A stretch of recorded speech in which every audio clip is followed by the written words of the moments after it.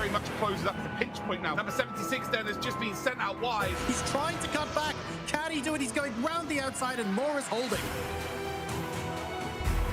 Emily Jones picks up the checkered flag. Frankly, if your tyres are shot now, you're going to be in massive trouble. That's a huge slide. The Bond is going to pick up the checkered flag. Woodrow's going to finish in second. Oh no, big contact there. Just the tiniest nudge. This is Tokyo Drift going on. Up to the line. 20.0. Is McGillivray going to be able to go up the high side? He's actually got the head in front. 3 wide into turn number 1. It is going to tighten up through the pinch point up towards the exit. Brown still insistent on trying to go outside. He waited for the opportunity, took the lead of the race, and he's going to take the checkered flag. Winner's row then. Congratulations to him. That's a mistake. There's a hole at the inside. There's contact. He will send one up the inside. He's squeezed there by McGreeny. No, he does. Oh, contact between the front two.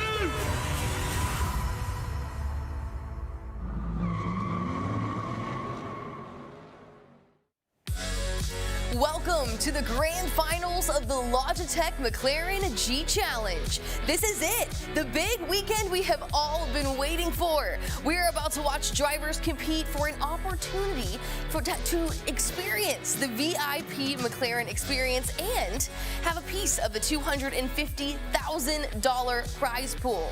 So today, it's all about the stock cars. We are taking the NASCAR Cup Series Chevrolet Camaro ZL1 racing all around the world to put these sim drivers to the test. I'm Jessie Punch. I'll be joining you here in studio all weekend long, and here to help bring me all of the best information this weekend, John Sargent and Luke Crane. Gentlemen, happy Saturday. Luke, I have to start by saying I did not think that your shirt could get any more exciting than yesterday, but I'm a big fan of this one today. Oh, you wait till Super Sunday. This is tame for what we're going to see tomorrow. How you doing, Jesse? You feeling good? This is your backyard, right? This is your home racing, so you should be really excited. Hey, I'm feeling great. We're going stock car racing today. That is my element. We're going racing at Charlotte. That's my home track. I'm very excited. John, are you as excited as I am? I am indeed, and don't worry, on a scale of 1 to 10, Luke's shirt today is at about a 3, so there's plenty of headroom to move into as the competition continues to heat up. I'm really excited for stock car today. Quite literally the closest racing we are going to see in the entirety of the Logitech McLaren G Challenge. Very different racing discipline to what we've seen so far, and very, very exciting races as well. Well, before we can get into all of the excitement, I do want to say, if you're new here, you might be wondering, how did we get here exactly? So let's take a look back at exactly what these competitors have gone through to land themselves here in the grand finals. For motorsport enthusiasts, amateur and competitive drivers alike, the Logitech McLaren G Challenge has been the place to compete at the top level of sim racing since its launch in 2018. That's a huge slide, and I can't believe he managed to save that. Excitement and buzz swarmed around the series, from the white-knuckle racing to the major prizes for those who could make it to the top. The winner of the Logitech McLaren G Challenge Finals is Brandon Abraham! Champions not only won their races, but the opportunity to partake in on-track experiences and meet some of the best drivers in the world. The heart-pounding action and one-of-a-kind prizes are what keep aspiring racers from all around the globe coming back year after year. 2021 was a year of rebirth for the G Challenge. Graham Bunyan by 2,000th of a second with the race victory.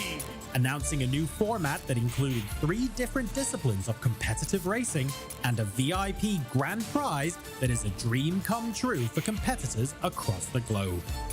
This season has not disappointed. Each region has blown us away with the level of competition and, in some cases, domination. If Matt Danson wins this stock car race, Luke, he will have won every single stock car race in this year's G Challenge so far. The only driver who is perfect in the Logitech McLaren G Challenge, Brandon Hawkins, takes the checkered flag. We've seen outrageous overtakes. Oh, contact between the front two! Demonex taking Sawyer out! Crashes. Oh, whoa. That is spectacular. Oh no, big contact then. Battles. And while that's 1-1 for both of them, but ultimately 2 wrongs do not make a right. And flat out amazing racing at the highest level. Houlihan has made an unbelievable move through turn number 1. We have gone through 5 rounds of racing in 4 different regions across 3 racing disciplines. The top drivers from each round advanced to the semi-finals, where they battled it out across multiple races to finally make it into the top 10 and proceed to the grand finals, where everything is on the line. Now, the wait is over. The grand finals weekend is here, so strap in and join us as we crown our champions of the Logitech McLaren G Challenge. Get ready to race.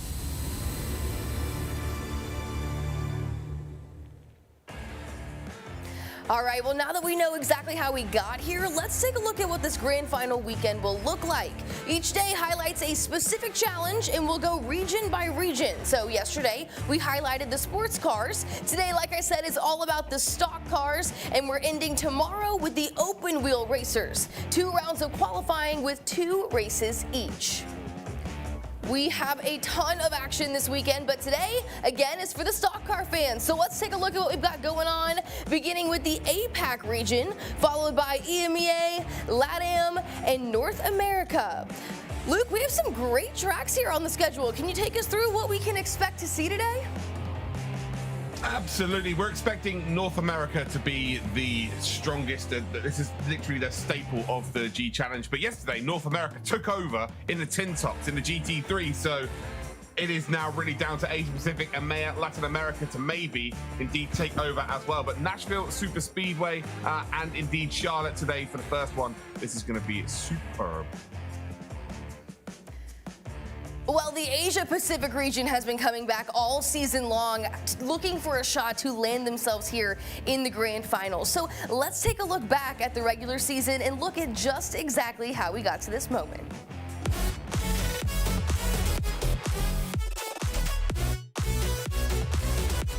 Across the line we go, and we do go green light racing here at the Charlotte Motor Speedway. 4 drivers battling for 2 spots here. Contact between P3 and P4, and is he going to miss it? Yes, he is. So Barry Neal completely gets out of the way of Bunyan and Perugia. The checkered flag drops here. Matt Danson takes the win, and Barry Neal out of nowhere takes the top 3. It's green light racing here then for the APAC region here at Indianapolis Motor Speedway. Number 253 car lost out as a result of all of that, trying to weave his way through the traffic, and it was the number 9 car that unfortunately sideswiped the front of him. It is going to be 2 from 2 there for Matt Danson. He will take the checkered flag.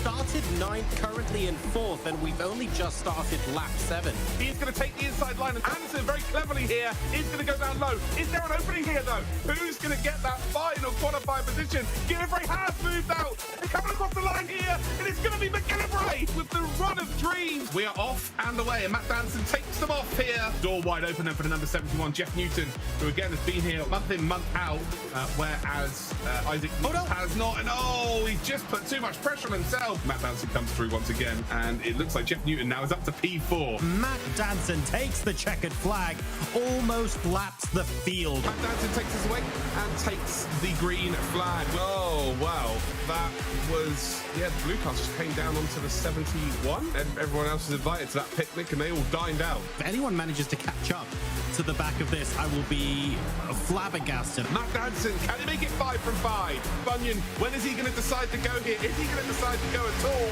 Does it come out the curl here? It's 5 from 5. Matt Danson takes it. No one tried to push for a position there. Welcome to the semi-finals of the Logitech McLaren G Challenge. Matt Danson does take us away then. He's caught everyone napping here, realistically, as he drives off into the distance. Yuki Furuya gone with him then. Herman's got a lovely run here. He's going to go for it. Gonna have to dig in nice and deep here. 12 laps into this race, and he gets it done. Danson still leads from Furuya, just under 7/10 of a second now. Travis McDaniel in third. It's a beautiful run here. Very hard to get the low side working at this stage in the race. Perwin seems to be found something here. Josh Perwin has narrowed the gap to Barry Neal to 0.8 seconds. We're on lap 29 out of 35. That's Travis McDaniel right in front of them, isn't it? This is a battle for a podium. Yes, in all fairness, these three then very closely contesting. Matt Danson takes the checkered flag. Herwin tries to make the move up the inside. Is it going to work out? And it is actually going to go to Barry Neal. Really nice stuff from both of them. Here we go then. We are green light racing. Anderson is being completely caught out here. And until he finds a little gap to work downwards to, he just cannot filter into. He's already dropped 4 positions. Stuart Anderson with a terrible start. Look how far he's gone back. And again, he needs to be pushed here. And that's the race over. I don't know why you've decided to make that decision. And Anderson, his race has gone from bad to worse. His G challenge is over. And he's gone for it. I just don't. Oh no, he's been turned around. Connor Healy's going to end up coming up high side. And I think everybody's got past. Healy's done. It looks like just the lightest of touches from the number 22 car behind him as he tried to filter back in. Still Matt Danson the leads, which is quite ridiculous, really, that he's managing to lead everything. I think Danson's going to be golden here. Bunyan does pull out. He's got that momentum. It is a drag race here. Is it going to be 7 in a row for Danson? No, it's not. Graham Bunyan by 2,000th of a second with the race victory. Wow, what a drag race that was. Graham Bunyan with an excellent last lap move there.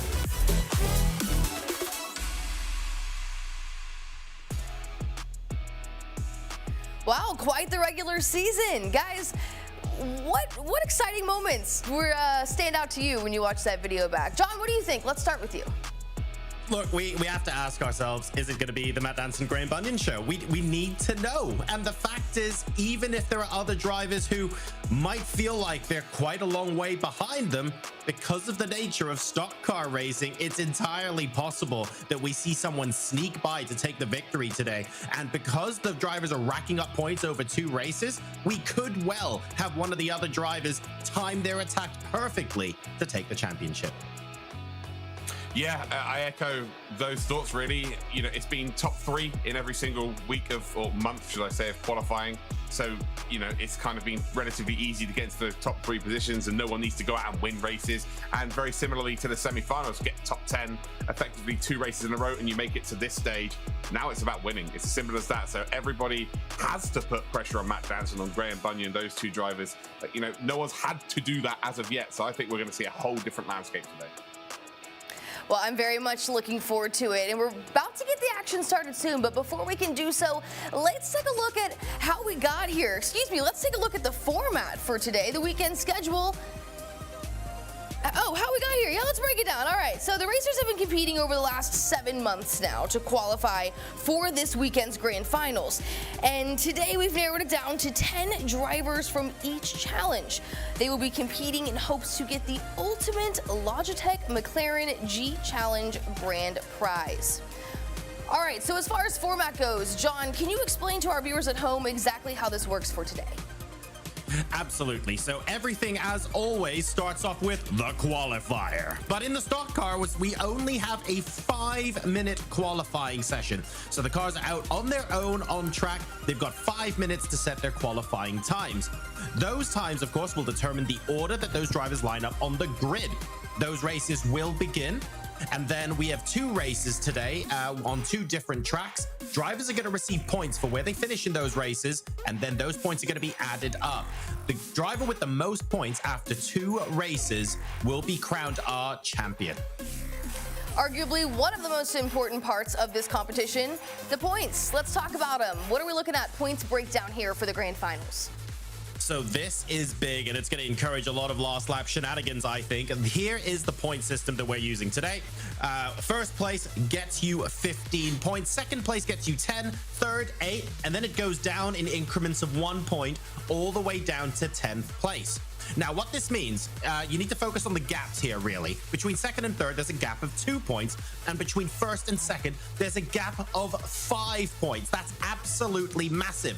Obviously, the best position you could possibly put yourself in going into race 2 is winning race 1. But it's even more important with this point system because you lose 5 points just by losing a single position. So if you win race 1 and you're managing to cruise home in second place, basically there's only one other driver that can possibly contest you. It is all about qualifying and nailing the first race in terms of getting yourself comfortable. All right, well, we have a stacked group of talent here in these stock cars. Guys, who should we keep an eye on here today, obviously, besides Mr. Matt Danson? Anybody. It's oval racing, as you know. Anything is absolutely possible here, and it normally is exactly like that. So expect everything and anything.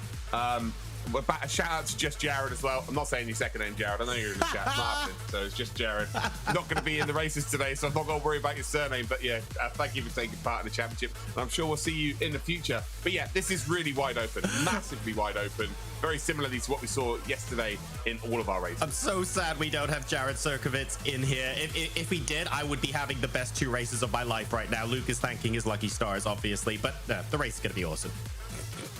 Well, guys, we got to get qualifying started here in just a minute. But before we do, we have a special message from McLaren Racing's Formula One driver, Lando Norris. He has some words to share with the grand final competitors. Hello everyone and welcome to the grand finals of the Logitech McLaren G Challenge. I'm very sorry I can't be there to participate in this live event, but I want to say a massive congratulations to all the finalists and competitors who have made it this far out of thousands of entrants. It's my 4th year being part of the McLaren G Challenge, and I'm super happy to see how far it's come and the level of the finalists. Finally, I'm sure the racing is going to be amazing. There's a very high talent pool in there, and I look forward to watching everything. And finally getting to meet the finalists and the winners in McLaren very soon. All the best, everyone. Good luck. All right, qualifying at Nashville is just about to start, so I want to remind you guys, we're collecting tweets from you using the hashtag Logitech G Challenge. So tweet at us, send us your questions, let us know who you're cheering for. Just reach out, let us know what you think about this weekend's competition. All right, gentlemen, enjoy qualifying. Take it away. Thank you very much, Jesse. This is going to be a less exciting qualifying, perhaps, compared to what you saw yesterday. And that's because we are now on iRacing, and the cars are going to be on track 1 at a time here, Luke. But that doesn't diminish the fact that they need to squeeze every 1,000th of a second from their car, especially in stock car. Super important.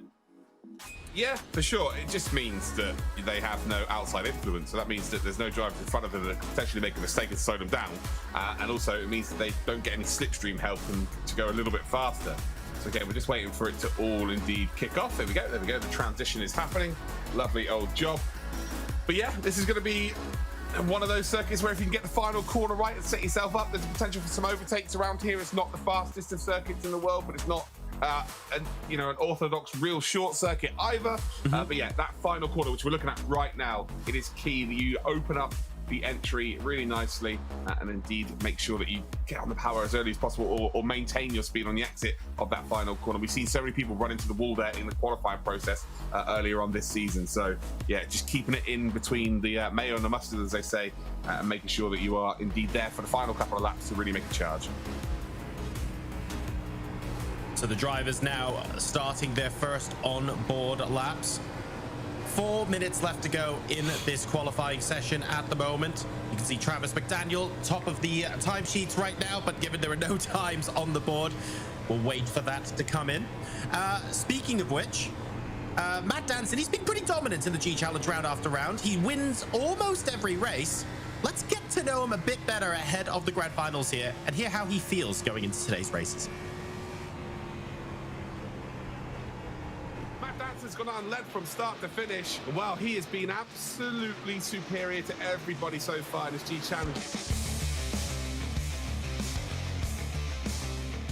Hey there, I'm Matt Danson. I'm from Melbourne, Australia, and I race Asphalt Oval on iRacing. I started as a young fella. Got a Logitech Wingman Yellow for Christmas, way back in the 90s. My first proper sim racing would have been NASCAR 1999. Followed that whole series all the way through to NR 2003. Was very heavily into that. And then when that ended, I actually took a bit of a hiatus for about 10 years.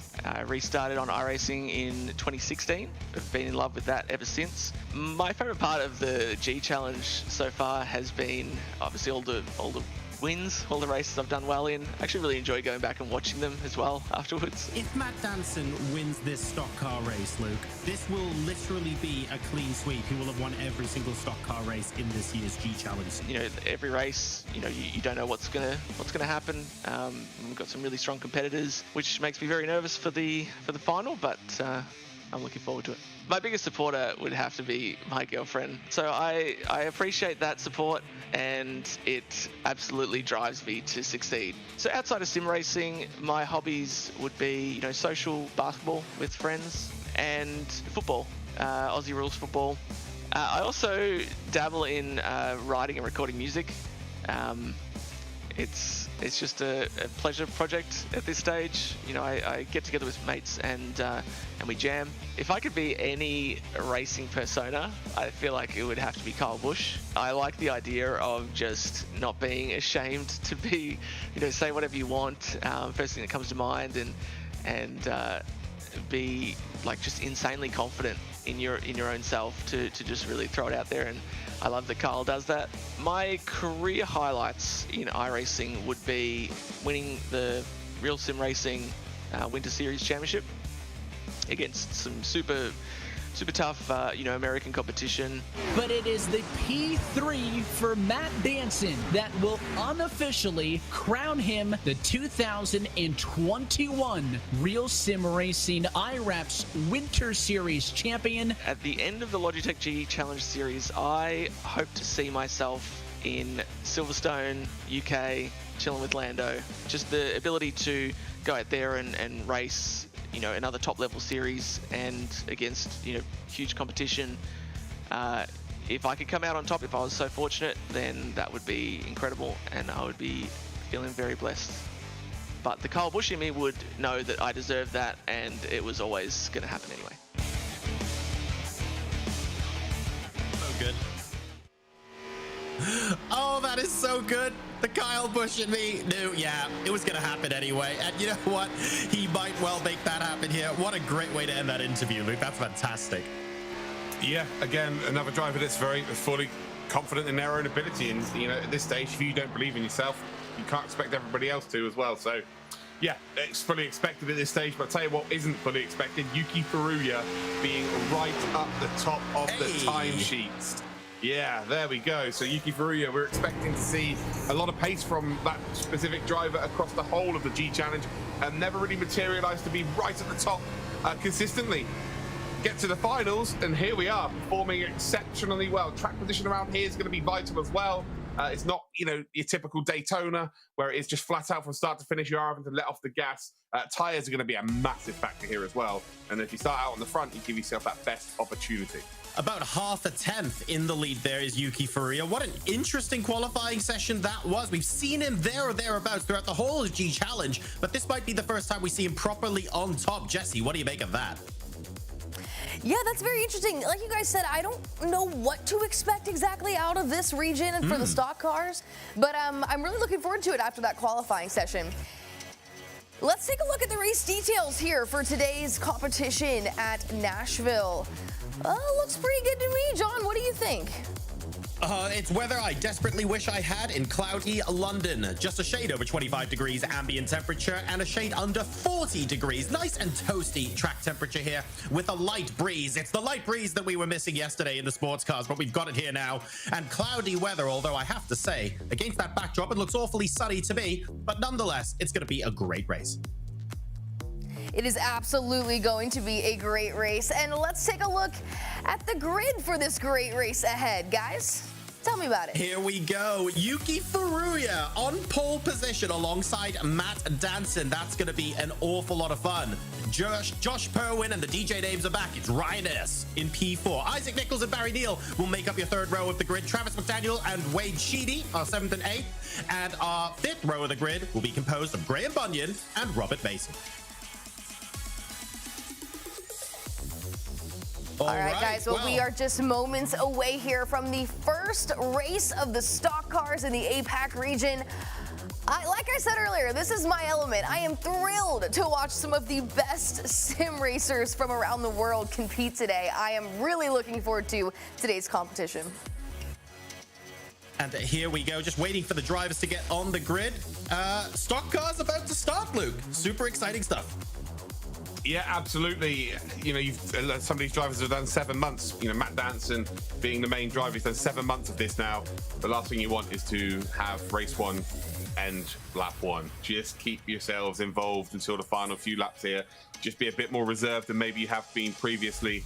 There are drivers out of position hugely. Graham Bunyan, P9 on the grid, someone we would say was one of the favourites to go out and win the region, is right down the order. Expect him to try and make some moves and shakes early on in this race to just get himself up towards that top 5 and then maybe work together with a couple of other drivers.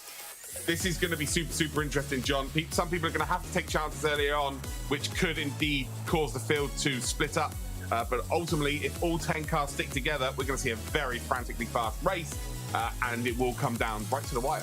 Let's talk about a ray of hope here, Luke, just in case we can't talk about it later. Yuki Furuya, I mean, he's been in the top 10. We know he's frighteningly quick, but I wouldn't have pegged him as top 3 going into here. And maybe just while we haven't been watching him, he's been practicing his heart out. And that wasn't like 1,000th of a second splitting hairs sort of pole position either. He was a good 1/2 tenth in front as well. Yeah, and this is one of those circuits where, you know, it's not a case of you just hitting the accelerator pedal for the entirety of the lap. You know, you have to be a bit more technical about it by just letting off the gas and coasting through corners a little bit.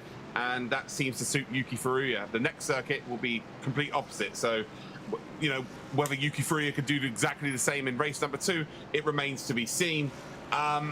Expect there to be a tie on points for this as well today, like we had yesterday in the first region. Right. And we know how close these cars finish across the line, John. It's going to be it could potentially be thousandths of a second that decides this championship. It is going to be that close. These are the 10 best drivers from the region in the stock cars. Apac has been a massive surprise as well in terms of stock cars. It's been exciting every single month and the semi-finals. So yeah, expected to be very much the same here in the final. Looking forward to seeing how this one is going to pan out. We've got the first of 2 races here today. There's the green flag ready. The safety car is in, and we are racing at Nashville. Yuki Furuya in pole position. Matt Danson alongside. It looks like he's managed to get a little bit of a gap to start things off here. This is lap number 1 of 35. Ryan Jones is now in P3. It looks like Josh Perwin has lost a position, and we've got a fight behind him between Isaac Nichols and Barry Neal. Yeah, Perwin absolutely mugged off there. Fair play to Ryan Jones, starting P4. P3 is really the best position to be in, effectively, apart from P1, because you can see exactly where P1 goes. Matt Danson, though, has not missed a beat there, has he? He is currently in P2, and there's a lot of side-by-side action happening in the background here, and you just don't want to be involved in that. You really want to get into single file as soon as possible. Ryan Jones there with a bit of a tank slapper on the first lap here. I think Josh Perwin is going to move back up to P3. We'll have the inside line as we are indeed just looking back from the leader. No, he didn't get it done then. So Perwin had an opportunity of making a move, and ultimately it just did not work out. So Ryan Jones gets away with one there, but, you know, making mistakes this early in the race, you don't want to lose touch with that front 2. Matt Danson, though, as much as Yuki Furuya got a phenomenal start, is right behind our race leader. It's a single file now on lap number 3 out of 35. We mentioned earlier on how there might be a points tie. Just to explain to you folks at home, drivers are awarded points for each race. You know about that. We spoke about it before the start of the race. But if two drivers are tied, so let's say first and second finish second and first respectively in race number 2, that means we go to the tiebreaker, and the first tiebreaker is the total race time completed. Now, we had a tie yesterday where it was something like a third of a second from race 1, but admittedly that gap then became 4 seconds when the roles were reversed in race 2, so it was very clear. In stock car, Luke, we could legitimately have a tie break where the difference between two drivers is almost negligible. This really is every thousandth of a second counts. Yeah, winning this race here is more important than winning Charlotte, because at Charlotte, if you are in second position, right, you are more than likely going to be touching their bumper as you cross the line. It's going to be that close because it is just flat out, you are just drafting the whole way round. With this circuit being a bit more technical, the gaps are going to, again, it's not going to be by a lot, but you can see here there is a genuine gap between the cars, so it's going to be a little bit more. They're not going actually as fast as they would be if it was Charlotte Motor Speedway. So this is the most important race out of the two. As we're seeing Barry Neal here and Travis McDaniel. So Travis McDaniel trying to force something up the inside. Of course, we know if you burn those tyres out early in the race, it puts you in a bad spot later on. As you can see, the number 22 there, just trying to hang on effectively. Not quite going to work out. Travis McDaniel then does get it done. And, you know, how hard do you want to fight at this stage? Barry Neal, probably worth letting Travis McDaniel go. He does do that. And remember, tyres are king in iRacing. It is all about the tyres. As we see a potential move for the lead, Matt Danson then is not quite going to get underneath there, but he's getting the run here. Remember, Josh Purwin overall has probably been the best driver in terms of fighting late on and getting positions gained, but he's normally doing it from sort of 11th or 12th. He's currently in 4th spot, so watch out for Purwin later on in this race. On board now with Yuki Furuya, the number 76 car, qualifying on pole position ahead of the favorite Matt Danson. And you know what? He's putting in some decent lap times as well, both of them in the 29.3s. Matt Danson feels like he's maybe slightly more comfortable with the lines he's taking at the moment, but at the same time, both of the cars have the speed. Danson potentially late in the race will be looking for a way past here, but both drivers seem to be driving within themselves. Yeah, look at that that overhead camera is a really good camera to actually talk about their lines, to be fair. So hopefully we'll get back on that at some point. But do you see Yuki Furuya there leaning his head in? That's worth about 400ths of a second across a whole lap, leaning your head. Every sim racer does it. That's the best way of gaining that time. But again, hopefully we get an overhead shot in a minute, and I will explain exactly how this is going to go down, because Furuya looks like he's going in very, very aggressively into the corners. Actually, no, Danson on the flip side there, he's also going in pretty hard. So basically, the closer they get to the apex, the more they're using the tyres, effectively. So later on in the race, that will really hurt them. The front two are actually taking very similar lines here. But look at Purwin. Purwin P4 loses a bit of time right now, but ultimately in a straight line he regains that, but he is not burning those tyres out. So again, watch out for Purwin later on in this race. 25 laps to go, plenty of time. I think the perfect scenario for him would be to be in P3 right now. If he was in P3, he would be feeling super, super strong, but he knows now that Brian Jones has kind of got to get a bit of a move on, because the front two are getting away ever so slightly. So if Brian Jones could pick up the pace, or Purwin could just get a bit of a freebie, he's really hoping for Jones to make a mistake similarly to lap number 1 and move up to that top 3. Then it could be, you know, him able to challenge the front two near the end, although Travis McDaniel is trying to indeed cause a bit of a ruckus here. He's already made one overtake during this race, now trying to get involved with the top 4. Trying to distract Josh Purwin there a little bit. There you can see the hood of Barry Neal at the bottom of your screen as he wants to get a look in as well. And I love that from these overhead views, you can see like almost the limits of grip that these cars are on when they're trying to maximize their speed. The car's going in one direction, the tires very, very slightly facing another as they scream for grip to try and keep going at the frightening speeds that we see here in the stock car racing. It's absolutely insane, the average speed around these laps, and I feel like no camera angle necessarily does it justice. These cars are going so fast, Luke. They might just be boxes on wheels, but they are the world's fastest boxes on wheels. It's terrifying. Yeah, Travis McDaniel here using that VR headset and nice. Catching up to Purwin. It was actually Jones that made another mistake there. Again, out that final corner. That final corner is brutal. and Perwin just cannot get underneath far enough to make the potential move, which is now giving Travis McDaniel the chance to close up. Barry Neal as well. You know, we've got a genuine 6-car race here, and Perwin's got the run here, finally got the run. Is this going to be the door-opening opportunity? He has to go for it, I think, now. Again, he's been saving a little bit more. His line's been a little bit more reserved and actually backs out. And now he's under a lot of pressure. Matt Danson, though, up the inside of Travis McDaniel. McDaniel should get the run on the high side here and retake the lead. Although now we go through the curve. Danson has got it, and he's got his nose ahead. So he is going to take the lead in this race here. Everybody's going to check up a little bit, which means the whole field's going to be within, well, hundredths of a second here. But Matt Danson, as he usually does, well, to be fair, normally leads from the front. He has got to the front now, and now this is where he is his absolute strongest. We'll see if Yuki Furuya can hang on to the back of him now and potentially mount some sort of challenge back. That was pretty clean from Matt Danson, no complaints there, and doing what he does best.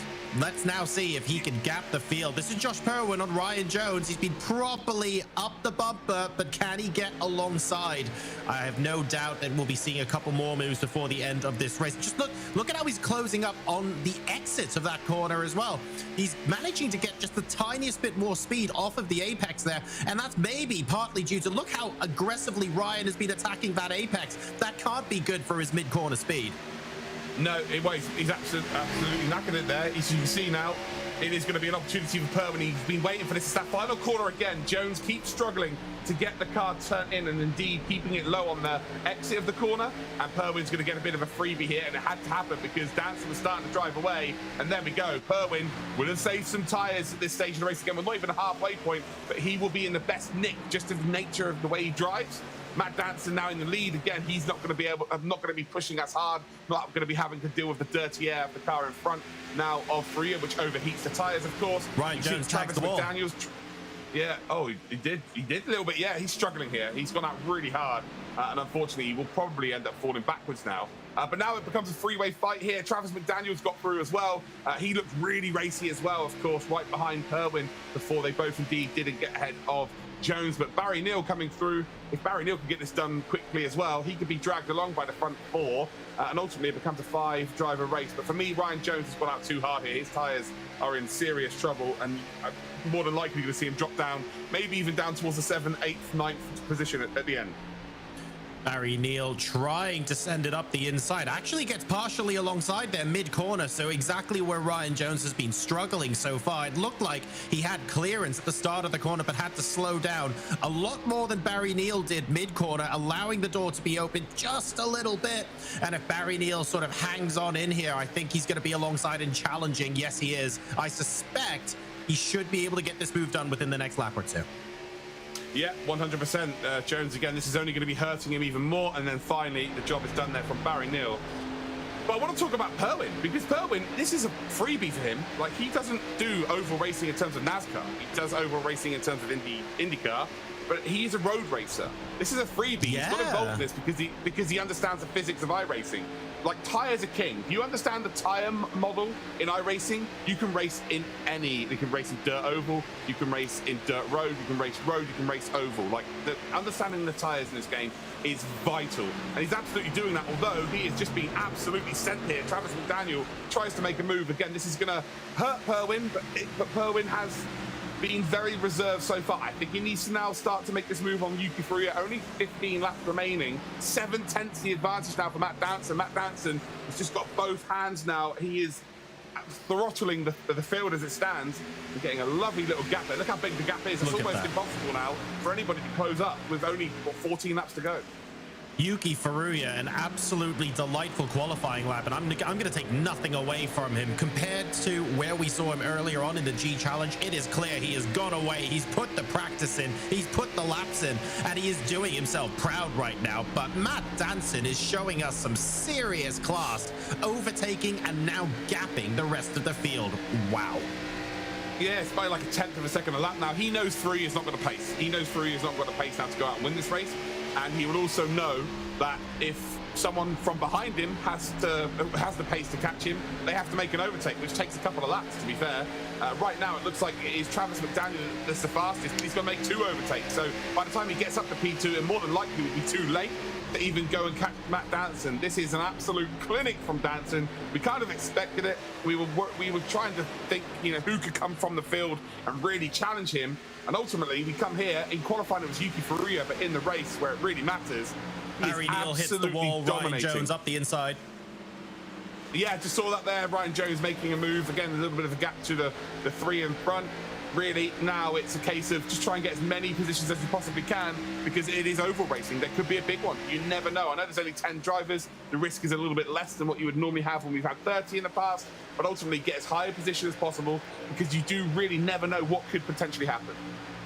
A single big one could wipe out, for example, Matt Danson, even in race number 2, and that could be G challenge over. So these drivers will have to be focused on keeping themselves at as close to 100% as possible for the entire duration of this race. Lap 24-35 now. Your leaders, Matt Danson, Yuki Furuya, Josh Perwin in P3 ahead of Travis McDaniel and Ryan Jones. And Matt Danson is beginning to gap the field. There's no two ways about it, but everybody else, this battle for P2 is very, very close indeed. Yuki Furuya now starts a train of 5 cars. Yeah, he does indeed. And really, right now, I think if Perwin doesn't make a move in the next couple of laps, Travis McDaniel will. 100% he has to. I think you have to be at least a top 3 to just give yourself some sort of chance going into race 2. Of course, you don't want to rely on there being a massive pile-up, and seeing how clean this race is and the next circuit being a little bit more open, you would say that there's less of a chance of there being a crash in race 2 than there was in race 1. So you don't want to take it to chance there. Travis McDaniel's got a really nice run here, by the way, although nearly tags it into the wall. Goes down the low side. Has he got a bit of an overlap to work with? No, he doesn't. Gets off the gas ever so slightly. And yeah, it's not quite going to work out. So again, Danson just driving away. It looks like the gap might be coming down ever so slightly, but he's done the hard work now. With what, 9 laps to go, it's almost impossible for these drivers need to now find what, 10th and a half a lap to beat him. Considering there was half a half a tenth in qualifying. Yeah, half a tenth in qualifying. So it's just, yeah, to find that in a race with your tyres on fire, it's just almost impossible here. Travis McDaniel went out really hard early on. I figured he might be a bit of a factor near on the end of this race, but he just doesn't have anything extra to give here. Can't really take any chances. Perwin, again, you can just see sliding up the high side on exits of corners, which McDaniel maybe will see that as a massive positive and try and make something work on the final 5. But right now, it looks very difficult to see anybody trying to make some moves. Again, Perwin's one making a mistake there through the middle, so he closes right up to the behind Furuya, who's a couple of cars ahead. We just saw the rear of his car sliding out. So yeah, everybody's struggling right now. Barry Neal will want to try and gain a spot here on Jones, or retake the spot on Jones. But Jones, to be fair, I thought he was going to drop right back to the back of the field here. But he very much has saved something to work with near the end. As again, Perwin very much on the limit here. Perwin struggling. It's a story of which driver makes the last mistake almost. Ryan Jones tags the wall, gets back behind Barry Neal. Barry Neal takes the position, tags the wall a couple of laps later. Both of those drivers are now catching up, well, trying to catch up, I should say, to these 3 cars behind them, just so they can have a little bit more draft to work with. And if they're able to do that, we could see Barry Neal mount a comeback. But Ryan Jones, you're right, he hasn't really dropped any further. He sort of composed himself, managed to put the earlier, shall we say, transgressions of the track beyond his mind, and he's just focused on the race at hand right now. He's only got 6 laps though if he wants to make up another position, and ahead of him, Josh Perwin and Travis McDaniel are getting very close to each other. There might still be time to bite for Ryan Jones. Yeah, I think if you're Travis McDaniel, you've got to try something. You've got to try and make something work here. You've got a little bit of a gap to work with behind in terms of Jones as well. It's not one of those circuits where if you try and make a move and it doesn't work out, you completely lose momentum, because you lose momentum every corner by slowing down anyway. So it's worth taking a chance around here. Risk versus reward. The reward outweighs the risk 100% here. So I'm expecting to see that move being made. Oh, there we go. Perwin makes a huge error, and Ryan Jones has been given an absolute freebie there. So it looks like Perwin's made a mistake, and actually McDaniel's had to get onto the brakes there, or really let off. It looked like he had to brake, which in these cars, braking when you're in 4th gear, going flat out, that is not good. They have lost so much momentum. And has Travis McDaniel filtered back in nicely? Has he lost more positions? No, he's okay. So he's got away with that there. That looks like that was a huge moment there for Perwin, and Ryan Jones is really the biggest winner out of that. Yeah, Ryan Jones getting past Travis McDaniel, but not getting past Perwin with that mistake. Still an opportunity for him, though, to reclaim that podium spot that he was in earlier on. And like you said earlier, Luke, really, you want to be in the top 3 to give yourself at least a fighting chance going into race number 2, so that you're not exclusively relying on the results of other people. Josh Perwin currently occupies that spot. Ryan Jones 0.3 of a second behind. Lap 32 out of 35 now, with Matt Danson in the lead by a country mile at this point, I have to say. And Yuki Furuya actually having a bit of a gap to work with himself. Yeah, for sure. The front 2 are good. They're not going to lose out unless they make a massive meal of it. Really is all about whether Ryan Jones can potentially make a move on his final couple of laps. Perwin's tyres are shot. They're done. Like, you know, sliding out this late stage of the race here, whatever you have left are gone. Rear tyres being the most important ones as well. So Ryan Jones, can you make something happen here? A couple of laps left. We're about to come across the line for what, lap 34 or 35, so there will be 2 to go. Can Ryan Jones find something here? He has to, I think, but, you know, can he? Crossing the line now for lap number 34. What can we do? Ryan Jones so close to Josh Perwin. All eyes on whether he can close up here. He certainly does going into the corner, carrying a lot of speed, not hitting the apex the same way that Josh Perwin does, attacking it a lot more. But at the end of the day, these tires only have to last another lap and a half. Yeah, better line though. Better line, carrying a lot more speed through the mid part of the corner here, so his exit speed's better. It's like roles reversed from earlier on, where Jones was struggling on the exit of the final corner, and now it's Perwin. So we've got the white flag here, 1 to go here for race number 1. That's Matt Danson across the line ahead of Yuki Furuya and Josh Perwin. All eyes on Perwin and Jones, but Matt Danson looking like he's going to be able to win this race. Not from pole position either. We have to remember that. I wouldn't necessarily say he did this the hard way. It's not like he came from the back of the field, but he certainly made it harder than some of his other races, and he's proven that he can do this just as well as lead from the front. Matt Danson, ladies and gentlemen, in Nashville will take the checkered flag and have one hand on the trophy at the Logitech McLaren G Challenge Grand Finals. You catch that smirk across his face. He knows what this means. He knows he's the favorite going into race number 2 as well. What a race 2 for Yuki Furuya. He's the prime challenger now to Matt Danson. If he's able to outqualify him a second time, maybe, just maybe, we will find a way to make this super exciting across the line next time. Who knows? He was asked a question. Yuki Furuya, qualified pole position. Matt Danson's been the strongest, the most dominant out of every driver, maybe bar Brandon Hawkin over the course of the G Challenge. And he answered. He answered in the race. It was the more important one to win was Nashville opposed to Charlotte. I think the drivers are going to be a lot closer at Charlotte. So in terms of if there was going to be a tie, for instance, then, you know, getting the victory here, there's a big gap to work with and all that good stuff. He answered the questions. He goes out and wins. It was a very, very good performance indeed, and just remains to be seen. Can anyone challenge him, really? So, Jesse, arguably the expected result, but definitely not the way we thought it would happen. How was that for you? That was great. Matt Danson, wow, I'm incredibly impressed by him and his talents. I love, though, seeing him after the race. A little smirk and a big exhale to finish. He celebrates or finishes his race a bit like his role model, Kyle Busch, as well. Not too much smiling. He seems like he's been there before. But, guys, I don't know. Based on what I saw, do you think that anybody can challenge Danson in a way at our next race here at Charlotte that's going to challenge his potential to be the champion? If the race stays clean, I'm going to say probably not. But Luke mentioned the cars are going to be a lot closer together in Charlotte. And when the cars are a lot closer together in stock car racing, you honestly never know what will happen. Yeah, in simple terms, anything can happen in oval racing. If I'm going to give you a genuine answer, no. Matt Danson has been so strong from start to finish in the championship, and I know there's everybody at home going, oh, we want to see a crazy battle and it'll be really close on points and stuff. Sometimes it just doesn't happen like that. You know, we can wish for it, but Matt Danson's just been that strong for, 7 months now. Is it going to change over the next 5 minutes? If it hasn't changed in, nearly a year, it's not going to change over 5 minutes. He's been that good. Incredible run all season long. Why would the championship weekend be any different? Let's take a look at the results now following race 1. Of course, Matt Danson earning those 15 points for taking that checkered flag. Yuki Furuya, though, started on the pole, finished second, earning 10 points. Josh Perwin racking up 8 points in the third place position. Ryan Jones finishing fourth. Travis McDaniel rounding out that top 5. In 6th, Barry Neal. Graham Bunyan in 7th. Isaac Nichols in 8th.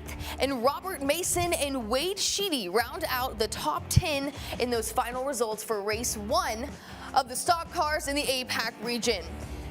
Matt Danson was strong from the start, catching up to Yuki Furuya to take the lead. Luke, take us back through the replays here.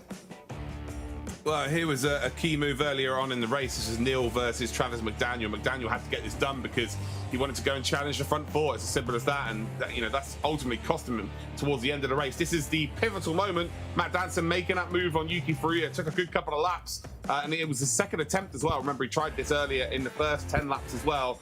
Second time of asking, though, it did indeed come into fruition. And this is the move then for P3. This was Perwin on Jones. Jones then gets caught on the high side and ultimately just has to completely back out and nearly tags the wall on exit. Then McDaniel comes through and he does tag the wall on exit that time round. And we kind of thought that was going to be it for Jones, but Jones actually did come back later on in the race. This is the big moment for Perwin as well. So Perwin has a massive moment which forces McDaniel to indeed check up. It looks like Barry Neal there struggling as well. So Barry Neal indeed had a moment himself. That's what gave Jones the opportunity to go up into a top 5. And actually, no. Okay, so it's McDaniel that tagged the left rear of Perwin. And, well, fair enough. That's a hell of a hold from Perwin, really. Ryan Jones gathers a freebie effectively. But then there it was, race winner. It was Matt Danson, again, answering all the questions being asked.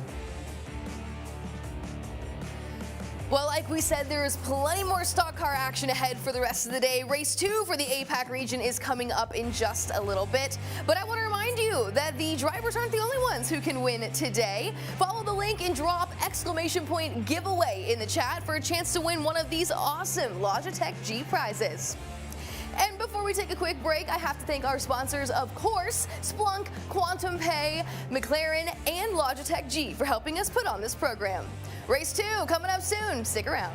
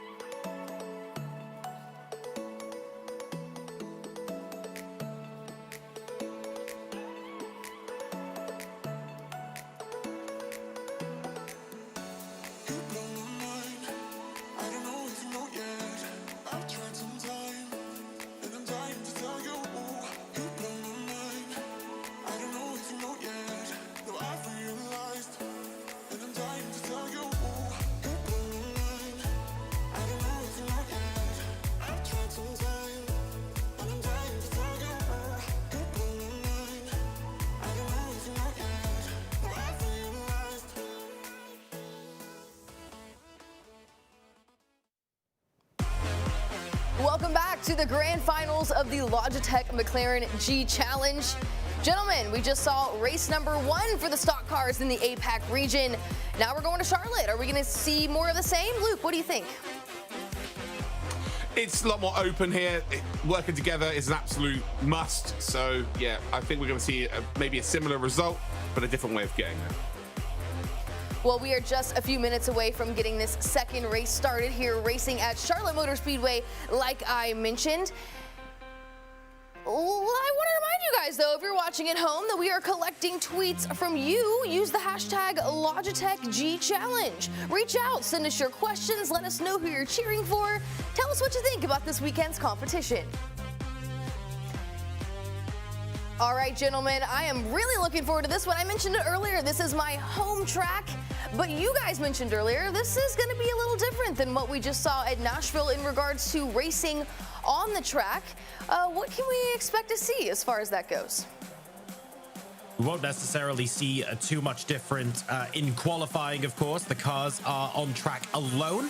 But come the race, you'll see that Charlotte, the way the cars are actually driving together in Charlotte and the way that the race unfolds is going to be quite different to what we've already seen in Nashville. Isn't that right, Luke?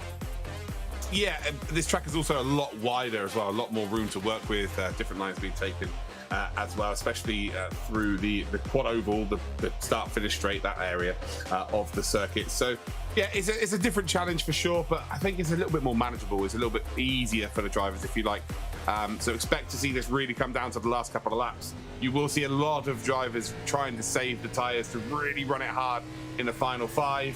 And again, it's one of those circuits where it's easier to do that because if you are right behind somebody, there's a big, long straight on the back straight that you can just catch back up if you are just going a little bit easier through the corner.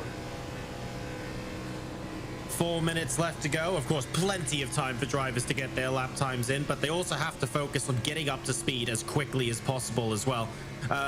I imagine, Luke, that the outlap here is just as important as the timed lap itself. As soon as you get out of the pits, you just need to be building up every single ounce of speed you can find. Yeah, you also need to be working the tyres. So you need to be diving in really deep, but also trying to maximize your speed at the same time. So you want to be getting across the line to start your first flying lap as fast as possible. You want to be averaging the top speed, the highest top speed as possible.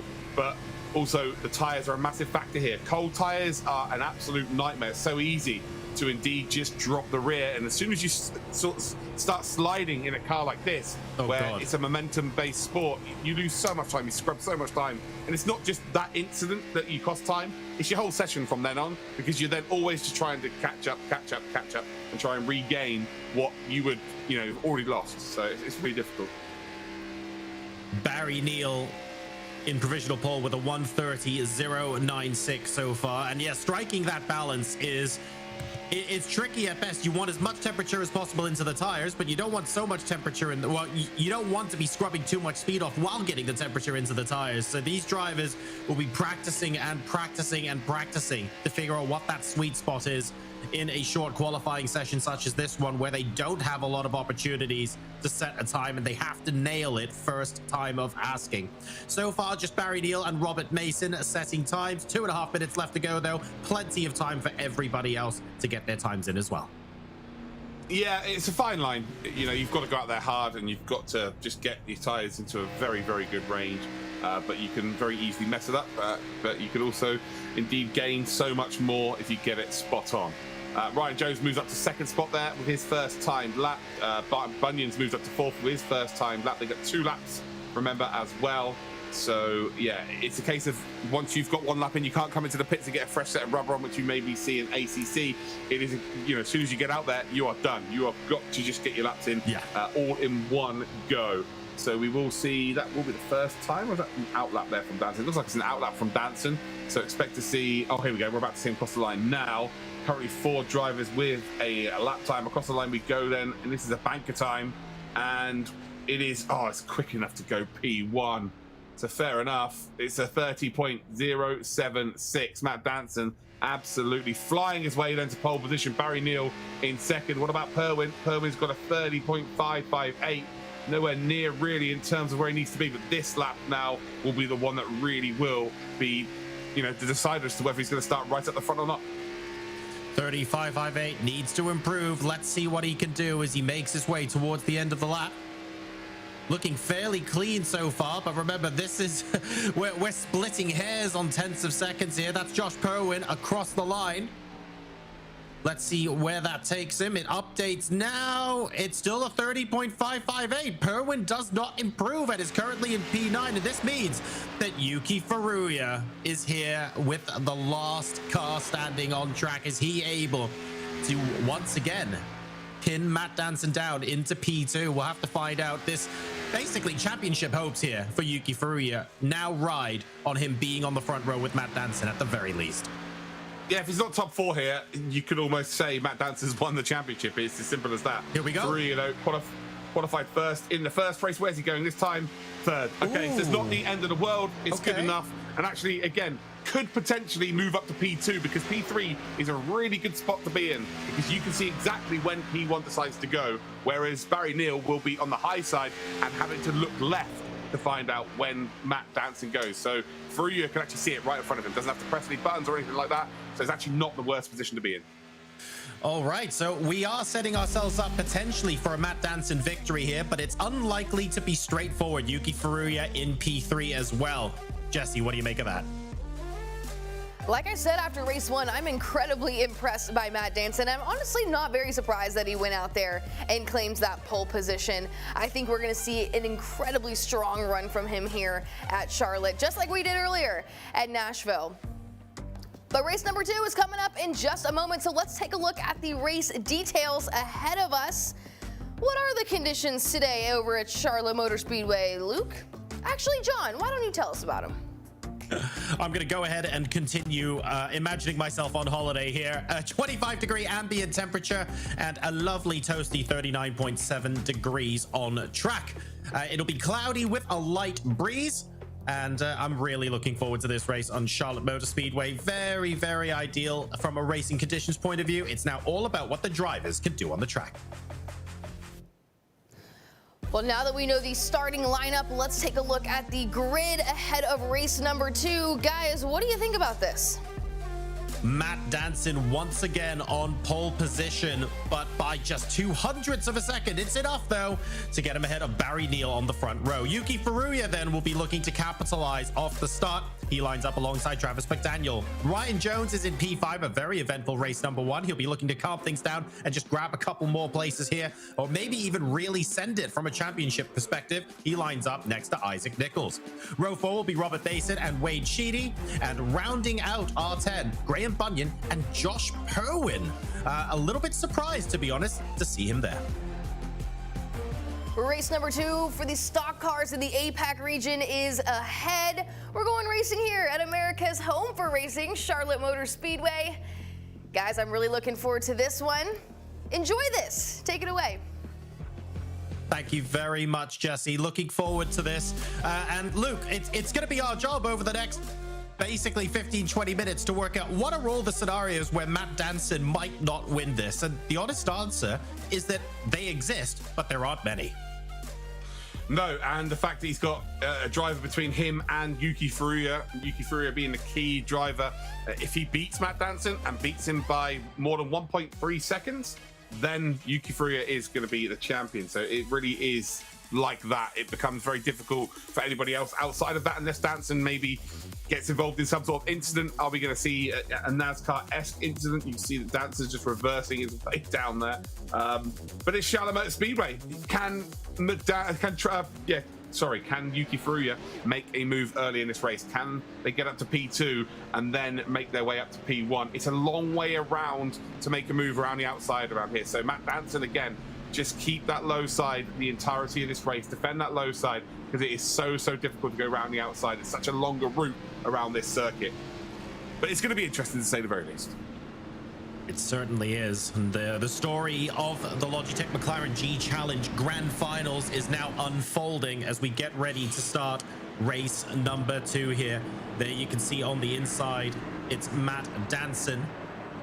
And right behind him, the number 76 car there of Yuki Furuya. Yuki Furuya needs to finish ahead of Matt Danson and needs to win the race, or needs to finish ahead by more than 1.3 seconds if he is to be crowned the Logitech McLaren G Challenge champion here in the Apac stock car discipline.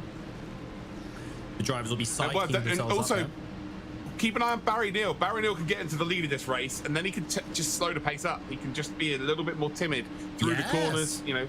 Because if you could just get off the gas a little bit on entry into a corner, it's very difficult for a guy behind you to make a move, because they've got to go up to the high side, they've got to make a quick decision, and ultimately, you know, again, I'm not saying brake test people, you can't do that, you lose positions.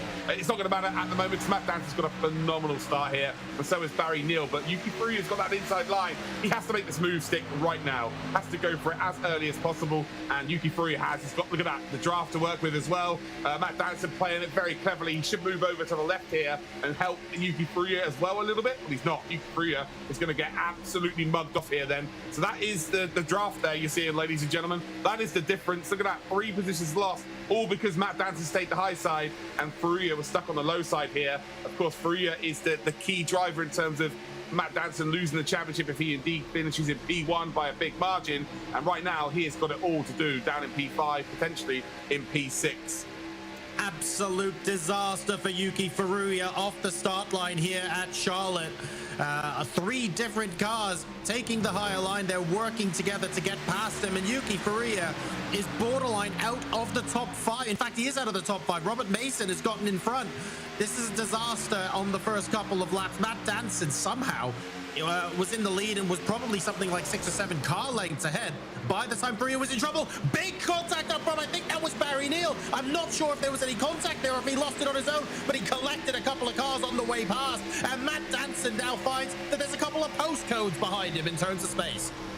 Yeah, but this is not the worst thing in the world for Yuki Furuya. There's contact between Yuki Furuya and the number 26 there of Isaac Nichols. This is not the worst thing in the world here. If he can hang with his 2 drivers in front here, they will catch up to Danson, no problem whatsoever. Danson's on his own, remember, on circuit, which means he's going to be, his average speed's going to be a little bit lower. But yeah, right now, Yuki Furuya, his tyres are being worked very, very hard here. But look at Josh Perwin, P10 up to P3. But yeah, that was a big mistake there by Travis McDaniel. Well, sorry, that wasn't Travis, it was Barry Neal. So Barry Neal has just lost it all on his own effectively, driving it too deep. We will get a replay, I'm pretty sure of that. But ultimately, that has cost a few drivers their G Challenge. Yuki Furuya, though, he is fighting for survival. He's just got to try and keep his head above water right now. But as you can see, that gap is increasing here. Just can you stick behind him? It looks like he may have figured it out. But Matt Danson out in the lead here should be caught by these, and it should be very, very soon. Well, let's take a look at the Quantum Pay replay of exactly what happened there. I don't think there were any other cars involved, but let's see. Let's see what the replay shows us. Is this contact? Jones is pretty close. Jones is very close here. Yeah, it's contact. Oh, it is a contact. Oh, yeah, no. It is massively as well. That is... Well, we'd have to see that from Jones's perspective to really give a call as to what's happened there. So maybe we'll be able to get a view from Jones's perspective looking forward. And then we can have a genuine call as to what's gone down there. But ultimately, it didn't look very pretty there. And Barry Neal is going to be absolutely furious. He's got every right to be. Yeah. These two have gained so many positions because of it. Mason, Perwin now moving up towards the leader of the race. Danson in absolute dreamland right now. Again, all he has to do effectively is finish ahead of Yuki Furuya, because Perwin finished in P4 in race number 1. Mason was nowhere to be seen in the top 5. So yeah, right now it's Matt Danson's to lose. Yuki Furuya, even if he finishes in P4 and Yuki Furuya finishes in P3, Matt Danson's still going to go out there and win this championship. So yeah, it's going to take a huge swing for Danson not to be crowned our champion. And to sort of put an exclamation point on exactly what kind of pace Matt Danson is exhibiting here, you can see Robert Mason here and Josh Perwin essentially working together, trying to use the draft to increase the maximum speed of their cars, working together to catch up to Matt Danson.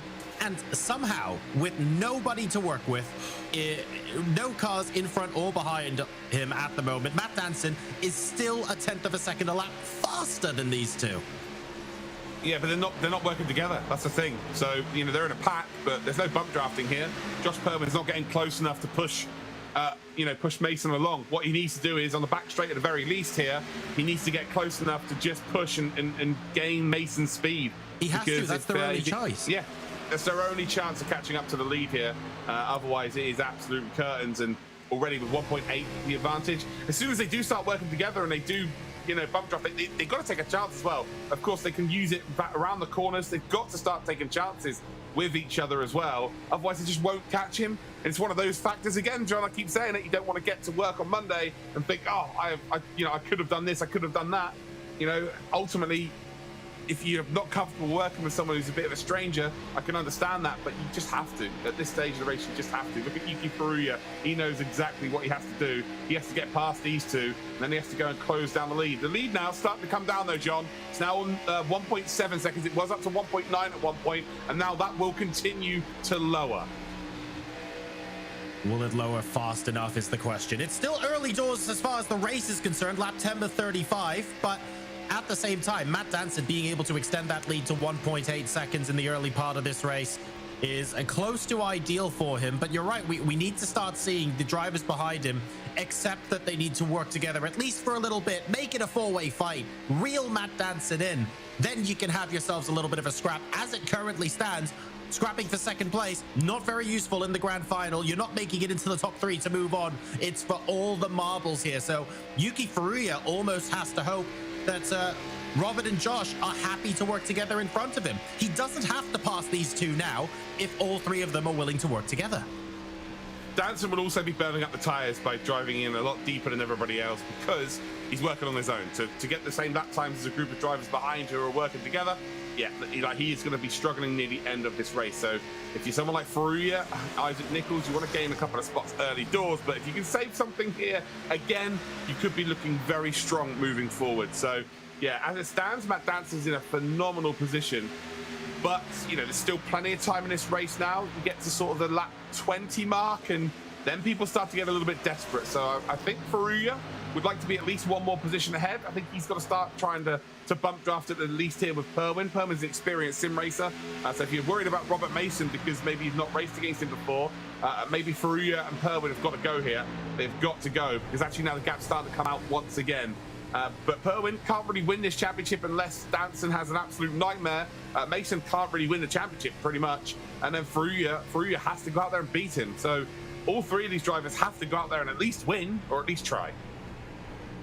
It's all about that gap to the number 1 car then, Matt Danson. I'd like to see Furuya and Perwin work together, and I feel like they should know they can. But for whatever reason, they're not at the moment, or maybe they're waiting until a little bit later. You can see how much Josh Perwin is catching up on corner entry. Robert Mason not quite taking as tight a line and able to maintain a little bit more speed mid-corner, and therefore keeps the gap until they exit and start to move towards the next apex. Perwin feels like he has a smidge more speed, but it's the car in front getting away that's got to be concerning him right now. Matt Danson squeezing that 1.8 second gap now to a full 2 seconds. Yes, the exits of corners really where you just need to be absolutely on it. So you need to maybe just take a little bit off onto the entry. Just make sure that you're closing on exit because then you can utilize that by having a touch of contact on the exit. Again, it's not the easiest circuit to do that around being at Charlotte. It's quick, it's fast, but again, it's still not Daytona. It is still a completely different kind of circuit to Daytona in regards of, it is flat out for the most part, but it's not completely flat out. It's the camber's a little bit different, so it's a different challenge altogether, especially from the first race as well. Matt Danson though is taking that challenge upon himself beautifully well. Now nearly 2 seconds the advantage, and as we edge towards the sort of 20 lap mark here, becoming more and more likely that Matt Danson's just going to drive away here and pick up a championship. It's I'm looking for reasons to say no to that right now, Luke, but the honest answer is I cannot find any. Robert Mason, Josh Perwin, Yuki Furuya, they're doing a fine job, don't get us wrong, but in order to catch up to the car up ahead, they need to be working together a lot more than they have been so far. We're now reaching the halfway point of this race. It's lap 17 out of 35, and if you're going to reel Matt Danson in, yes, there's still time, but we need a reason to have these guys change their minds in terms of how they've actually been approaching this race so far. Maybe they will, and maybe we will see it, but time is starting to run out. The average driver would be gapped by these drivers here like they're being gapped by Matt Danson. Yes. Like, these are exceptionally talented drivers, and yet we've got one at the front here who's able to put 2 seconds on all of them. Again, he was given a bit of fortune at the start of the race with how things went down, but he was very clever in what he did. He knew that Furuya was the biggest, indeed, adversary towards the title, I would say, and he didn't give him the slipstream. He gave everybody else it. He gave everyone else the tow, and he really did hang Yuki Furuya out to dry, which he absolutely had to do. It's really clever from him, actually, figuring out, he would have just had a glimpse of the car cut up from behind and gone, right, I need to make sure that I've got this guy covered off, and everyone else, they can come through and take advantage. And we saw him lose 4 or 5 positions. Ultimately, if he didn't do that, Furuya would be in second position right now, and probably right behind him. So really good stuff. Yeah, race planning there and just trying to work out who to help is just as important as racing everyone else and who not to help, right? Matt Danson with a lovely bit of racecraft there, as we still see these three concertinaing in and out of those gaps. But what we need to see now is just a little bit of bump drafting, getting up close and personal, just trying to boost the speed of all three of these cars going into the latter stages of this race. That's going to be the only chance that they have of catching up to Matt Danson. I don't think he's coming in for fresh tires anytime soon.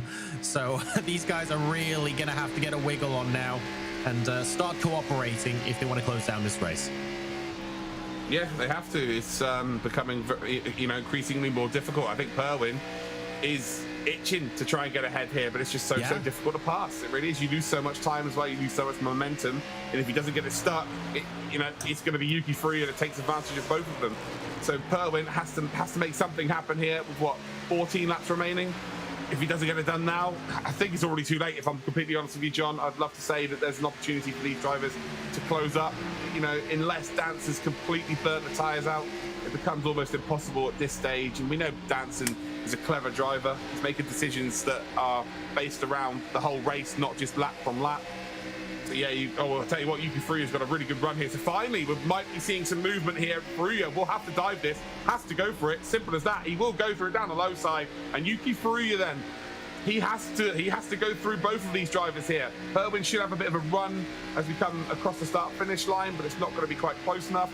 But Furuya now has to go. It is as simple as that. Has he saved some tyres here to really work something towards the end of this race? Goes up high, cuts down in low, and again, he's looking for the same sort of run that he got on Perwin, and he has got a similar run.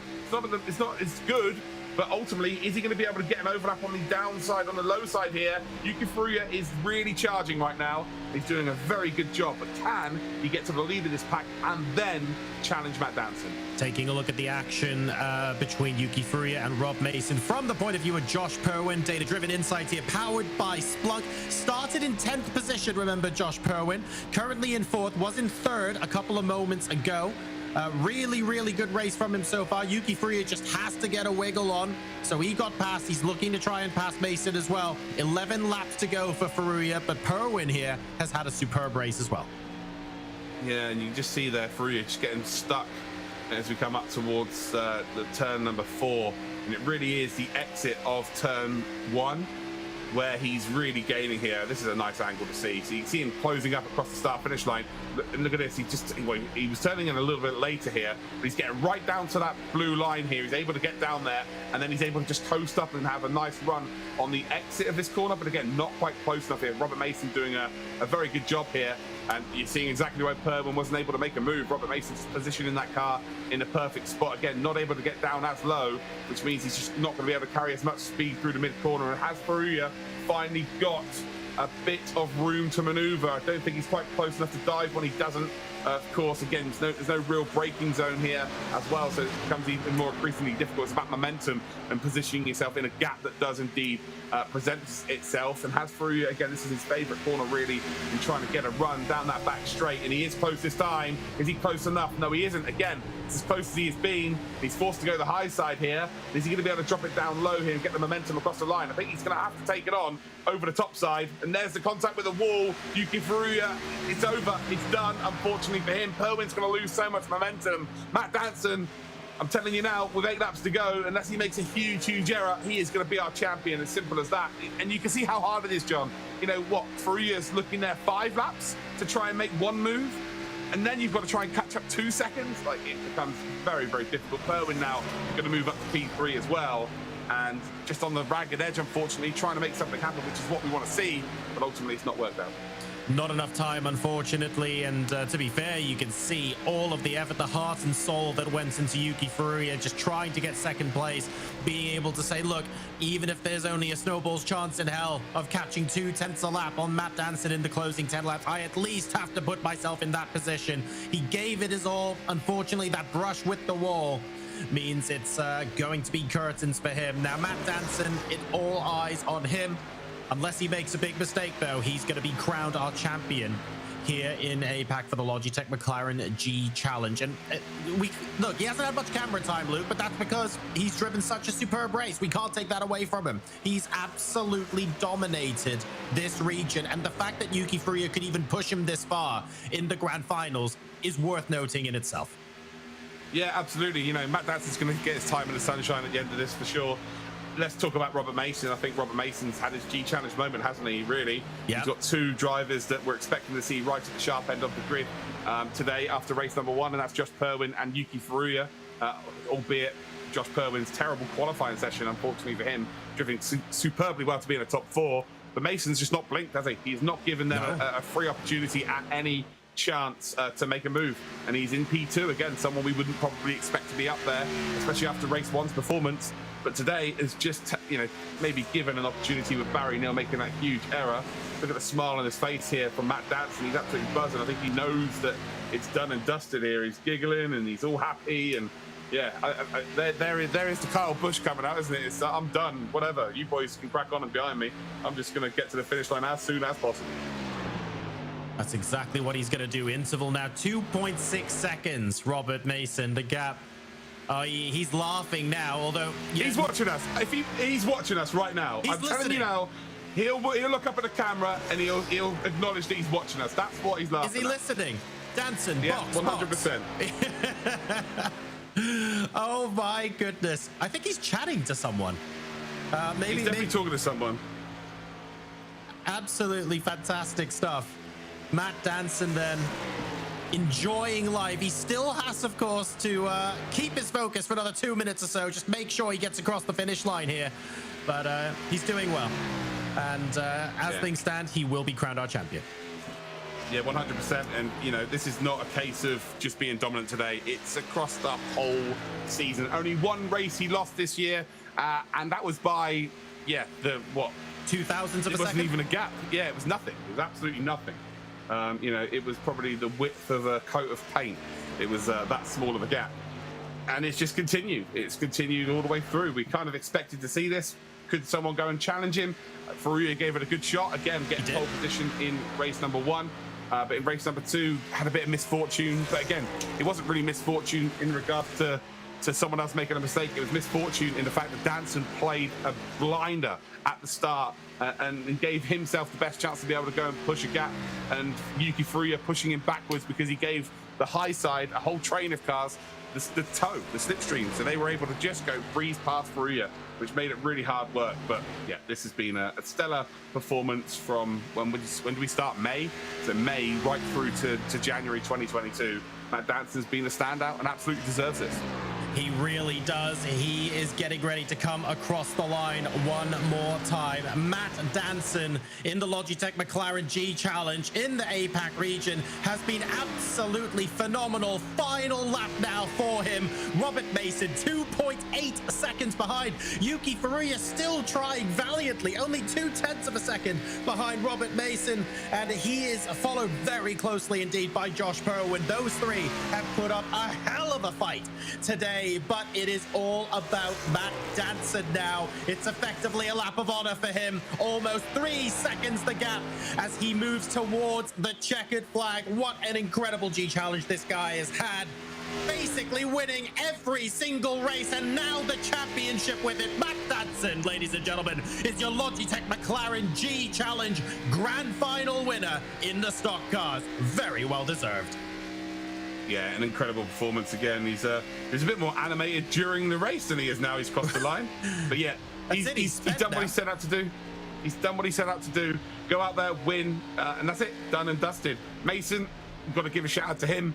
And of course, Furuya and Perwin. Unfortunate for Barry Neal, the incident that happened early in the race, but now we are actually going to see some smoke, which is what it's all about. That's it. Get to the start-finish line. Give us that smoke. It absolutely is well deserved. And there we go, Matt Danson celebrating as he rightly should. A beautiful 2 races, absolutely fantastic performance. We can't fault it. We wanted to make it interesting. Yuki Furuya did make it interesting, but nothing can take away from this imperious performance across our 2 races here at the Grand Finals. Jesse, what a fantastic driver Matt is. It's not often that you see a driver win a championship by a margin of more than 3 seconds. Holy cow. And of course, I love a good burnout. It looks beautiful there on the front stretch at Charlotte. Congratulations to Matt Danson. Guys, I am so impressed by the stock cars so far today. And Matt Danson, wow, what a talent. I mean, you had to know. I'm going to ask you, at what point this season did you think that Matt Danson, were you confident he would be our champion? Luke, what do you think? From what, lap 1 maybe? Like, he's been that good from start to finish. He's been genuinely the standout. There's 2 drivers across the whole G Challenge where they really have dominated. We'll see the second driver tomorrow, Brandon Hawkin, in the open wheel for the North America region. He's been as dominant. He actually did a last to first challenge in one monthly final and finished second out of 27 drivers. So we'll see that driver tomorrow. But in terms of the oval and the APAC region, yeah, from lap 1, he's just looked so strong. Again, he's only been beaten once this whole championship, and that was by 0.02 of a second. It was nothing. It was like 3 wide on the final stretch. So yeah, it was pretty much expected that Matt Danson would be there or thereabouts. But the way he's done it was just, you know, both races, managing to get a gap out as well as he has. It's just clever driving from start to finish, and yeah, thoroughly deserved for sure.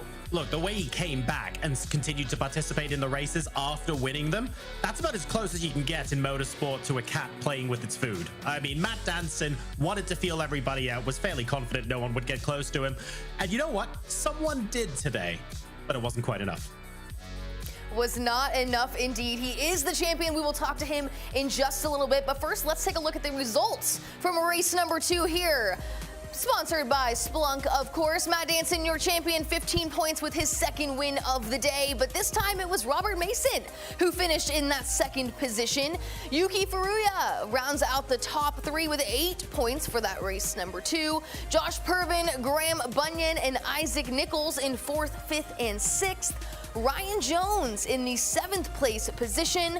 Wade Sheedy finished 8th. Travis McDaniel behind him in 9th. And rounding out our standings, Barry Neal finishing in 10th. Matt Danson absolutely dominated. Let's take a look back at the exciting action. Luke? Well, we unfortunately missed the key moment, really, of what Danson did at the start to achieve this gap. It was a really clever move. We just saw there the mistake there from, well, Travis McDaniel. rear-ending, unfortunately, Barry Neal, which ended both of their races here. And now we're looking at Robert Mason, who indeed just defended so valiantly. This was Irwin from third, going down to fourth position. Faruya, we thought this was the charge. This was where he was going to make something magical happen, and it just didn't really quite materialize in the end.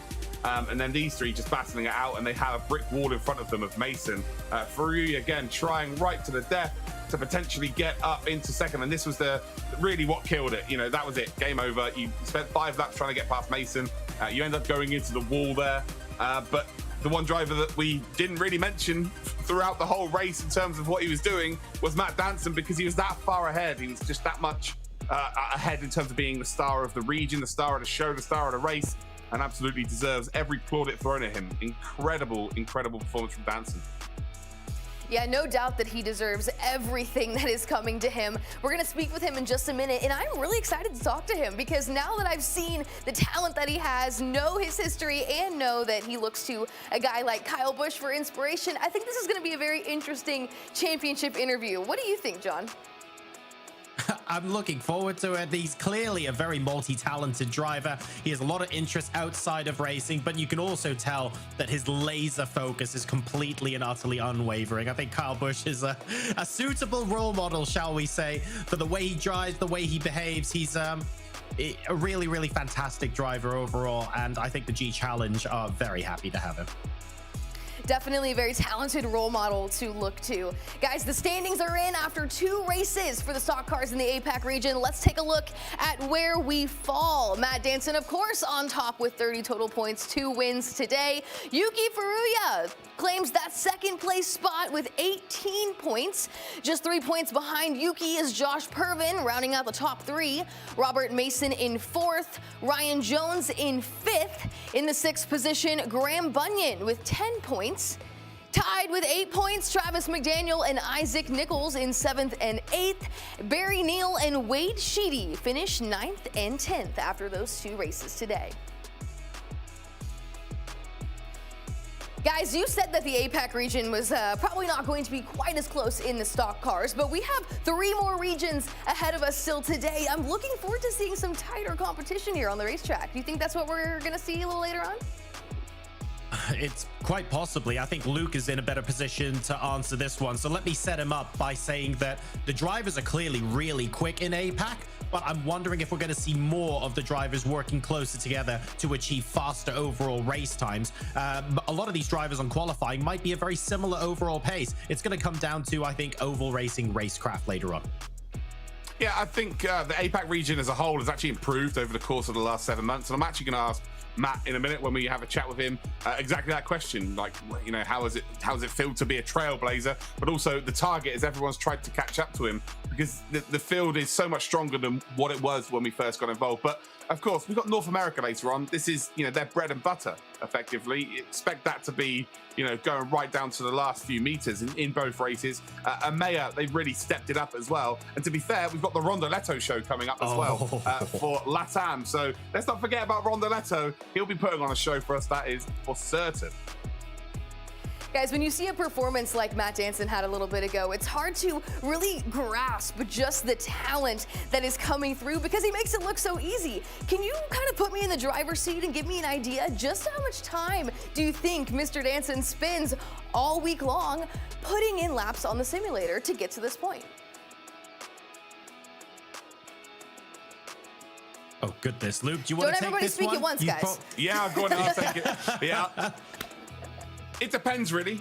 Some people, practice can have an adverse effect. So some people can do, you know, hundreds and thousands of laps, and that's their comfort zone. And then there's other drivers that will be doing, you know, 20, 30. They'll hit a rhythm where they feel really good. They're able to potentially, you know, do a couple of quali runs and hit their maximum and feel like, you know, I can't really go any faster than that. But also that's going to be good enough for the competition I'm going to.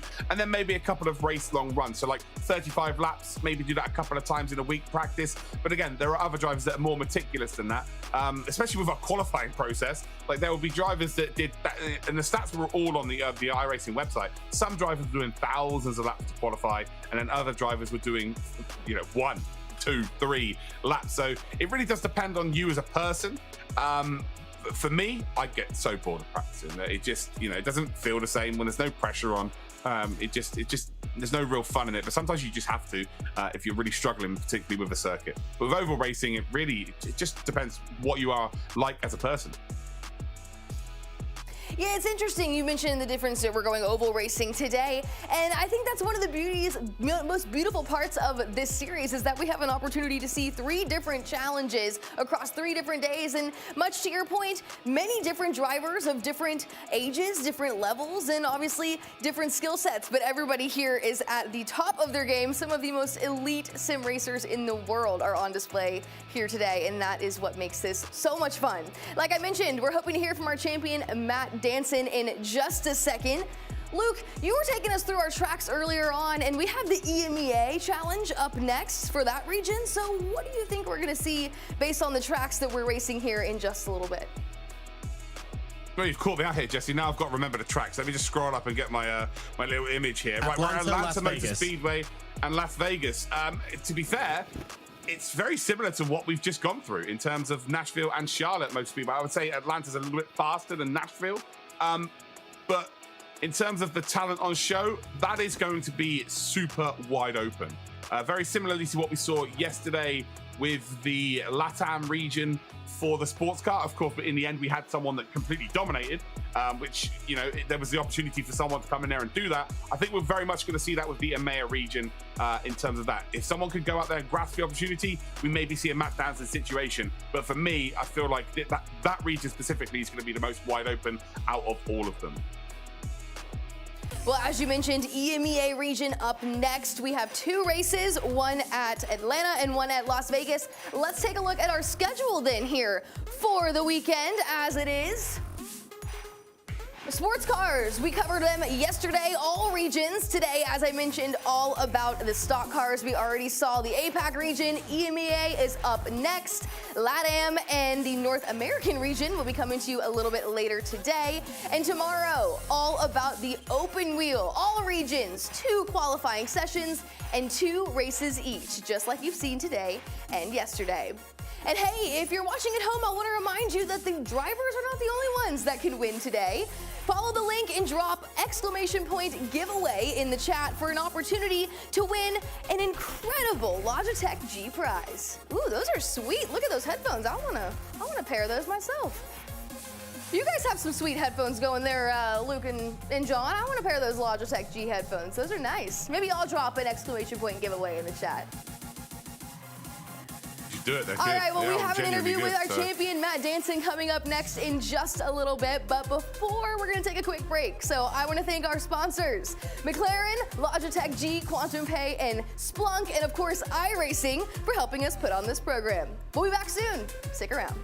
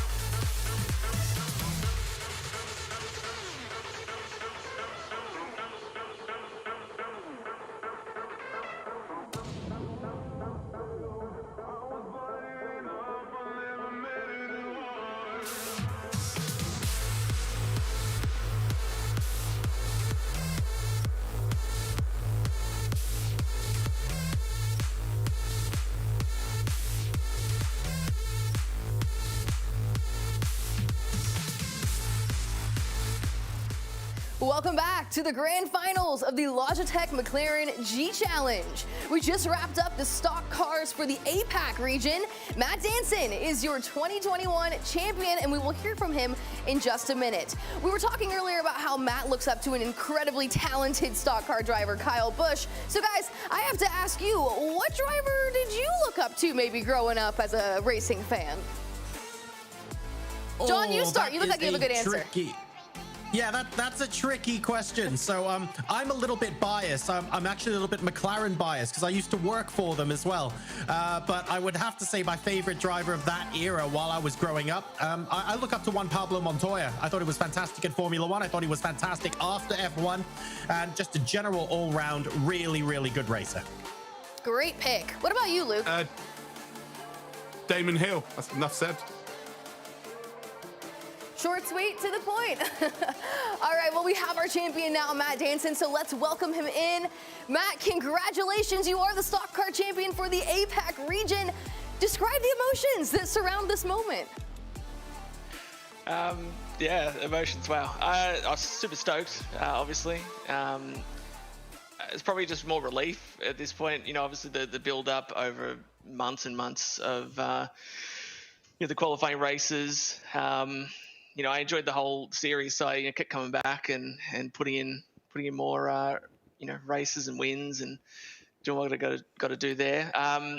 Still pretty dirty on the fact I lost Talladega, so that's gonna stick with me for a while. But yeah, just nerve-wracking. You know, making sure you could hit the marks in the races, and certainly like a bunch of super fast guys, and yeah, lucky enough to come away with the dub. Congratulations once again, Matt. Absolutely fantastic performance in both of the races. In fact, even throughout the entire series, let's be honest. But what sort of preparations were you doing sort of for the grand finals when in the races so far, you've basically been out in front just sort of chilling? Have you just been focused on yourself, or have you brought in, are you practicing with mates as well? What's going on there? What did that prep look like?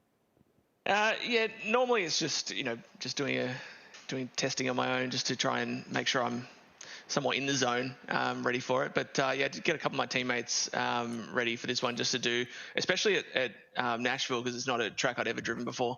So just, yeah, got a few teammates there just to run with me, and I was pressing on and pulling away from them. So I knew once that was happening, I'd be in pretty good stead in the in the race here. And yeah, it was just a matter of being patient and not burning up my tires and being consistent. And yeah, I obviously knew that Yuki would be fast. I was a bit surprised with how fast he was at Nashville. It yeah, made me worried. And then yeah, I just had to be smooth and let it come to me, which it did, and that was awesome. Also, John, I have to say, great choice on your driver. Montoya is the greatest of all time. Yes. So, yeah, yes, thank you. Good choice there. Yeah. You win brownie points for that. And Damon Hill, actually, Luke, I'll give you that one, because Damon Hill was one of my first ever F1 drivers that I followed. Obviously, Senna as well, but yeah, Damon was a god. Yeah, we're a similar age, I think. Yeah. I'm not going to tell you exactly how old I am. First of all, congratulations, mate. You smashed it. It's been great to watch you. I'm actually going to ask you about the region as a whole. How important do you feel this competition's been for the region? Because I've seen a stark improvement from like you being the fastest and then maybe the 20th fastest. I say at the start it was tough to get maybe a grid of 30, but I feel like the region as a whole has just progressed massively. Yeah, 100%. I mean, it.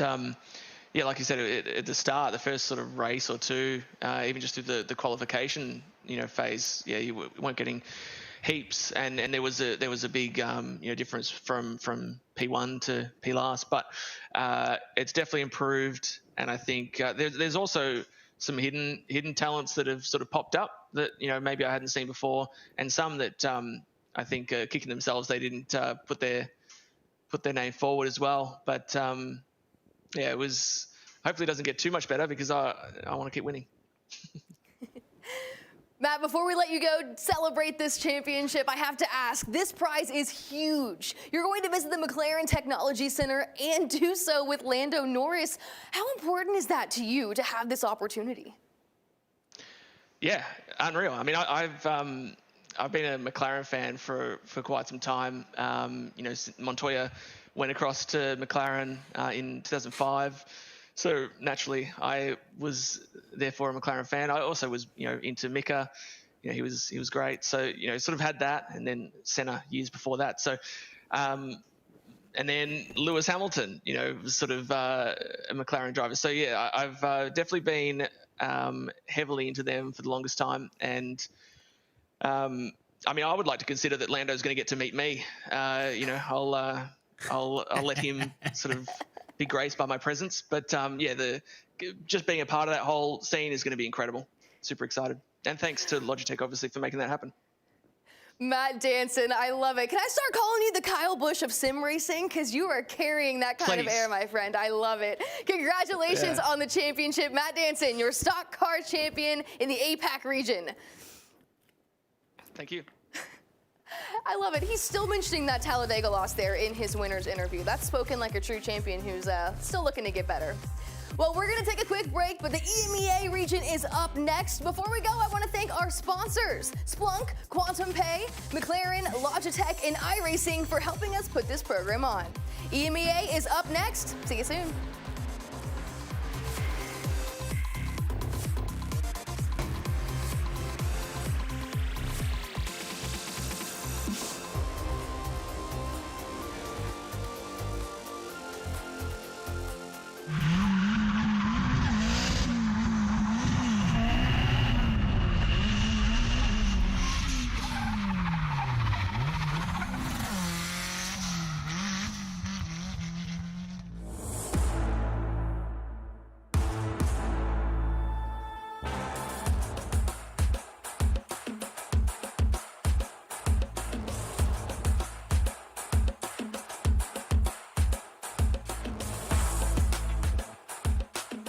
プロフェッショナルドリフトドライバーの田口和也です。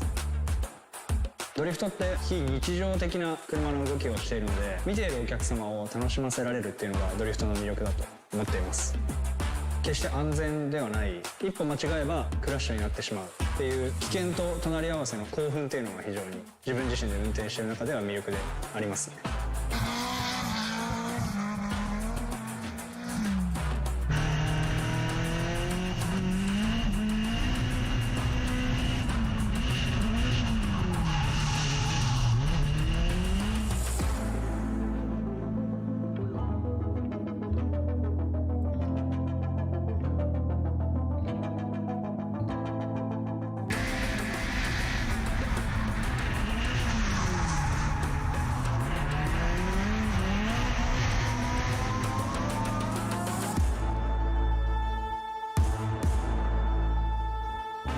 僕のレースの会場だと普段は一般道として使われている普通の道でレースをすることがあるんですけど、物理的にそういったところでは練習をすることができないんです。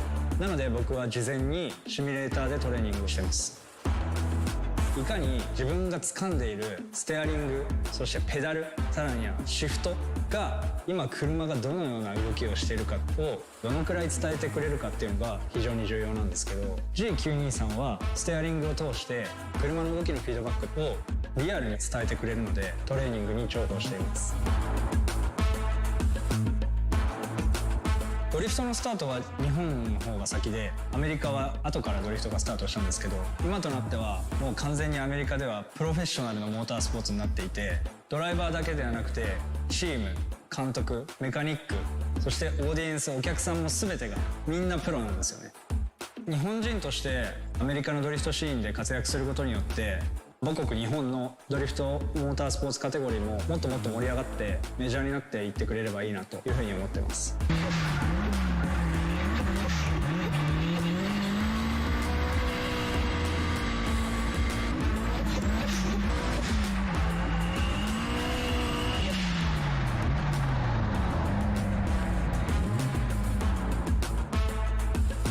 G923 は僕にとっては欠かせない存在ですね。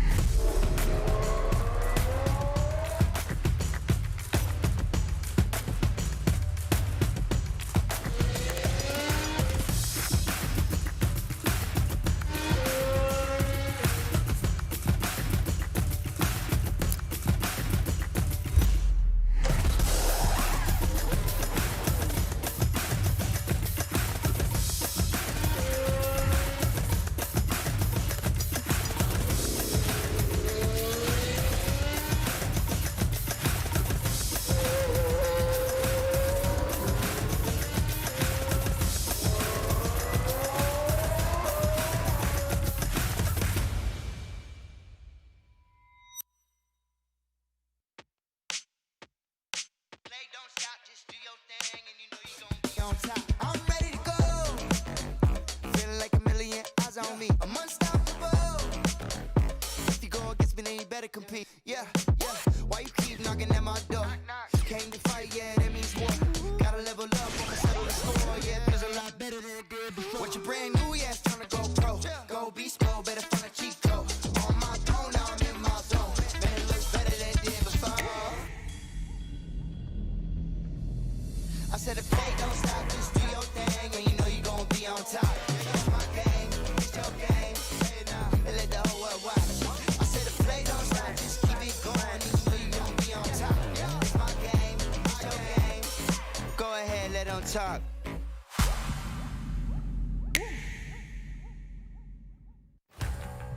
Am I allowed in here? Normally I'm behind the wheel.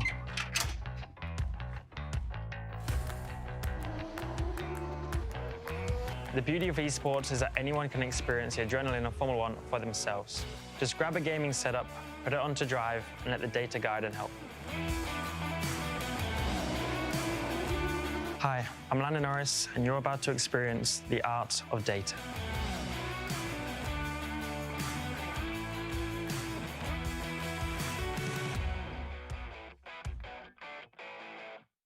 I think the biggest advantage of the G923 for me is just how realistic it is. The feedback that you get as soon as you plug it in, it was pure enjoyment as soon as I started driving. This is kind of the closest I can get to accessing that adrenaline and emotion of being on a gravel rally stage in Finland and flying over those crests. For me, it's about getting as real as I can to the environment that I race in, and obviously the wheel is the best instrument for that.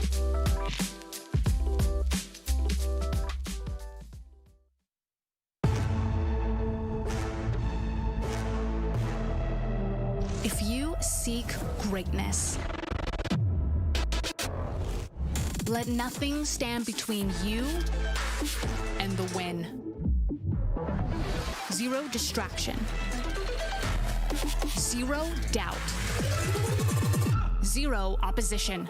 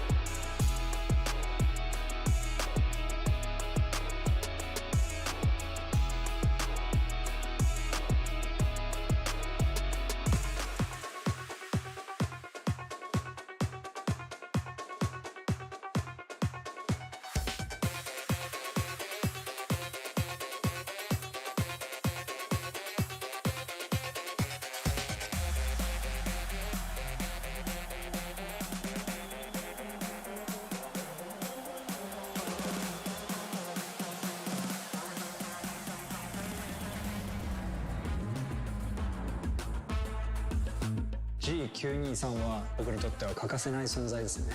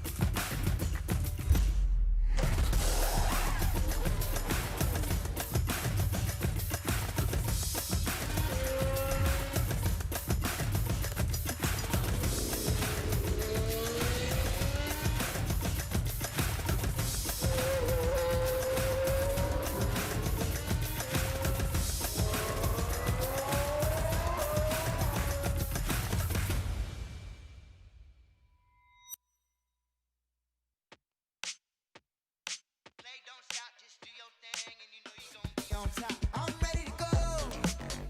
Feeling like a million eyes on me. I'm unstoppable. If you go against me, then you better compete. Yeah, yeah. Why you keep knocking at my door? Came to fight, yeah, that means war.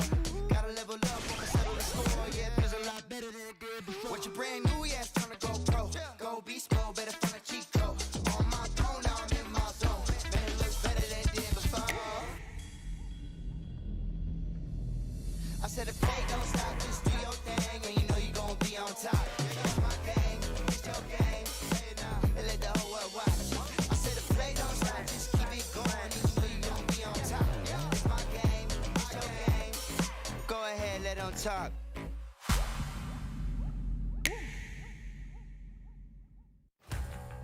Am I allowed in here? Normally I'm behind the wheel.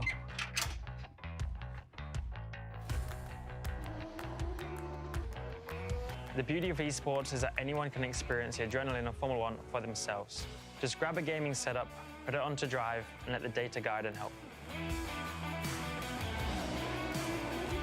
Hi, I'm Lando Norris, and you're about to experience the art of data.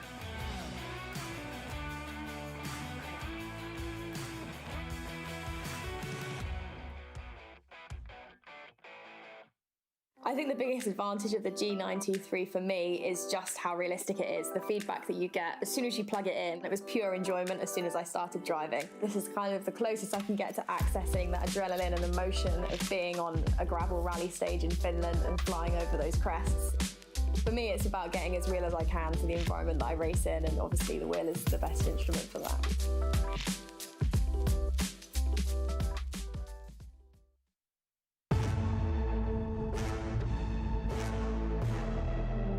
If you seek greatness, let nothing stand between you and the win. Zero distraction. Zero doubt. Zero opposition.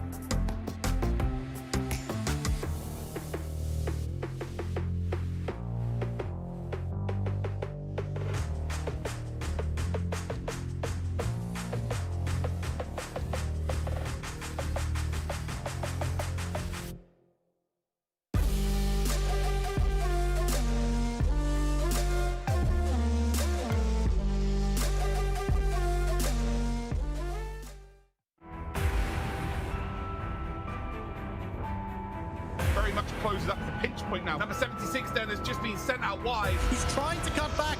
Can he do it? He's going round the outside and Moore is holding.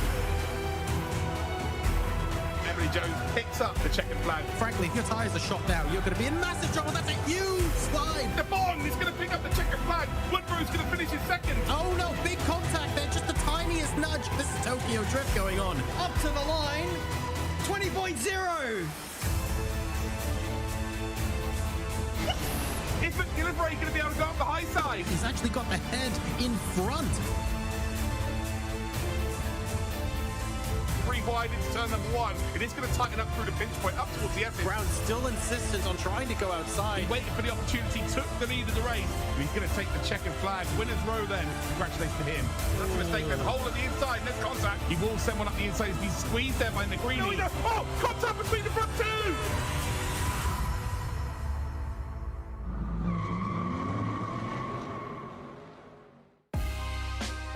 Welcome to the grand finals of the Logitech McLaren G Challenge. This is it. This is the moment we have all been waiting for, and drivers have been working all season long to get here. This weekend, they have an opportunity to compete for the ultimate McLaren VIP experience and a piece of the $250,000 prize pool. I'm Jessie Punch. I'll be here in studio with you all weekend long and here to impart the real knowledge upon you. Of course, it is John Sargent and Luke Crane. Guys, welcome. Happy Saturday. How are we doing today, John? Thank you very much, Jesse. Doing fantastically. We had some very exciting racing earlier on, even though we had the same driver win 2 races. Now, can Emea repeat the same feat? Whole different ballgame here in stock cars. Looking forward to seeing how it unfolds. Yep, it's going to be as open as it comes, I think, for this region specifically. Expect anything and everything. Expect there to be 2 completely different race results from race 1 to race 2, especially near the front. This is going to go down to the wire, and I am super excited for this. I'm very excited as well. And like Luke and John said, today is all about the stock cars. So we are going racing in the NASCAR Cup Series Chevy Camaro ZL1 all around the world, putting the best of the best drivers to the test. But before we can do so, we got to look back at how exactly we got here. For motorsport enthusiasts, amateur and competitive drivers alike, the Logitech McLaren G Challenge has been the place to compete at the top level of sim racing since its launch in 2018. That's a huge slide, and I can't believe he managed to save that. Excitement and buzz swarmed around the series, from the white knuckle racing to the major prizes for those who could make it to the top. The winner of the Logitech McLaren G Challenge Finals is Brandon Abraham! Champions not only won their races, but the opportunity to partake in on-track experiences and meet some of the best drivers in the world. The heart-pounding action and one-of-a-kind prizes are what keep aspiring racers from all around the globe coming back year after year. 2021 was a year of rebirth for the G Challenge. Graham Bunyan by 2,000th of a second wins the race victory. Announcing a new format that included 3 different disciplines of competitive racing and a VIP grand prize that is a dream come true for competitors across the globe. This season has not disappointed. Each region has blown us away with the level of competition and, in some cases, domination. If Matt Danson wins this stock car race, Luke, he will have won every single stock car race in this year's G Challenge so far. The only driver who is perfect in the Logitech McLaren G Challenge, Brandon Hawkins, takes the checkered flag. We've seen outrageous overtakes. Oh, contact between the front 2! Demonex taking Sawyer out! Crashes. Oh, whoa. That is spectacular. Oh no, big contact then. Battles. And while that's 1-1 for both of them, but ultimately 2 wrongs do not make a right. And flat out amazing racing at the highest level. Houlihan has made an unbelievable move through turn number 1.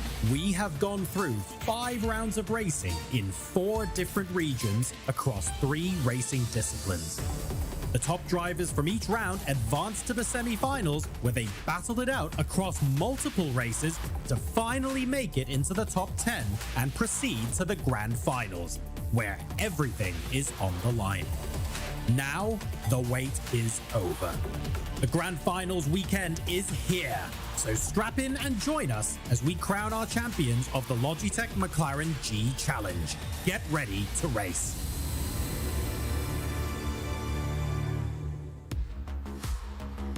Well, now that it's officially here, let's take a look at exactly what this Grand Finals weekend entails. So each day we will highlight a specific challenge and go region by region. So yesterday we highlighted the sports cars, and today, as I mentioned, all about the stock cars, ending tomorrow with the open wheel racers. 2 rounds of qualifying with 2 races each. We have so much action coming your way this weekend, but again, it's all about the stock cars today. So let's take a look at what's going on. We already completed the Apac region, and now we jump over to the EMEA region.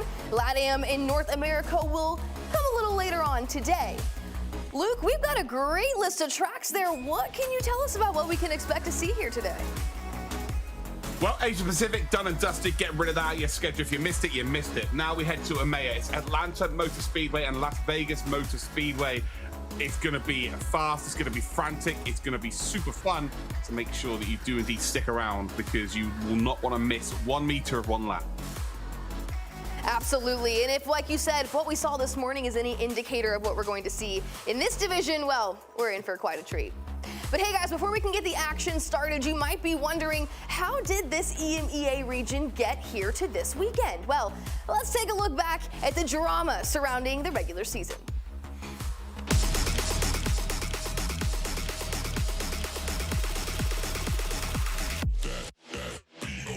And we are green light racing for the Logitech McLaren G Challenge 2021. Top 3 go through to the semi-finals. And then there's a big smash against the wall there. It is going to be Walsh. He has absolutely dominated this race. At Indianapolis, it is the Logitech McLaren G Challenge. Almost see the wall being tagged there. That's a mistake. There's a hole at the inside, and there's contact. Number 76 then has just been sent out wide. It is all about Nicolo Cedrati, the race winner.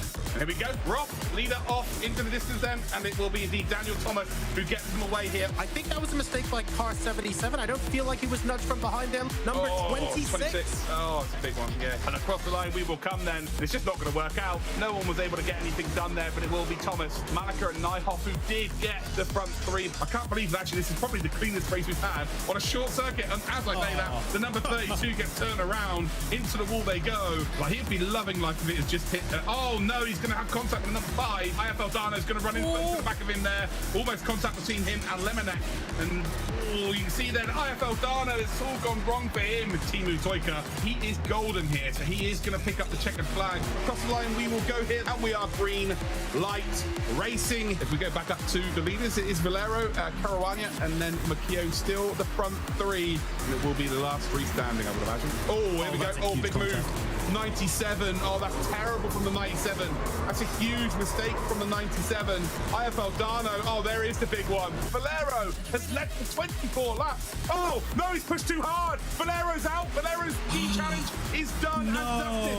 Caruana's got too close. It is going to be Makio, Caruana, and Bill Aldel. What a frantic last couple of laps that was. This is massive, and it's going to be very fast indeed. And well, we are green light racing, baby.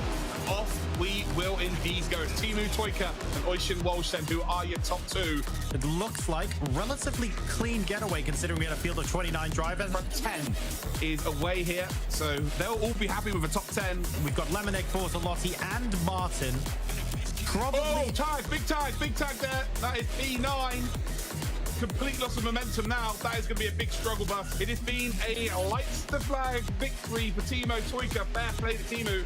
In second spot, it is going to be Oisin Walsh. But what about third? Oh, I tell you what, Cedrati's going to get this, isn't he? Cedrati, did he? Maybe, just about. Yes, it is. We move over to the Nashville Super Speedway here for race number 2 in the Emea region. Oh, if you use the apron down low, that's the risk you take. That's what we saw in race number 1. The front group have kind of got away ever so slightly. Lemonek has just lost out to Bortolotti as well. Oh, we have a little bit of an overtake potentially coming out here. That's the number 37 car. So that's Oisin Walsh trying to get ahead of Sander Nyhoff. He makes it stick. Here they are then. Cedrati's got a lovely little gap to work with here. He's not going to lose the lead of this race from this point. I cannot see that happening. And it is indeed going to be Cedrati that not only takes the podium, but the race victory here.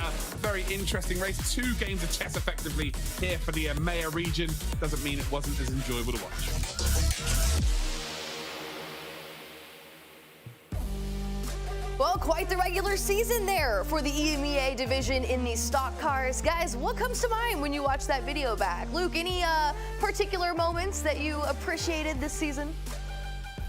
It's hard to take it all in and try and remember everything. So having these videos is amazing because for me, I've just realized how many drivers there are going to be in the offering to win these races. Like, it legitimately is just absolutely wide open. There isn't going to be anyone that really sticks out. I guess if you had to press me for one, it'd be Teemu Toika.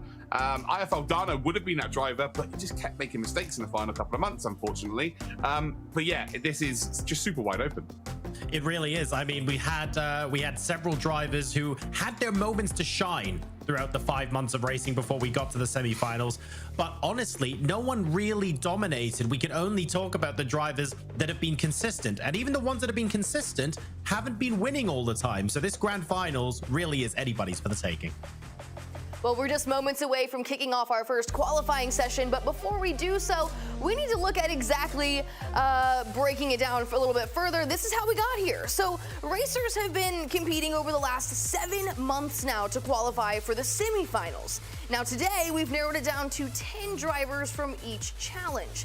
They'll be competing in hopes to get the ultimate Logitech McLaren G Challenge grand prize.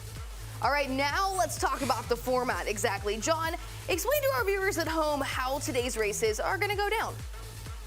So it all starts off with qualifying. There's going to be a 5-minute qualifying session for the stock cars.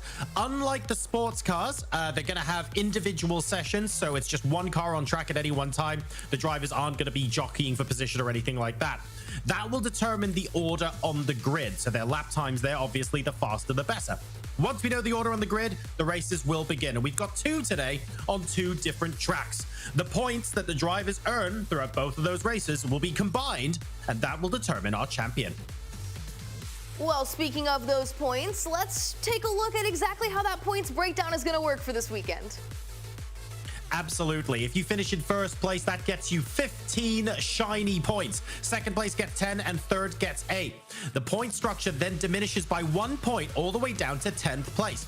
And that's very important here because the gap between third and second is 2 points. And the gap between second and first is a whopping 5 points. It's obvious to us watching at home, but if you get the victory in race number 1, you're even more comfortable going into race number 2 because that 5-point cushion to second place is absolutely huge. Let's take a look now at our driver lineup today. These are the 10 drivers that'll be qualifying here in race 1. Guys, thoughts? I mean, I think Teemu Toika is got to be up there, I think. And I believe Luke is absolutely honored with that. I want to see Oisin Walsh do particularly well. But the honest answer is that so many of these drivers have just gone away for 2 or 3 months now. And for all we know, they've come back out and pulled an absolute worldie. Look at Yuki Furuya earlier on. We could see another couple of those. Yeah, 100%. You know, Cedrati qualified and then sort of tried to focus on the open wheel side of things, so didn't see him again.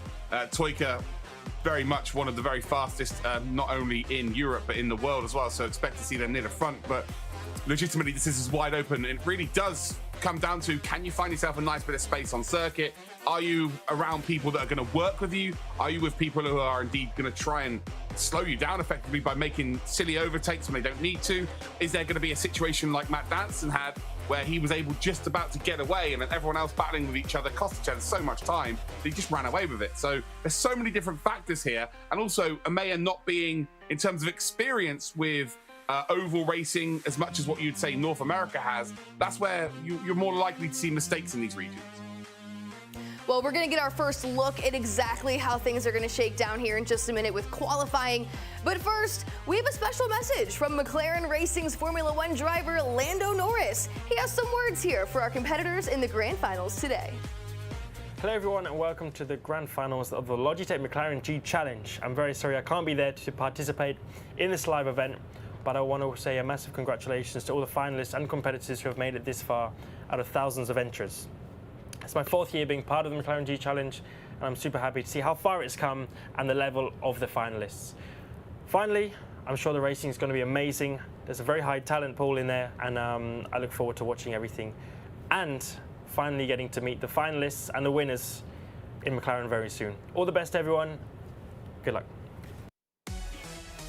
Always good to hear from Lando, and what a great message to our competitors today.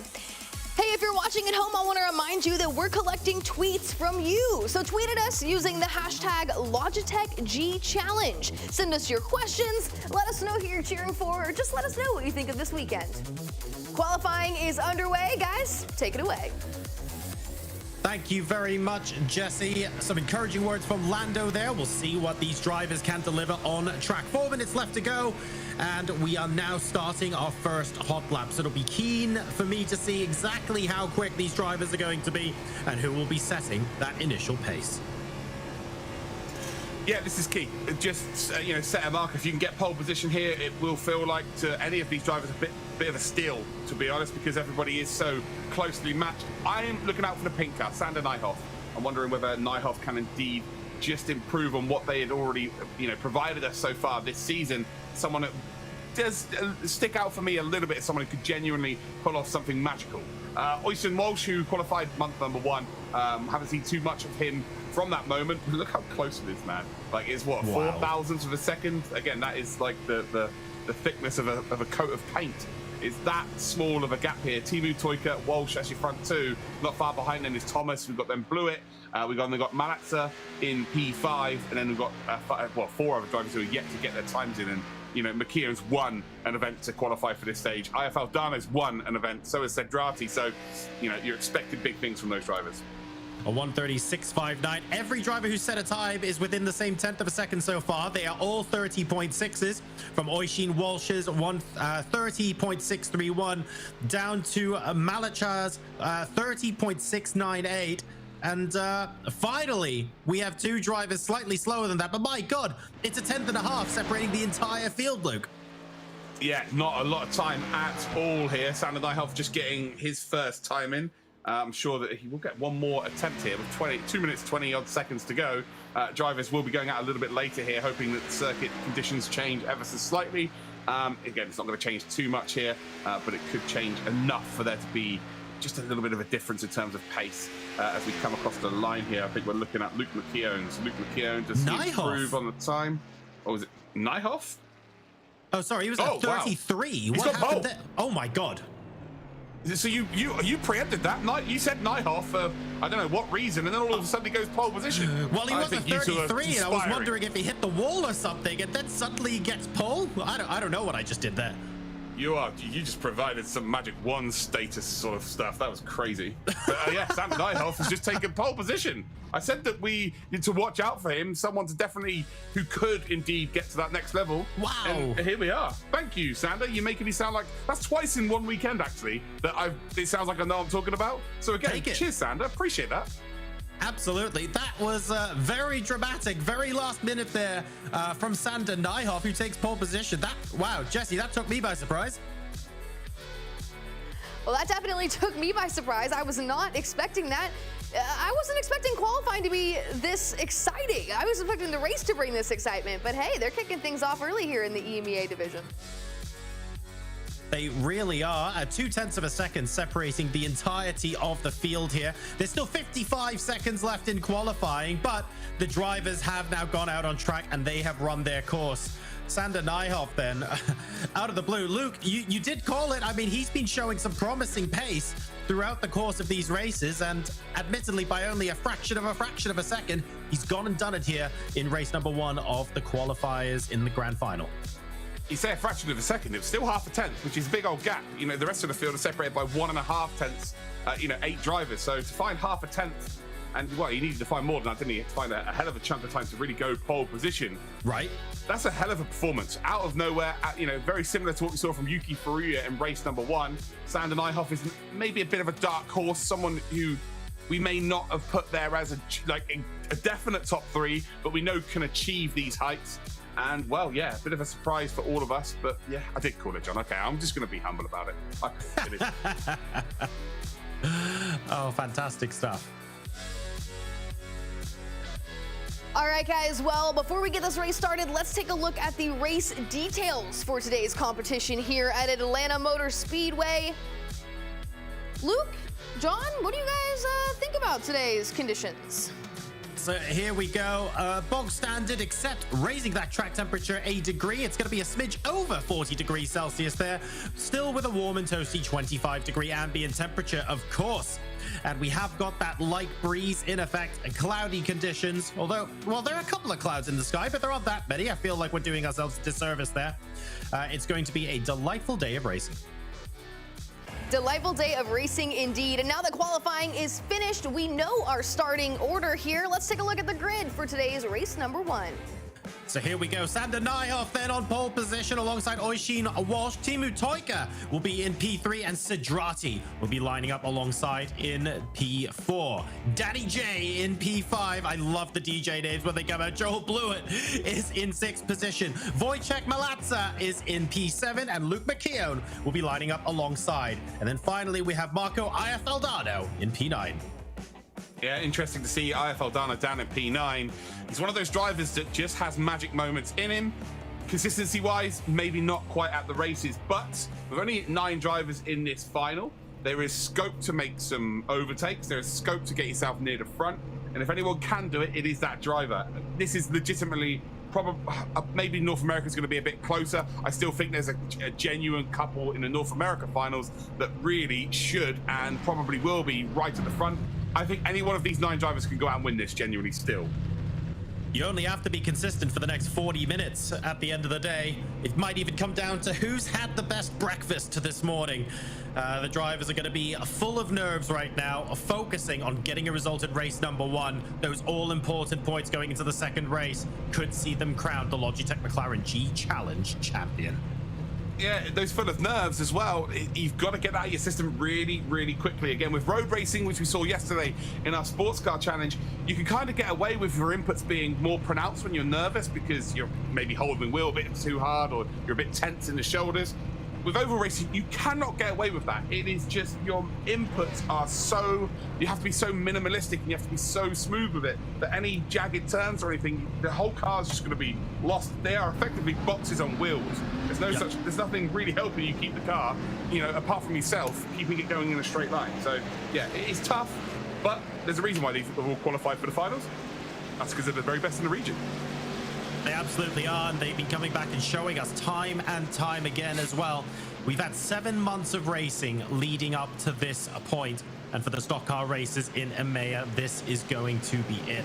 Oh, I cannot wait for this race to get started. Just half a lap now behind the pace car before we begin race number 1 of 2. Remember, this is the grand finals of the stock cars in Emea in the Logitech McLaren G Challenge. The cars lining up, getting ready for a fantastic start to the race. Hopefully, we will see everyone get off the line cleanly. It is all to be seen, though. In stock cars, anything could happen, as it has all race long and indeed all competition long. But there's only a few more seconds before those nerves.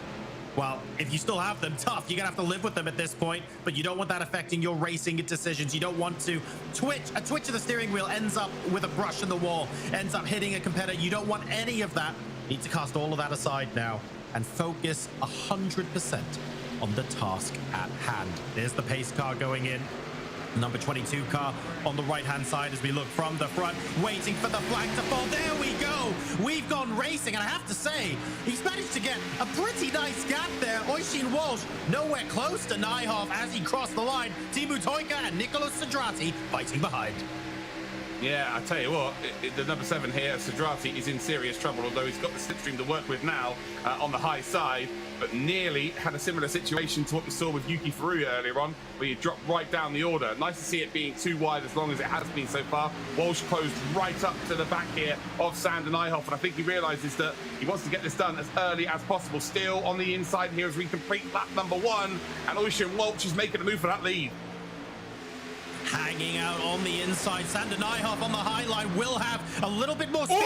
That's a huge wobble, and Walsh almost moves into the side of Nyhoff. I don't know how he saved that and still maintained P2, but that was very close to taking half the field out. That is another one for the noise compilation of the weekend. Wow, I don't know what's going on with me this weekend. I'm like a soundboard. Oisin Walsh, how has he saved that? That is a ridiculous save. I cannot wait to see that back there.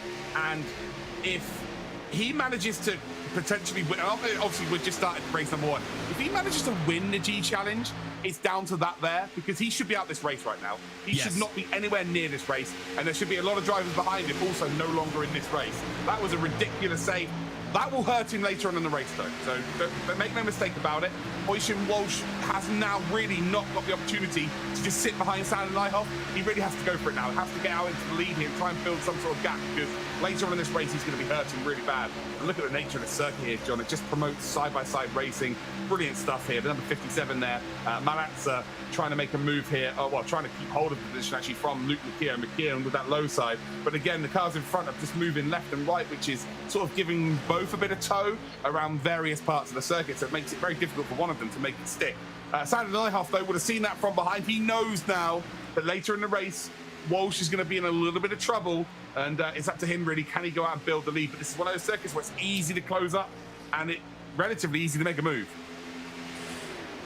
Well, that big wobble needs to be cast aside now as Oisin Walsh goes back in the hunt for the lead of the race from Sander Nyhoff, who has driven beautifully so far. Walsh looking like he might have the tiniest bit of raw pace left in him, but my goodness, if you're going to be making mistakes like that, he's going to want to keep that ambition in check. Another wobble could be him out of the race. I feel like he's used his get out of jail free card, that's for sure.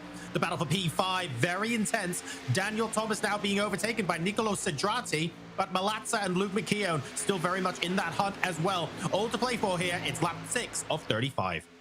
Everybody's in the hunt, and it's, again, you know, we've seen this time and time again, that if there's someone maybe 4th, 5th position who are really not on the edge of the car for the first 15 to 20 laps, ultimately they can make a move. They can come through from 5th to go into the lead of the race. We've seen that with this region specifically. We've seen that actually from Apac as well previously in our championships. It becomes a little bit more difficult when you're in like the more experienced session, say North America. But again, these are the very best of the region, so it's a bit harder today for sure. But don't be fooled. Expect to see someone like Teemu Toika, maybe even Blewett, really start to close up later on in this race, work together, and maybe push to get to the front. But Nyhoff doing a sensational drop right now. Walsh just shouldn't be here right now, but he is. And you know, it's very similar to like cricket. Sometimes you get an edge and you're supposed to be caught, you're not caught, then you go on to make a couple of hundreds. Right now, that's Walsh's opportunity here. Probably shouldn't be in the race. An incredible save there and shown in his racecraft, but now he's just got to capitalize on that. Would you believe it, ladies and gentlemen? An Englishman and an Australian commentating, and it's the Englishman bringing up the cricket. I didn't even do that. Unbelievable. I'll take it. No problem at all. Big fight now for P6 by the looks of things. It's Malatza on the outside of Luke McKeown with Daniel Thomas just ahead. It looks like Malatza's going to be able to take that position, but for how long? Daniel Thomas now sweating a little bit as he sees the yellow car in his rearview mirror. Well, Thomas has got ahead of both of them. He's managed to go, as those two were battling, McKeown and Malatza, every time we see him go on board of them, they're touching each other. It's almost like they want to cuddle each other. Wait till after the race back. It's a lot safer to cuddle when you're out in the car. But they just keep having contact, which is not ideal. Thomas, though, as quickly as he got up ahead of these two drivers, is now dropping back, and he's probably going to end up right to the back of the field here, as IFL Dano is probably going to get the position on the low side as well. So there's kind of two groups forming now, front 5 and then the back 4. And really, you don't want to be, it's almost too late actually, looking at the group in front. I'm not too sure that this group of 4 cars are going to be able to catch back up. Yeah, they're starting to split up just a little bit here. They're into 2 rather distinct groups, that's for sure. The front couple of cars are pulling away just a bit. Joel Blewett as well, by the way. He's just quietly getting on with things in P3, and to be fair, within a second of Oisin Walsh, and not quite closing, but also not letting him gap either. He's playing a very, very patient race, and it's possible he is one of those drivers, like you said, Luke, who could have something in reserve to try and attack in the closing laps. Yeah, 100%. You know, you've got to play to your strengths. A lot of these drivers would have done their runs on their own to see exactly what the state of the tyres will be and if they push really hard from the beginning, and also at what point can they, you know, take it easy, but then, you know, what lap is it they can go and push really hard and then make it to the end with that same driving style. So a lot of these drivers would have put that preparation in, and now it's got to come into fruition here. Oysen Walsh, by the way, is so close now to Nijhoff. This is as close as they have been, and now Blewett's being dragged along as well. And just watch out for Teemu Toika. I think Toika is just playing a brilliant game here. He's not too far out of the toe. He's always going to catch up because he's not too far off the pace here. But he will be not going as hard as those two, and he's not really got any pressure from behind as well. So he's able to take the optimum line for him personally, what he feels comfortable. And these three are super close. So they're going to battle at some point, slow each other down. Teemu Toika is definitely the driver to watch out for. I could be completely wrong, but from what I'm seeing right now, Toika is in a very good position. I think Toika and Blewett have basically not really had to fight this race so far. So it'll be interesting to see what happens when Blewett starts to tangle with these cars. Maybe he'll just chill out and Toika and Blewett will both be trying to breeze through. I get the impression, though, that with competitors like Nijhoff and Walsh in front of them, breezing through is the last thing that's going to happen. They're going to make it as difficult as possible. But what have they got left in the tires? What have they got left in the car? How acutely have they been attacking these corners and really working those tires? Really, it's the second half of the race that's going to give us that information. 100%. Right now, Cedrati will probably want to get past Teemu Toika. He'll be looking at this situation and either thinking the same way as I'm thinking, or thinking he's struggling and I need to get ahead and try and close up to the gap here. And it's all about how much time you lose, and effectively, can you potentially push Toika towards them? Again, Toika would love that as well. Would mean he wouldn't have to do too much hard work either. But the front three are in a good spot. Again, Toika's got to do that hard work at some point. So ultimately, the front three are not going to be too worried about it right now. And if they can work together themselves, because the gap really is coming out. So I might be wrong on this one. Teemu Toika is maybe starting to struggle. But as it stands, Sander Nijhoff has got to keep his eye on Walsh in behind him. I tell you what, if Walsh goes out and wins this race, that is incredible. From that one moment we saw, again, hopefully we'll be able to see that again, because it was ridiculous tank slapper, and how he saved it. Not only saved it, but kept himself in P2. Yeah. Mind-blowing. Unbelievable. And now he's 0.2 of a second off the lead of the race. He's shrugging it off like it didn't happen. Absolutely fantastic stuff coming out from Oysen Walsh, but the job is not done yet. And remember, first place, 15 points, second place, 10 points. That is a big difference here. So Walsh has every incentive to try and take this race lead from Nijhoff.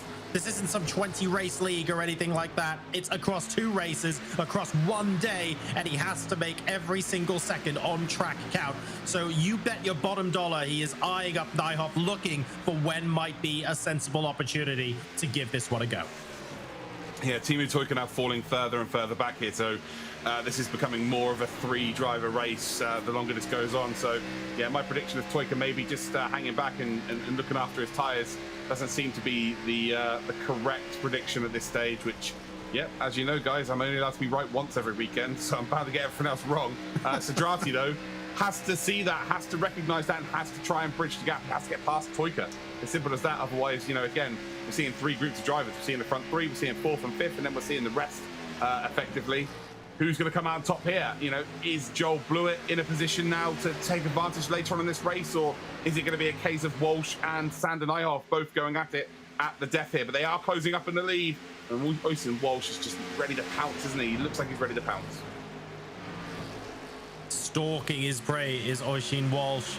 Joel Blewett behind him, just keeping station. I think he wants to react to what these drivers do, and that could actually end up being the sensible play. It could be the 200 IQ play here, waiting to see if anyone makes a mistake, positioning these cars at the speeds that they're going. Absolutely insane, of course, and the tiniest mistake, or a big mistake, as we saw with Walsh earlier, can have dire consequences. And if anything like that happens, Blewett's going to be in such a good position to capitalize on both of them. Oysen Walsh now a 1/10 of a second behind. This is, you have to feel like something's going to happen the next couple of laps. Yeah, it's still plenty of time to go, though. So, you know, it's not a rush at this point. There's still 16 laps remaining of the race here. And yeah, just pick your poison, pick your opportunity. Well, he's picking it now. Walsh then makes that move up the inside, and look how close they're getting here. And Joel Blewett has got to recognize this and think, do you know what? Let you guys crack on for a minute. I'm going to stick as close as I can behind, but I am picking up pieces here. And I tell you what, no, he's going to come through to Sander Nijhoff. Then it's going to go from first down to third potentially. And you'll see that as soon as they come out of this corner here, well, actually, I tell you what, he's been given the all clear. So Sander Nijhoff was given the all clear there, and now he isn't clear. Or is he? He just about is. That was close. He's not. Yeah, again, you can see Joel Blewett forced to go really low there. He's got the low side now. Sander Nyhoff, again, just wasn't clear enough to really drop down. And it cost Blewett ever so slightly. But look at this. Who's the real winner in this situation? Now it is Walsh. So Walsh now will try and help both of these effectively so that not one driver gets all of the help. So down the low side we will go. And there you go. You can see him just changing lines. He was at the top side. Sander Nyhoff now is going to have to drop in behind this effectively. And you can see there Blewett straight away. He wants to get across that bonnet and try and get ahead as soon as he possibly can. Sander Nyhoff, by the looks of things, might have gone out pretty hard here. Walsh, I have no idea where he's finding this from. It was again, really shouldn't be in this position. It was a testament to his incredible save, but he now leads this race. He does indeed, and from a position where it looks like he should be splattered across the infield, somehow that car not only survived, but it didn't even hit the barrier, and he's back into the lead of this race. Joel Blewett having a little bit of a nibble on the inside. They're not quite getting the overlap, but certainly sending a statement of intent here to Oisin Walsh. Sander Nyhoff's looking behind going, actually, if these guys keep fighting as hard as they do right now, there's a good chance I might actually be able to come in and steal first place back from the both of them. So it's a three-way game of cat and mouse out in front here in race number 1. Yeah, 100%. This is, it will come down to who's brave here effectively, because not only could you have a detrimental effect on this race, you can have a detrimental effect on your whole championship. If you take a chance that it doesn't pull off, you can also hurt someone else's championship chances as well. So you've got to pick your opportunity, and you've got to be clear and concise with it, and you've got to make it stick here. Sander Nyhoff's gone from first down to third. Don't necessarily think this is the worst position to be in, because you can just tell by Blewett's driving style here. He's going for the race victory here. Absolutely going to happen. Walsh, though, has got to be on guard.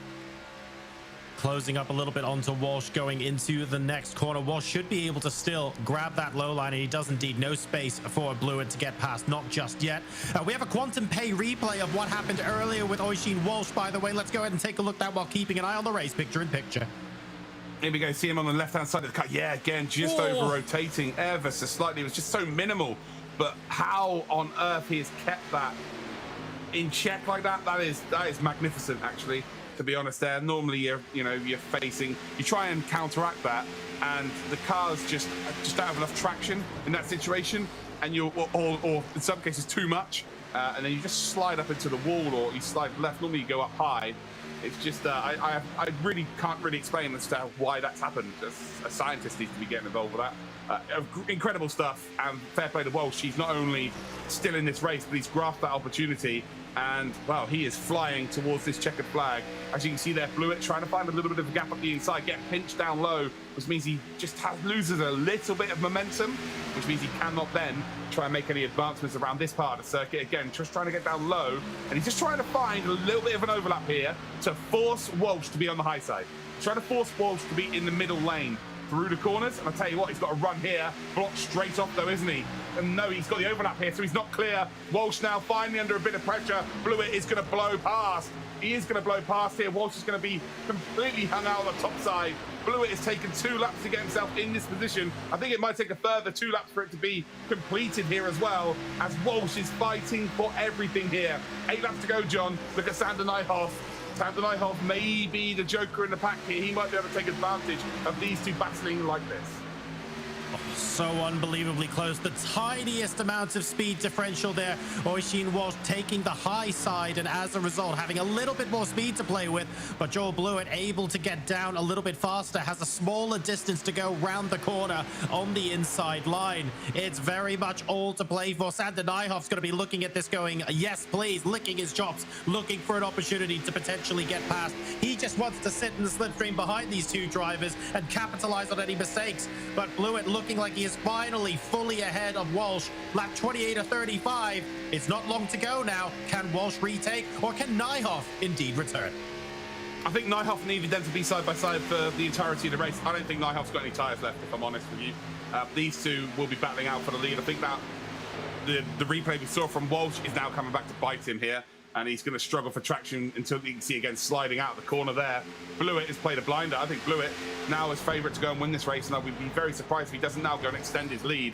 Already again, Walsh isn't even in the position to even nibble up the inside to try and force an opportunity at this stage of the race. So I think Blewett has played an absolute blinder. Timu Toika, 1.4 seconds behind the group. Has he got anything left here? Potentially, he was up to 2.5 seconds. So he actually has caught up to the group. You can see on the high side now is Sander Nijhoff. So Nijhoff's just trying to get something working, trying to find something that's going to help him potentially close up to the front too. But they're all struggling now for tyre wear. It's all about whether you can just keep your composure. But look at Blewett now. He is blowing the field away here. Superb stuff. On board now with the number 17 car of Joel Blewett. Started in 6th place and now in P1. That's the biggest number here in the data-driven insights powered by Splunk. That's what you want to see. P6 on the grid, currently leading the race. And if things stay as they are, he will be the person in the best position to contest the grand prize here at the grand finals of the Logitech McLaren G Challenge. 4 laps to go. Sander Nijhoff then coming back to Walsh here. Again, I knew Walsh was going to be struggling at some point near the end of the race. Just almost impossible after the save that he produced earlier on. It just would have killed the temperature. Again, for anyone watching at home that's not really accustomed to iRacing, tyres are everything. It is absolutely everything within this game. You've got to wrap them up in cotton wool. It's simple as that, effectively. And actually, Nijhoff then running up the high side, just trying to get something going once again. Drops a little bit too far back now. He's trying to get a longer run here, effectively, but it's just not quite. I don't think he's quite got enough laps to really work with. Joel Blewett, though, he's taken his full opportunity here, and I said it, you know, anybody could win this race. Anyone can win race 1. Anyone can win race 2. It's all about when you get that opportunity presented to yourself, you take it on. Blewett, it took him 4 laps, I think, in the end to finally get past Walsh. Walsh defended valiantly, and it just wasn't enough. Blewett has just waited and waited and waited. He's stuck in P3 for most of this race. And when the opportunity presented itself, he has just got both hands there and said, thank you very much. I'm taking that on. No problem whatsoever. Just a couple laps left remaining now. And I mean, even if you're not finishing in the top 2 here, it doesn't necessarily mean you're out of the running for the championship. You said it yourself earlier, Luke. It's possible that we have a completely different top 3 in race 1 and race 2. So it's still very much wide open. But what a race for Joel Blewett from P6. Yeah, incredible performance, but Walsh has got to consolidate in the fact that that mistake at the start has cost him at the end here. If he doesn't make that mistake again, very much, he knows he's got the pace to be matching everybody in the field, if not be the fastest overall. So, yeah, expect to see him bounce back. Sander Nijhoff, can he potentially steal a P2 here with 1 lap to go, John? It remains to be seen. It does indeed. Nijhoff pushing Walsh all the way. There's the flag out for 1 lap to go. Nijhoff right on the back of Walsh. Walsh is half a second back from Blewett now. It's difficult to see him finding a way past there, but it's all about the battle for P2. Blewett from P6. There we go. It is on, isn't it? Walsh then again struggling with those tyres. Nijhoff trying the high side here to try and get that P2. Of course, the difference between them is 2 points if he can get it. Blewett, I think, is going to cross the line and take the victory here. Walsh then defending with everything that he has left. Has Nijhoff got the run here? I'm not sure he has. Joel Blewett's going to take the checkered flag, though, for race number 1 of the Emea finals here for the Stock Car Challenge. Walsh just about holds Nijhoff off. Timu Toika thought he was going to have a bit more in the tank, but unfortunately just didn't. We've got Sedrati finishing in 5th, Malatza in 6th, McKeown, IFL Dano, and Thomas then are going to be your 9 drivers. But Blewett, he waited, didn't he? He waited for the opportunity, didn't try and push anything, didn't try and manufacture something too crazily, and then just wait. That door was open just ajar ever so slightly, and he just burst through there. P6 to P1, Jesse. Again, not something we necessarily predicted before the start. It is as wide open as it gets, and that race proved it. Absolutely. The beauty of stock car racing. That was so exciting. And you know he was excited. He kind of started his burnout there around turn 4 before he even got back to the front stretch. But of course, congratulations to Joel Blewett on the win. Guys, what are your initial takeaways there after race number 1 for the EMEA division? Luke, let's start with you. What do you think? Well, it just backs up the claims that anybody can win from any position on the grid. You know, like John just said, 6th position to P1. It's ridiculous. I think, you know, only the top 4 really have a chance of going out and winning now from this point because, you know, the way the point structure is working. But who's to say that someone from, you know, IFL Dana, for instance, P9, could he go out and win a race? Absolutely. He's beat these drivers all before. It's as simple as that. You know, Walsh has got to be going into the second race feeling very good about himself because he probably shouldn't be in this position. Those tires were definitely going to be overheated because of that incident that happened on lap number 2, him saving himself in P2. And for him to hold on to P2 for the entirety of that race, he must be going into race number 2 with bags of confidence. Maybe not as much so as Blewett, but yeah, you've got to be feeling pretty good about yourself if you can, you know, maintain that kind of pace with, you know, the tires being on fire effectively. John, what did you think? Any initial takeaways from that? I want to echo what Luke said. First of all, it's wide open. But secondly, the fact that Oisin Walsh managed to make, frankly, what should have been a race-ending mistake, saved it and got back into P2, speaks volumes about his character as a racer. And while Blewett has got the points advantage going into race number 2, I feel like the momentum, I feel like the confidence should be with Walsh. I can't wait to see those two battle it out one more time. A lot of drivers should be feeling confident. I was just going to say, a lot of drivers should be feeling confident heading out of that one because, as we both mentioned, this is a points game. So whether you win the race or you finish well, there's a lot of guys that are looking to make something happen here in race 2. But before we get there, let's take a look at the results from race number 1, sponsored by Splunk. Joel Blewett, your winner, earns those first 15 points of the day. John, as you mentioned, Walsh recovering for that second place finish for 10 points. Sander Nijhoff started on the pole. Nijhoff finished with 8 points in the third place position, with Timu behind him in 4th. Sidrati in 5th. Malacca in 6th. Luke McCown in 7th place. Marco Iafaldano in 8th. And Daniel Thomas rounding it out in 9th. All right, let's take a look at the replays. Luke, bring us the action. Well, yeah, it was the story of this. Walsh, how he's managed to hold on to that. Toika losing out eventually. But you see that the number 4 there is just in the wrong place at the wrong time, effectively. Is just not the place to be in. Walsh, how he saved that, how he's managed to be fighting for the win for the entirety of the race is just completely beyond me. Toika's actually the number 7 there, as you can see on the outside. A bit of contact here, actually. Oh, yeah, there was. Into the wall we go for the number 60. That is not ideal in the slightest. Don't want to be there, but didn't lose too much momentum, actually. Kind of got away with that. That normally would be, you get the flaps on the top of the car poking up in the end, you're facing the wrong way. So, yeah, fair enough. And then this battle at the background was the back 4. They were battling every single time. We saw McKeown here and the number 57. Every single time they were like having contact with each other. It was really interesting. This was the move, the key move for the race then, where Blewett just, it took him 4 laps, I think, in the end. He just found that gap up the inside, just forced Walsh to be on the high side, and with overheated tyres already, Walsh was always going to be, you know, second favourite to really continue and hold on to that lead. And once Blewett got out into the lead, it was incredible. I do want to mention Sander Nijhoff here. He was outright fastest in qualifying, and he went out too hard too early. He has to have learnt from that. So don't count Sander Nijhoff out. If he's learnt his lessons from race number 1, expect to see him in and amongst it going into race number 2.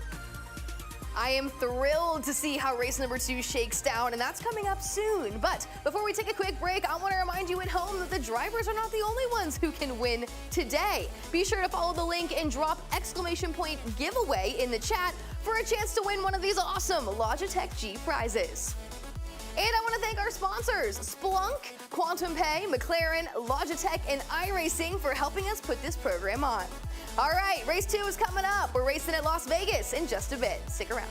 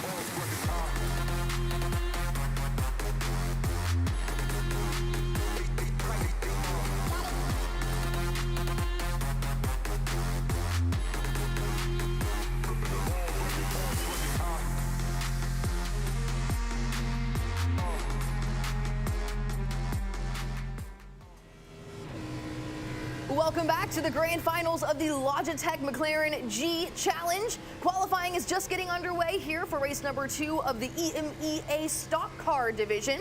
I want to remind you at home that you can tweet at us using the hashtag Logitech G Challenge. Send us your questions, let us know who you're cheering for. Just tweet at us. Let us know what you think about this weekend. All right, guys, qualifying has started. Gentlemen, what do you have for us? We are now moving on to race number 2. It's the Las Vegas Motor Speedway. And you know what, Luke? We've been teeing this region up as anything can happen, and we are still firmly of that belief, aren't we? Well, we've just had a 10th driver appear from nowhere. So, yeah, anything can happen. Lukomski's made it. So, yeah, hopefully we'll hear exactly why he wasn't able to race in race number 1. And that is so unfortunate, though. Something serious must have happened for you to, you know, be omitted from race number 1 of a final like this. Yeah, that's brutal. Not well, really. Zero chance of winning, right? I think so, but still plenty of opportunity to throw a cat amongst the pigeons. I suppose the worst case scenario would be now if he goes out and wins it, knowing that if he was simply present in race 1, he could have challenged for that. But step number 1 of that is still to win it. So ultimately, his goal is still to finish as high as possible here in race number 2. We'll wait and see what he can do around Las Vegas. Oh, Joel blew it. Look at that. 30.467 and backing up his race win. Yeah, Timu Toika's up there, 30.476. But IFL Dana, again, it's a strange one. You don't know what to expect, really. It's like Jekyll and Hyde, isn't it, for Timu Toika, for IFL Dana. Is he going to bring his A game, or is he going to bring his B game? And in race 1, it was very much the B game. In race 2, it's looking very likely that it might be his A game. Luke McKeown up into 3rd position, was battling right at the back in race number 1. Lukomski wasn't even in the race. He's up to P4. And we're looking here at Walsh and Sand and Nyhoff. They're in P8 and 9, and yet to get a lap time in. Walsh has gone up, well, he's 8th position. Nyhoff's only good enough for 10th spot. So again, I was expecting to see the whole grid being chopped and changed, but very much like Latin America we saw yesterday with the sports car challenge. One driver, if they can grab hold of this opportunity, they can gap the field. Joel Blewett is being that driver. Joel Blewett and Timu Toika at the moment in a provisional P1 and P2 is exclusively the reason I don't need to get the abacus out at this point, because otherwise it does look like someone took all the drivers' names, threw them up in the air and went, hey, let's pick a name at random. Oisin Walsh says absolutely not, alongside Sander Nyhoff though. Both of them with 130.2s, 130.4s even. Joel Blewett now in P3. You get so excited, John. You've added a minute to their time. It's a 30.419 for Walsh. Nyhoff then has done a 30.449. If you're doing a 1 minute 30 around here, you must be in a golf buggy of some sort. Yeah. Well, at the death, the 3 strongest drivers, maybe the 4 strongest drivers who we said coming into this will be up there. They are well indeed up there, aren't they? They are, yes. And I'm not actually sure what I was hoping for more, but there were 2 ways this story could go, right? We could see the same drivers out front, maybe mixing it up, maybe in a slightly different order. Or we could have seen 4 completely different drivers occupy the front 4 positions. And Walsh, Nyhoff, Blewett, and Toika here are basically showing that no, this isn't a one-off. Yes, it's wide open, but we're consistently that tiny bit faster than everyone else. And this is why the difference between A game and B game here, I mean, if we could even call it that, it's less than 0.2 of a second. The entire field is less than 0.2. This is incredible. Yeah, and then factor in the result from race number 1 where Blewett started P6. So anyone really could still come through and win, you know, just because the front 3 are the front 3 from race number 1 in terms of results. Don't be surprised if someone comes through the pack here. Luke McKeown will feel like he's got a point to prove after race number 1. Definitely, and any driver that was in that backpack of 4 as well, they were just fighting so hard together, they lost track of the front group. So they'll feel like if they can tag along with the front group, they're going to stick around for the whole race. But again, once you get sort of disjointed from the front 3, 4, 5, you're kind of in no man's land, aren't you? So expect anything still to happen here, John. This is super exciting. Jesse, we're measuring these gaps with micrometers right now. This is absolutely delightful stuff, setting us up well for race number 2. It absolutely is. They have done nothing but bring excitement here in the EMEA division so far. I'm thrilled for race number 2. If race number 1 was any indicator of how things are going to go, race number 2 is going to be spectacular. You know, I have to wonder though, and John, maybe you can tell me, where's the line here between being cautious and understanding that you want to be that guy there standing at the end, but also being aggressive enough to put yourself where you need to be? quite honestly, it's possible that some of the drivers at the front of the grid might have thought it wasn't quite their best lap, and maybe the drivers in P9 and P10 are thinking that was super aggro. I've literally got nothing left to give. There's almost no way for us to be able to tell without seeing the webcams and understanding exactly what the body language of the drivers are like, because quite frankly, they're so close together that these sort of, it makes a tiny difference at this level. They're so incredible. Let's take a look now at what exactly these drivers are going to be dealing with here today at Las Vegas Motor Speedway. John, what do you think about these track conditions? Well, we've cooled down a grand total of ½ a degree as far as the track conditions are concerned.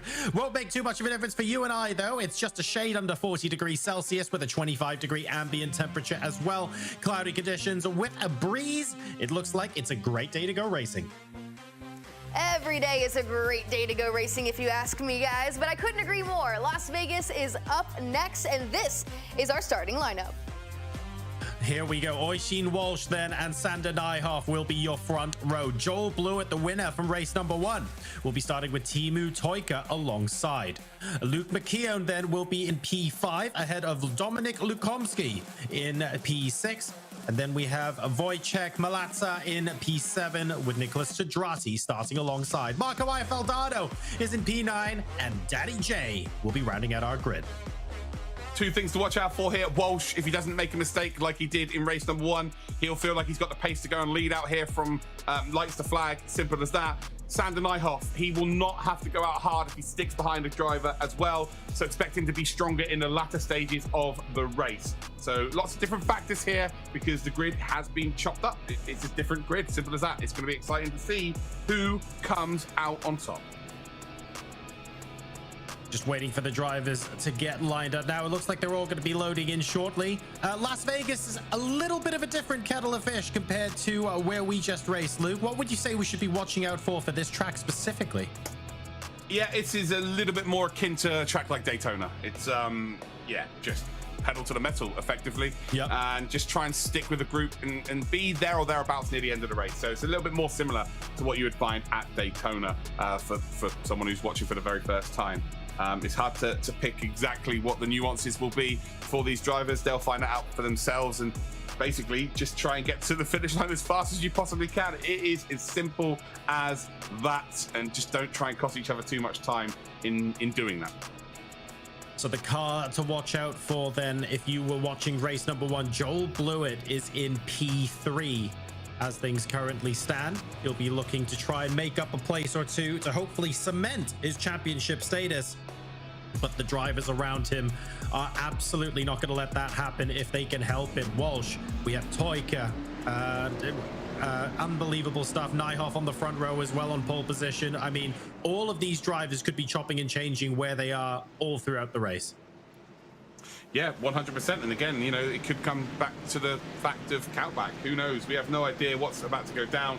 These drivers are as closely compact as you would want them to be. This is fascinating stuff here, John. This is what we want from every final, right? We want it to be unpredictable. We want it to be the fact that we have zero ideas what the outcome's going to be. We've actually had 3 championships now across this weekend. Out of 6 effectively, because this is the 6th one. So 50% where one driver's won both races. We obviously don't want that to happen. As a neutral fan, every single driver here would want that to happen for them specifically. So yeah, sure. I think this is just a whole different kind of fish, and this is what, you know, this is why I do this as a job. This is the best part. So we are about to go live with race number 2, ladies and gentlemen, here in the Stock Car Grand Finals at the Las Vegas Motor Speedway. Still behind the pace car, of course, as the drivers get ready to start this race.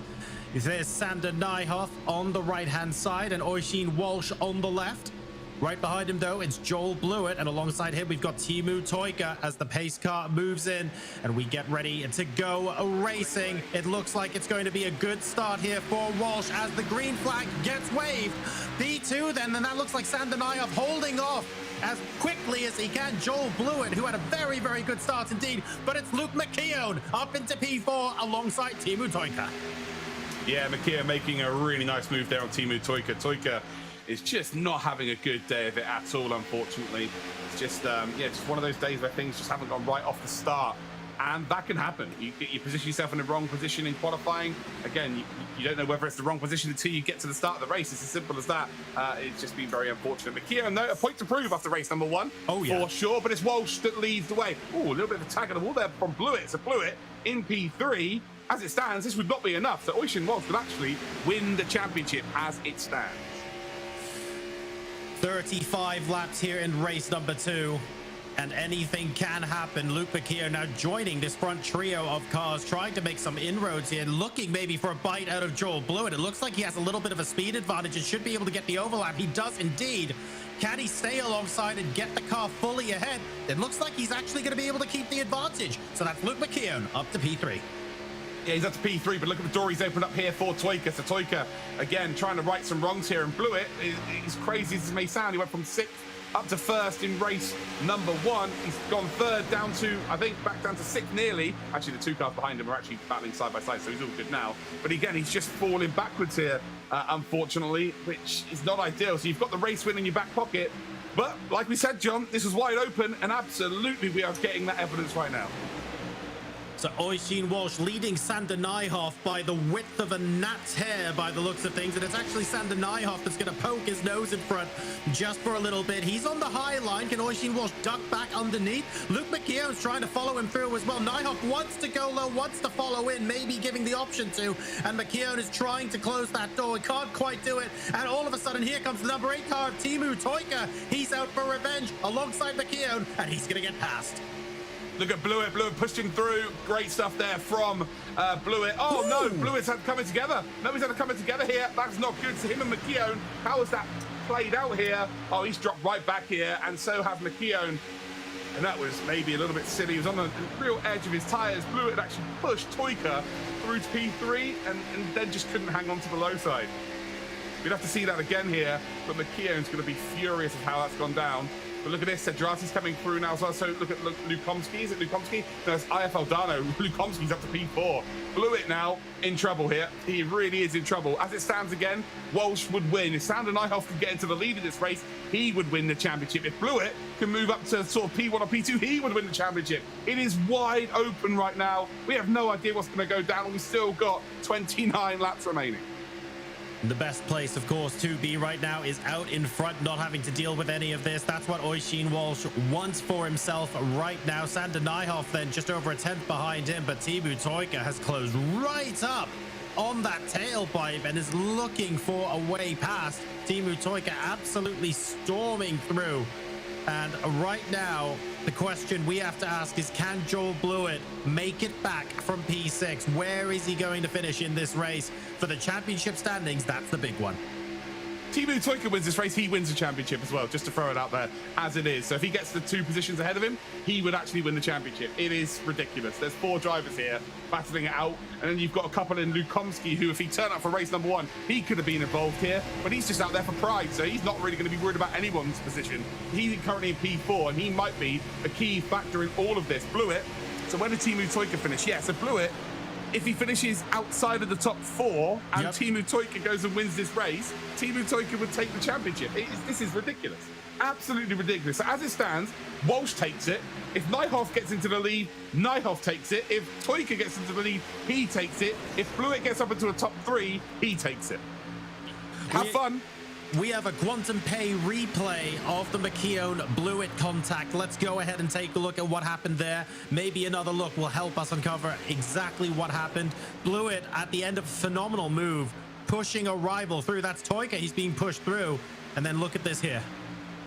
Yeah, he just goes up high. Oh, no, does McKeown drop down low? Oh, I think there's a bit of 50-50 there. It's a bit of both, isn't it?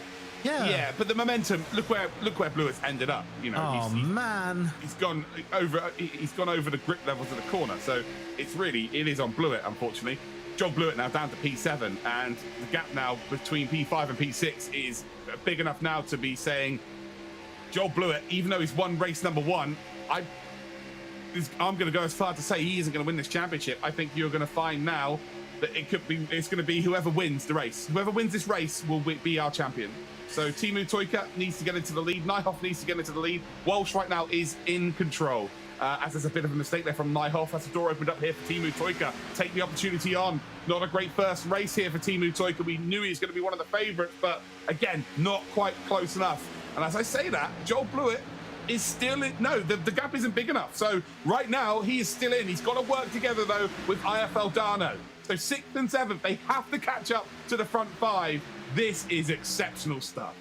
I think Joel Blewett might not be able to come back and win this race, but he might be able to work with IFL Dano or another driver to potentially push his way up into something like a P4 or P3. If he can do just enough.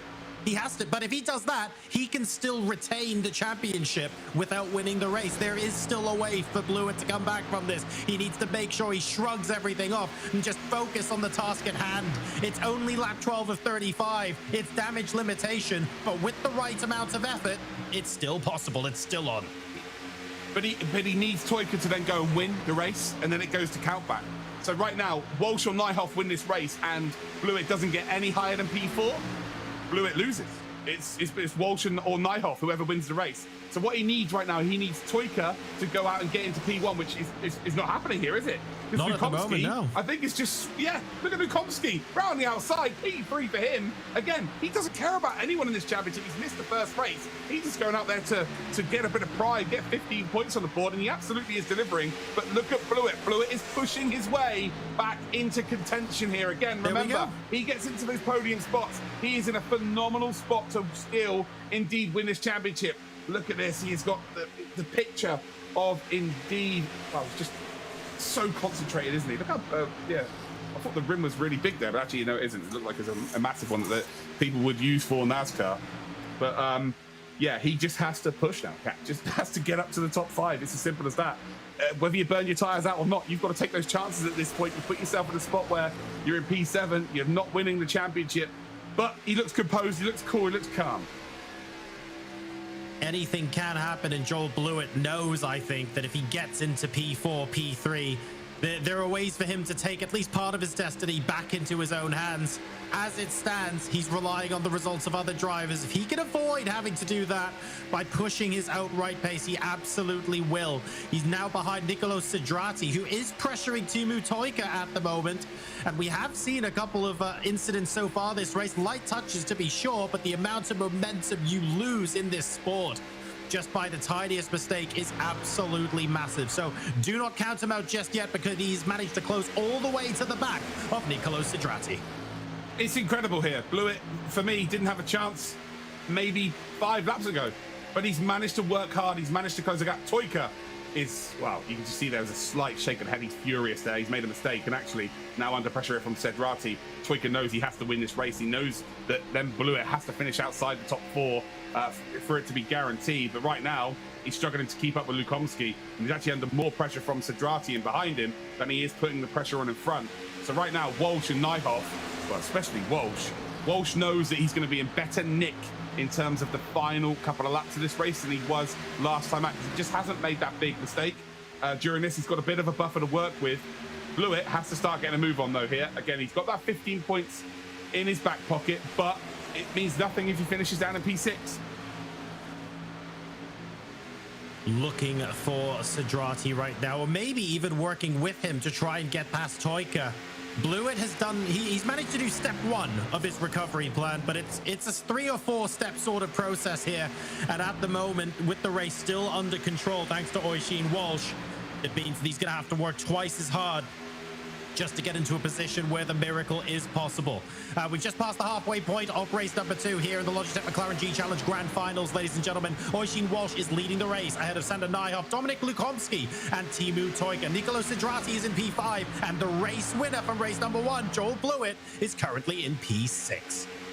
Yeah, as it stands, Oisin Walsh would be on 25 points, Joel Blewett would be on 20 points, and Sander Nyhoff would be on 18. So if Joel Blewett gets 1 position, he would move up onto 19 points. If he gains 2 positions, he would move on to 20 points, but then the gaps get smaller. So if he then moves up to P3, he would be gaining 4 points. So he'd be on to 22, but Walsh would still be winning here. Because Walsh was in the podium spots in race number 1, and same with Sander Nyhoff, it makes it very, very difficult. So again, Blewett has to take this either into his own hands, or he has to hope that Teemu Tuikka makes something happen here. And I'll tell you what, Blewett is taking it into his own hands then. See Cedrati trying to make a move. Oh, it's 3 wide. No way, that's working out well here. Teemu Tuikka's G challenge is over. Oh, the slightest of contact there. Blewett makes it 3 wide, and I'm not too sure that Tuikka had any idea it went 3 wide. He's not recovering from that, but Joel Blewett, he didn't do a lot wrong there. He held the low line. He did exactly what he needed to do, and now he has to push towards the front 3. He cannot be dilly-dallying around here and lose touch with Lukomski. Again, P4 right now is not enough because of who is in P1 and P2. I'm going to throw one more spatter into the work here, Luke. I think Joel Blewett wins if Lukomski comes out of nowhere and wins the race. Lukomski didn't participate in race number 1. If he takes those 5 points away from Oisin Walsh and Lukomski wins this race number 2, I think that hands the championship to Joel Blewett. Yeah, 100%. Yeah, if Lukomski goes out and wins this race, then Blewett stays in 4th. He has to go to 4th, though. He's already dropped the position, so he got to 4th momentarily, but now Cedrati's in that key position. So Blewett has to find one spot here, has to hope that IFL Dano has not got his A game, like we were saying in qualifying, and he needs Lukomski to go out there and win the race. Lukomski has looked the most calm and composed, maybe apart from Oisin Walsh, out of everybody here. So what sort of magic can Lukomski provide here? And how crazy is it that he didn't make race number 1, he then makes race number 2, and you know now could have a massive, massive part in how this championship unfolds.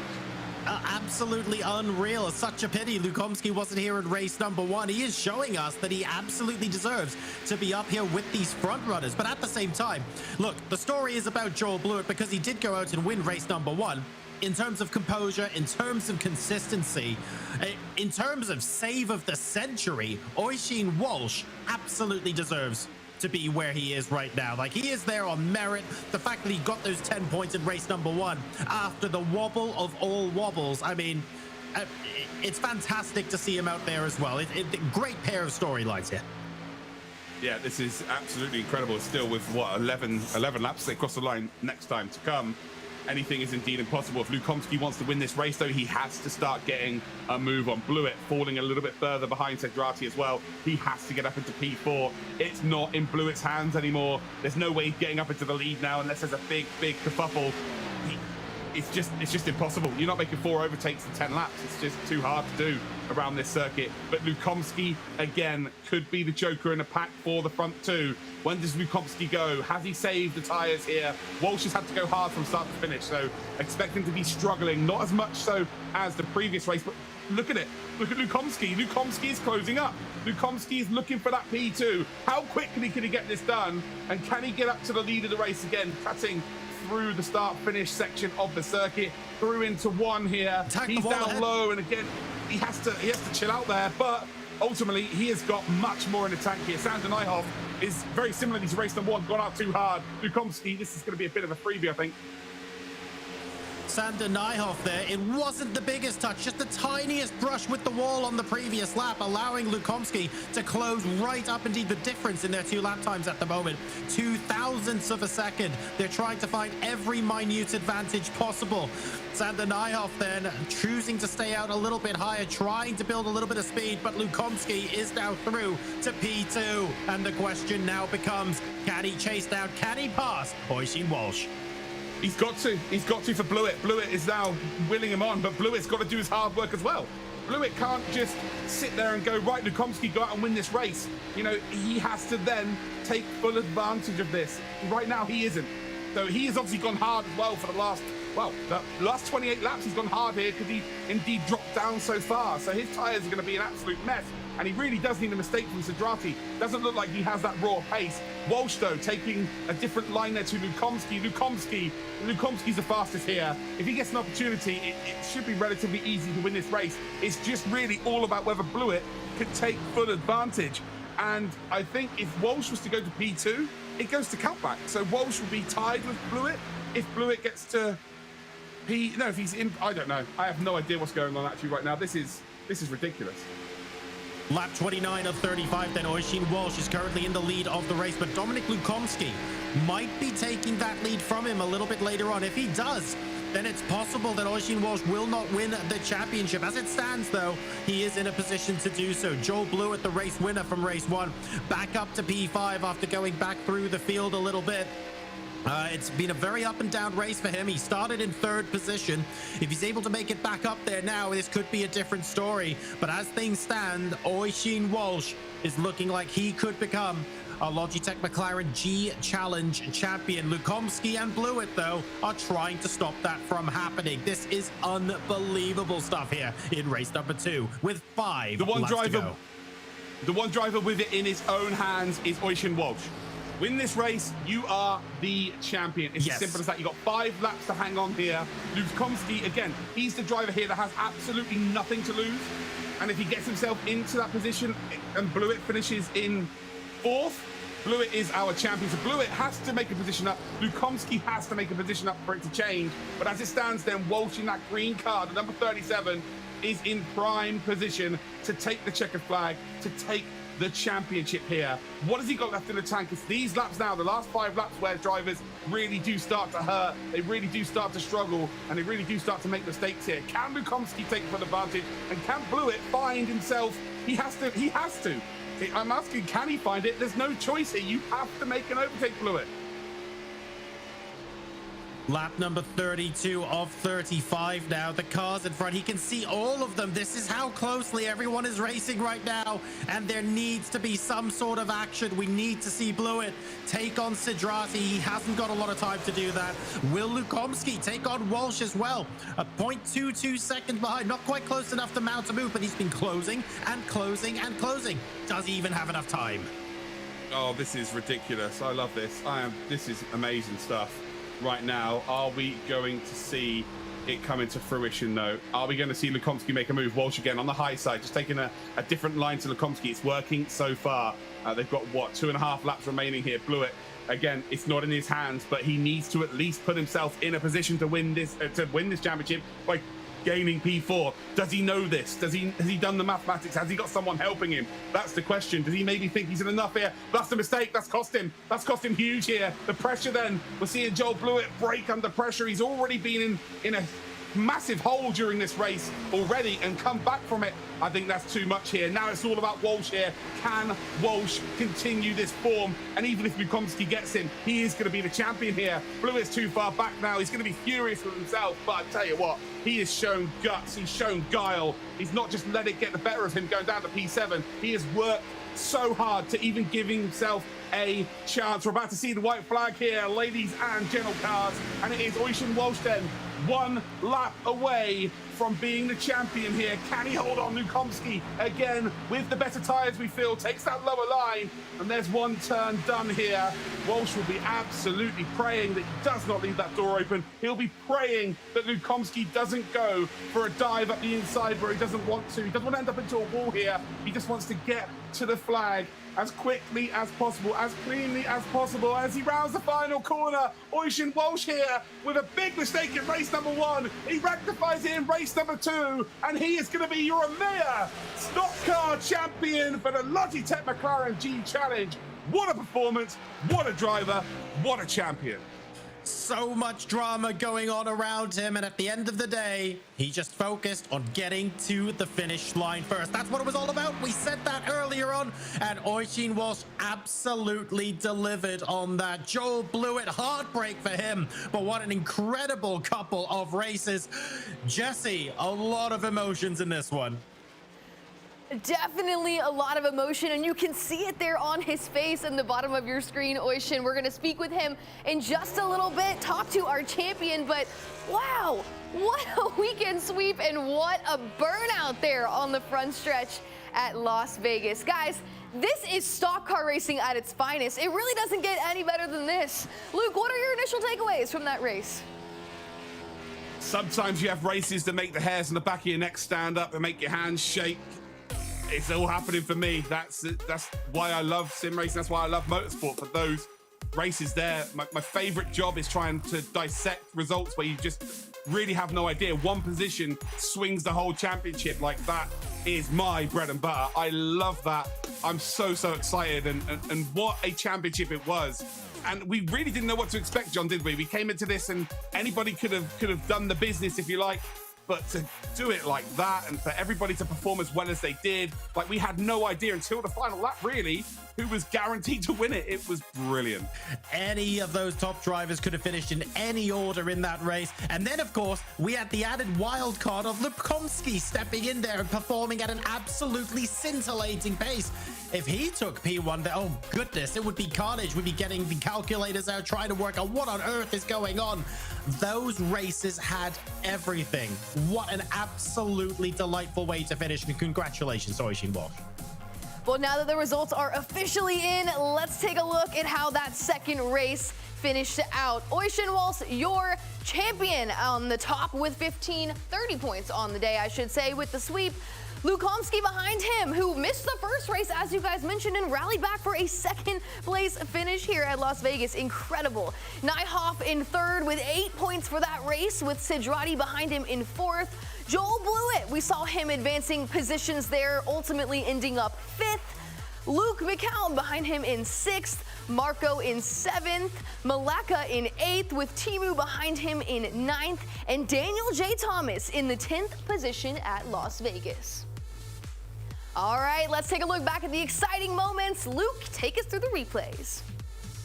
Well, where do I begin? Walsh just got out the gates really strongly, and it was a case of, like I said, from race number one, if you don't make that mistake where you cook your tires early in the race, he's definitely got the pace to go out there and lead from the front and take it. But it wasn't that simple. We saw position changes all over the place. Here's Blewett then, indeed pushing Timu Tuika past McKeown, but he just wasn't able to hold this corner here. And this is the first mistake from Blewett.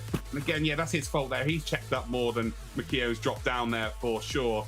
And then we see Lubkomski here coming out of nowhere. What could it have been for Lubkomski if he was in race number one? That's the big question, really. Again, Walsh isn't going to care too much here. Then it was the 3-wide move here again. Blewett has to go for it. And what happens here? Oh, again, Blewett just pushes Sidrati up ever so slightly. Again, for me, that's on Blewett. He's not held his line. And poor Timu Tuika, that was his G challenge over. And then we saw this IFL Dano trying to make a move there on Blewett. And this is where Blewett, I believe, just gets jet washed up into the wall here, trying to hold onto that line. You see the rear just stepping out. Lubkomski making that move for P2. And then you thought, well, is he going to chase down Walsh? Is he going to give Blewett the chance to win it? Well, it wasn't quite enough. This is the mistake from Blewett that really cost him in the end. He was closing up, but yeah, just one corner too many of overextending, if you like. And there he is, Oisin Walsh, giving us some smoke here. A very worthy champion, but it was a very worthy championship. All 10 drivers really delivering at some point. They've all had their G Challenge moment. Just a brilliant, brilliant set of races. Absolutely, and a deserving champion, as you mentioned, is joining us now. Oisin Walsh, congratulations. You are the G Challenge champion. Oisin, describe the emotions that are coming to the forefront right now. Yeah, it's a whole lot. I didn't expect to win. Especially after the first race, I was not trying my best in the first race. That was pretty atrocious. I almost murdered Timu at the start, getting loose, and then burned my tires off way worse than I wanted to.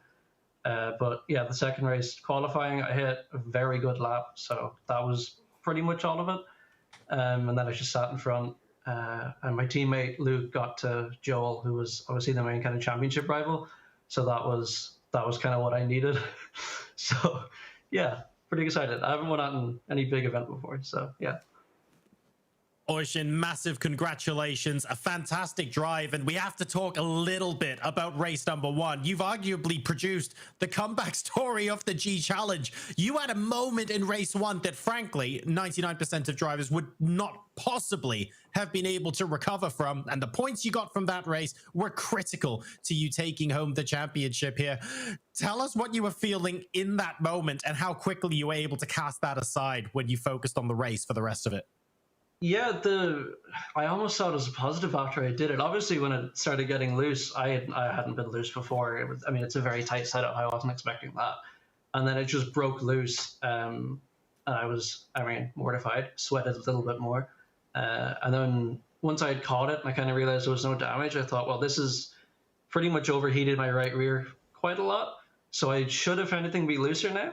And I think it possibly did even help a bit, because I'm usually quite bad at saving my right front, and then with that, it helped quite a lot, which is quite bad to say because I was still very tight by the end of the race. But It works. I pulled some questionable moves in that first race on Sander, trying not to get beat. But yeah, it worked out in the end, so it's okay.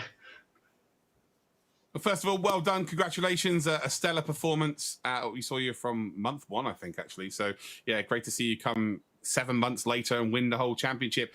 What were your feelings when you saw Lukomski, who's a bit of an unknown quantity considering he wasn't in number 1, coming through the relative with 15 laps to go, making up to 3rd, then up to 2nd? Were you worried at any point?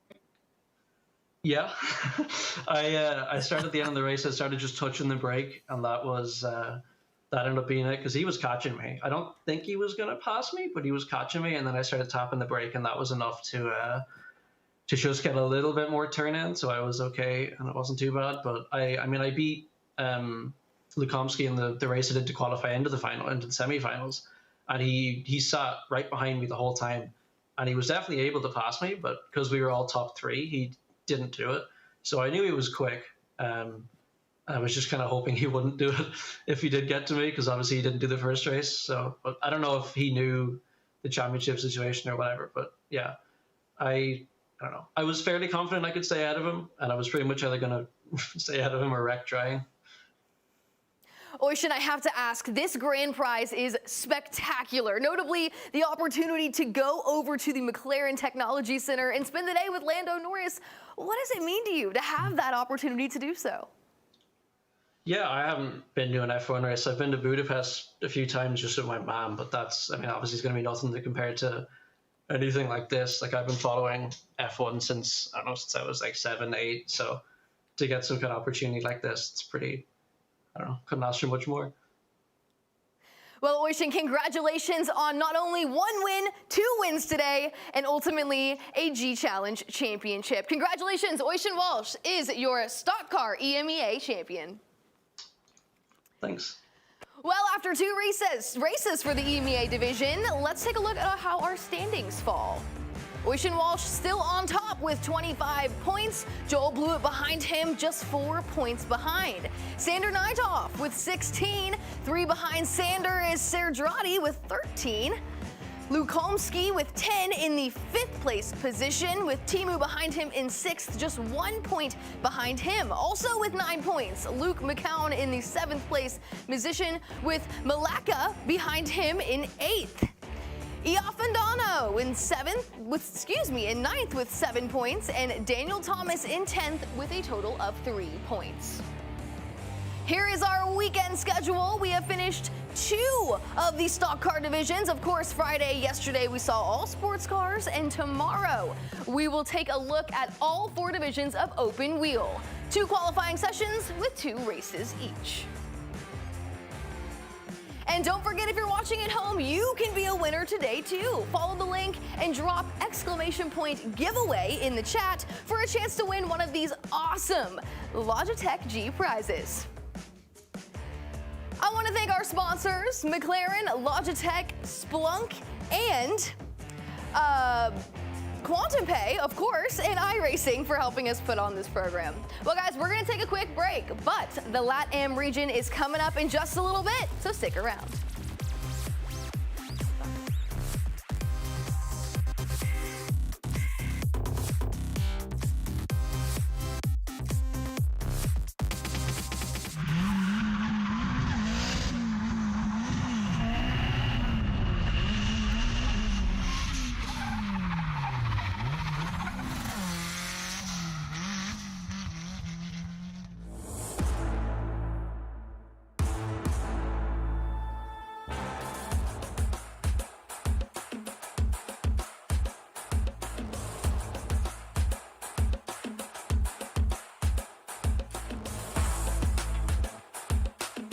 プロフェッショナルドリフトドライバーの田口和也です。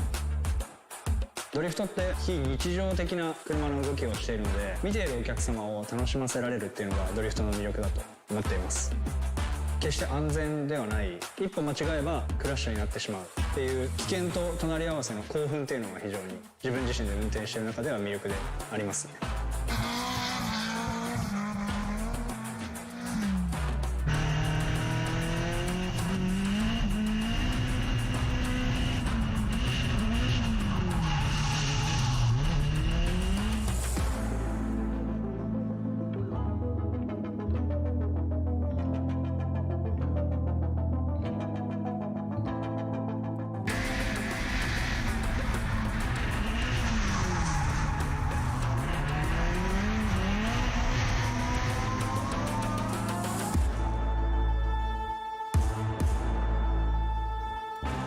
僕のレースの会場だと普段は一般道として使われている普通の道でレースをすることがあるんですけど、物理的にそういったところでは練習をすることができないんです。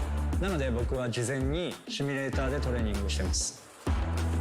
いかに自分が掴んでいるステアリング、そしてペダル、さらにはシフトが今車がどのような動きをしているかをどのくらい伝えてくれるかっていうのが非常に重要なんですけど、 G923 はステアリングを通して車の動きのフィードバックをリアルに伝えてくれるのでトレーニングに重宝しています。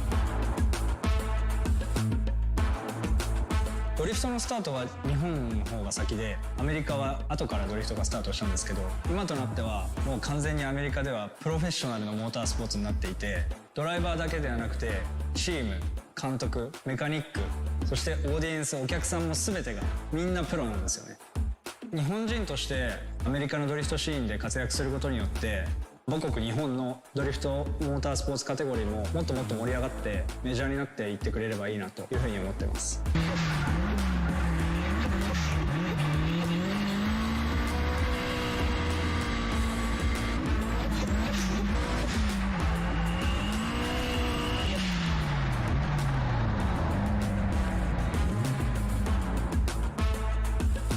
G923 は僕にとっては欠かせない存在ですね。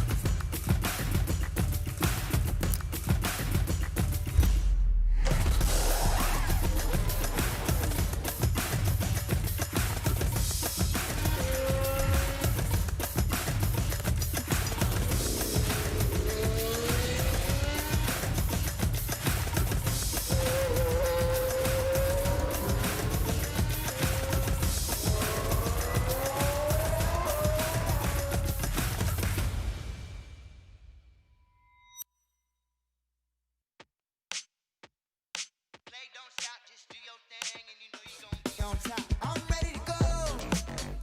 Feeling like a million eyes on me. I'm unstoppable. If you go against me, then you better compete. Yeah, yeah. Why you keep knocking at my door? Came to fight, yeah, that means war. Gotta level up, wanna settle the score. Yeah, feels a lot better than it did before. What you brand new, yeah, it's time to go pro. Go beast mode, better find a cheat code. On my throne, now I'm in my zone. Man, it looks better than it did before. I said if play don't stop, just do your thing, and you know you gon' be on top. It's my game, it's your game, and let the whole world watch. I said if play don't stop, just keep it going, and you know you gon' be on top. It's my game, it's your game. Go ahead, let them talk.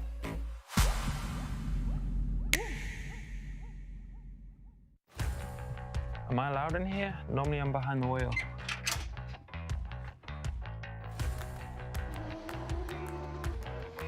The beauty of esports is that anyone can experience the adrenaline of Formula 1 for themselves. Just grab a gaming setup, put it onto drive, and let the data guide and help. Hi, I'm Lando Norris, and you're about to experience the art of data.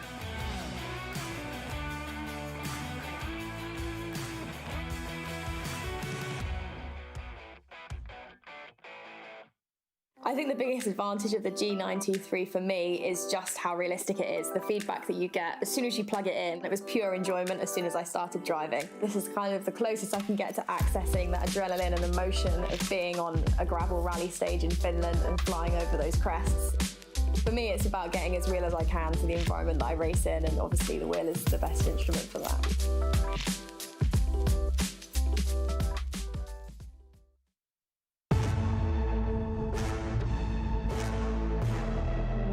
If you seek greatness, let nothing stand between you and the win. Zero distraction. Zero doubt. Zero opposition.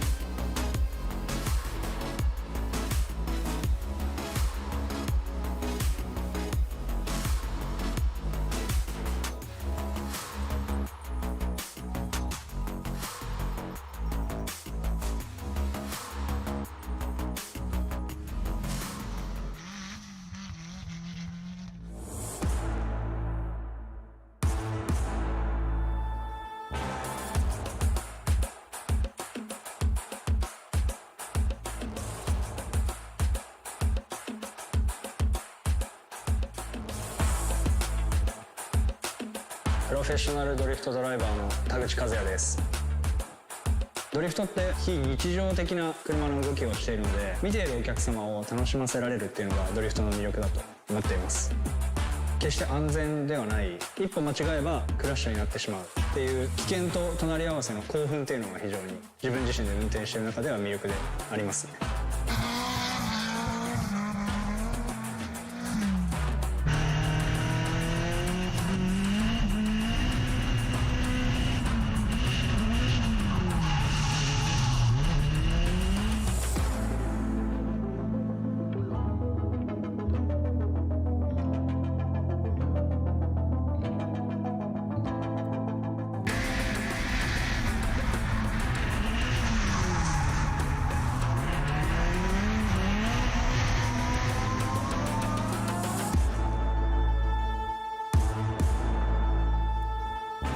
僕のレースの会場だと普段は一般道として使われている普通の道でレースをすることがあるんですけど、物理的にそういったところでは練習をすることができないんです。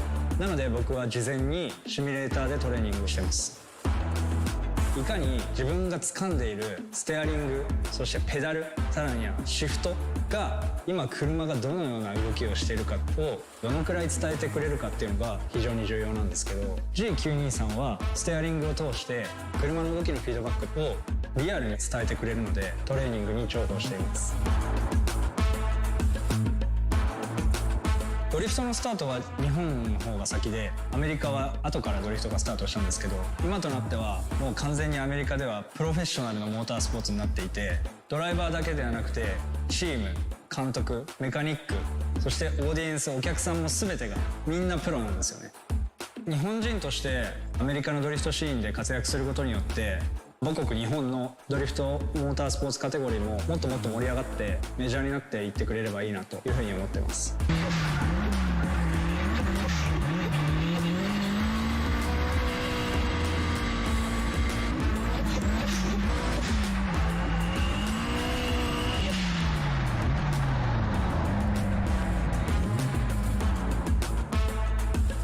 G923 は僕にとっては欠かせない存在ですね。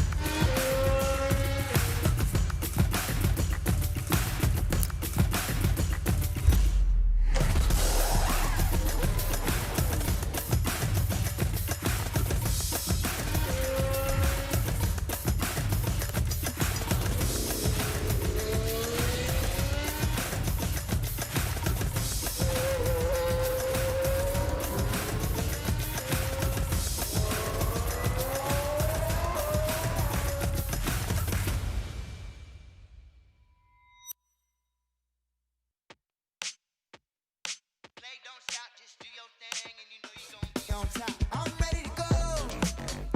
Feeling like a million eyes on me. I'm unstoppable. If you go against me, then you better compete. Yeah, yeah. Why you keep knocking at my door? Came to fight, yeah, that means war.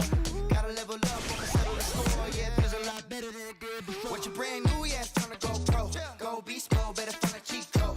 On my throne, now I'm in my zone. Man, it looks better than it did before. I said the play don't stop, just do your thing, and you know you gon' be on top. It's my game, it's your game, say it now, and let the whole world watch. I said the play don't stop, just keep it going, and you know you gon' be on top. It's my game, it's your game, go ahead, let them talk.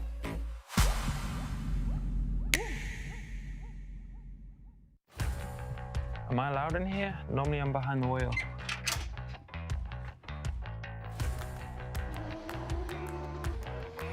The beauty of esports is that anyone can experience the adrenaline of Formula 1 for themselves. Just grab a gaming setup, put it onto drive, and let the data guide and help. Hi, I'm Landon Norris, and you're about to experience the art of data.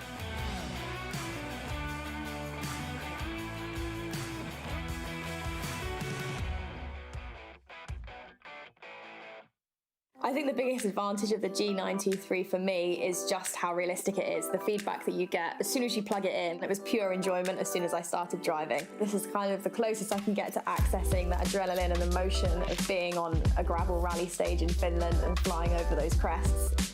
For me, it's about getting as real as I can to the environment that I race in, and obviously the wheel is the best instrument for that.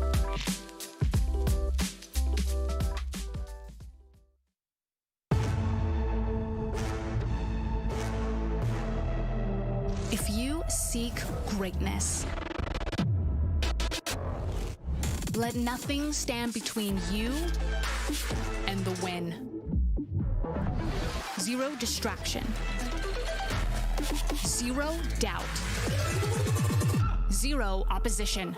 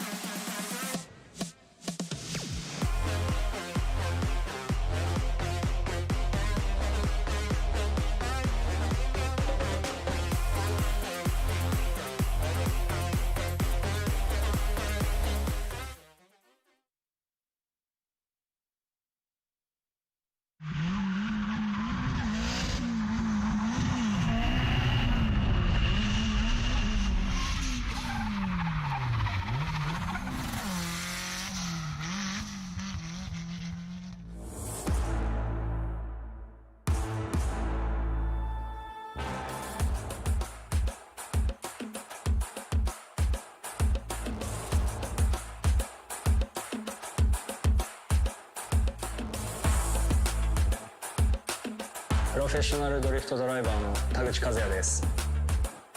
ドリフトって非日常的な車の動きをしているので、見ているお客様を楽しませられるっていうのがドリフトの魅力だと思っています。決して安全ではない、一歩間違えばクラッシュになってしまうっていう危険と隣り合わせの興奮っていうのが非常に自分自身で運転している中では魅力でありますね。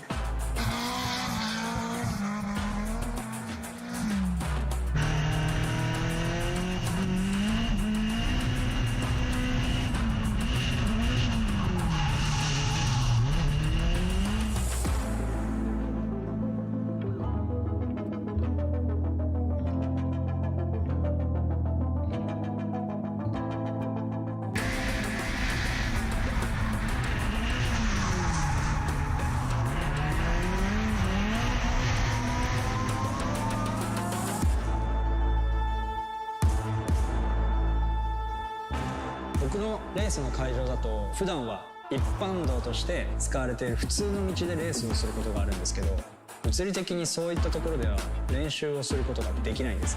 なので僕は事前にシミュレーターでトレーニングしてます。いかに自分が掴んでいるステアリング、そしてペダル、さらにはシフトが今車がどのような動きをしているかをどのくらい伝えてくれるかっていうのが非常に重要なんですけど、 G923 はステアリングを通して車の動きのフィードバックをリアルに伝えてくれるので、トレーニングに重宝しています。ドリフトのスタートは日本の方が先で、アメリカは後からドリフトがスタートしたんですけど、今となってはもう完全にアメリカではプロフェッショナルのモータースポーツになっていて、ドライバーだけではなくてチーム、監督、メカニック、そしてオーディエンス、お客さんも全てがみんなプロなんですよね。日本人としてアメリカのドリフトシーンで活躍することによって、母国日本のドリフトモータースポーツカテゴリーももっともっと盛り上がってメジャーになっていってくれればいいなというふうに思ってます。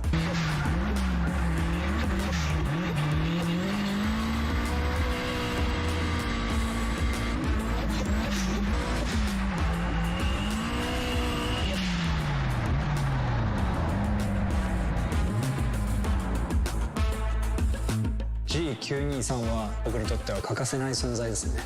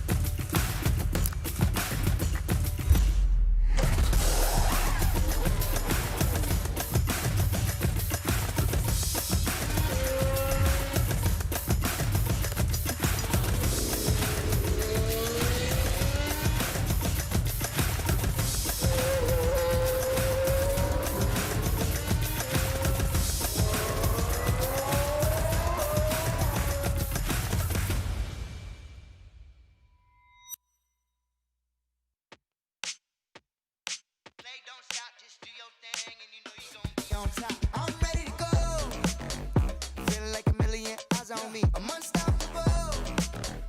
If you go against me, then you better compete. Yeah, yeah. Why you keep knocking at my door? You came to fight, yeah, that means war. Gotta level up, wanna settle the score. Yeah, feels a lot better than it did before. What you brand new, yeah, it's time to go pro. Go beast mode, better find a cheat code. On my throne, now I'm in my zone. Better look better than it did before. I said the play don't stop, just do your thing, and you know you gon' be on top. It's my game, it's your game, say it now, and let the whole world watch. I said the play don't stop, just keep it going, and you know you gon' be on top. It's my game, it's your game, go ahead, let them talk.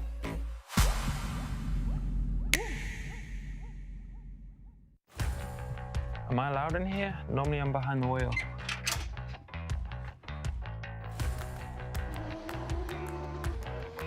The beauty of esports is that anyone can experience the adrenaline of Formula 1 for themselves. Just grab a gaming setup, put it onto drive, and let the data guide and help. Hi, I'm Lando Norris, and you're about to experience the art of data.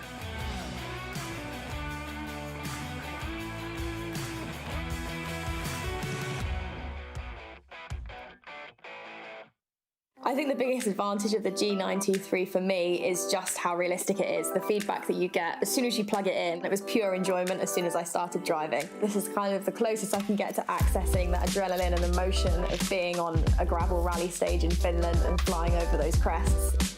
For me, it's about getting as real as I can to the environment that I race in, and obviously the wheel is the best instrument for that.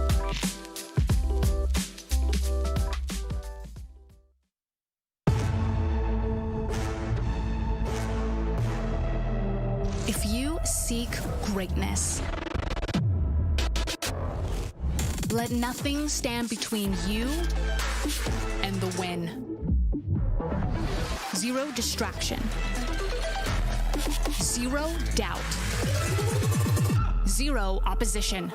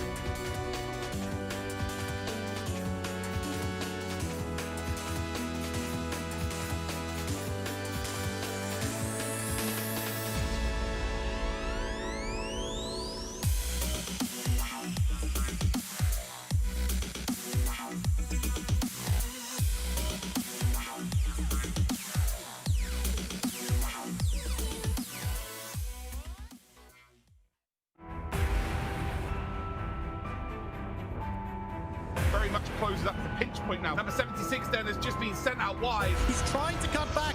Can he do it? He's going round the outside and Moore is holding.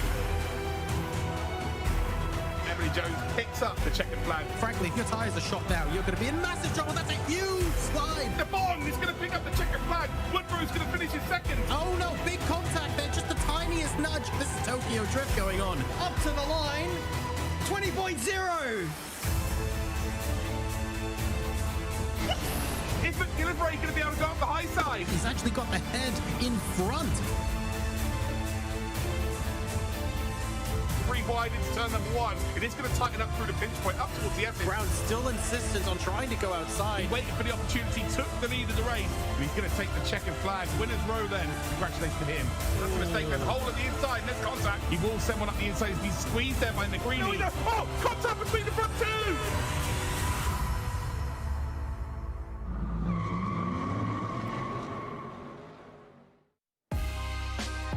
Welcome to the grand finals of the Logitech McLaren G Challenge. Well, this is it. This is the moment we have been waiting for, and drivers have been working all season long for this opportunity. This weekend, they will compete for the chance to experience the VIP McLaren experience and a bit of the $250,000 prize pool. So today it's all about the stock cars, and we're going racing all around the world in the NASCAR Cup Series Chevrolet ZL1. So I'm Jesse Punch, and here though to bring you all of the action, calling the races, John Sargent and Luke Crane. Guys, happy Saturday. It is great to see you. John, how are we doing this morning? Very good, thank you. The first half of today's races are now complete. We now have Latin America and North America. Really looking forward to seeing what LATAM has to offer. As I said before the start of the broadcast, the Rondoletto show is back, and I can't wait. Yeah, Rondoletto, look forward to seeing him today. But we're like halfway through the finals now. We've done 6 shows out of the 12. We see some incredible racing. We see some dominant performances. We've kind of seen everything now, and I'm expecting to see very much the same from the next 6 shows. Well, if you're new here and you've not tuned in to the G Challenge so far, here's a little explainer as to how our competitors got here this weekend to the grand finals. For motorsport enthusiasts, amateur and competitive drivers alike, the Logitech McLaren G Challenge has been the place to compete at the top level of sim racing since its launch in 2018. That's a huge slide, and I can't believe he managed to save that. Excitement and buzz swarmed around the series, from the white knuckle racing to the major prizes for those who could make it to the top. The winner of the Logitech McLaren G Challenge finals is Brandon Abraham! Champions not only won their races, but the opportunity to partake in on-track experiences and meet some of the best drivers in the world. The heart-pounding action and one-of-a-kind prizes are what keep aspiring racers from all around the globe coming back year after year. 2021 was a year of rebirth for the G Challenge. Graham Bunyan by 2,000th of a second with the race victory. Announcing a new format that included 3 different disciplines of competitive racing and a VIP grand prize that is a dream come true for competitors across the globe. This season has not disappointed. Each region has blown us away with the level of competition and, in some cases, domination. If Matt Danson wins this stock car race, Luke, he will have won every single stock car race in this year's G Challenge so far. The only driver who is perfect in the Logitech McLaren G Challenge, Brandon Hawkins, takes the checkered flag. We've seen outrageous overtakes. Oh, contact between the front two! Demonex taking Sawyer out! Crashes. Oh, whoa. That is spectacular. Oh no, big contact there. Battles. And while that's 1-1 for both of them, but ultimately 2 wrongs do not make a right. And flat out amazing racing at the highest level. Houlihan has made an unbelievable move through turn number 1. We have gone through 5 rounds of racing in 4 different regions across 3 racing disciplines. The top drivers from each round advanced to the semi-finals, where they battled it out across multiple races to finally make it into the top 10 and proceed to the grand finals, where everything is on the line. Now, the wait is over. The grand finals weekend is here. So strap in and join us as we crown our champions of the Logitech McLaren G Challenge. Get ready to race.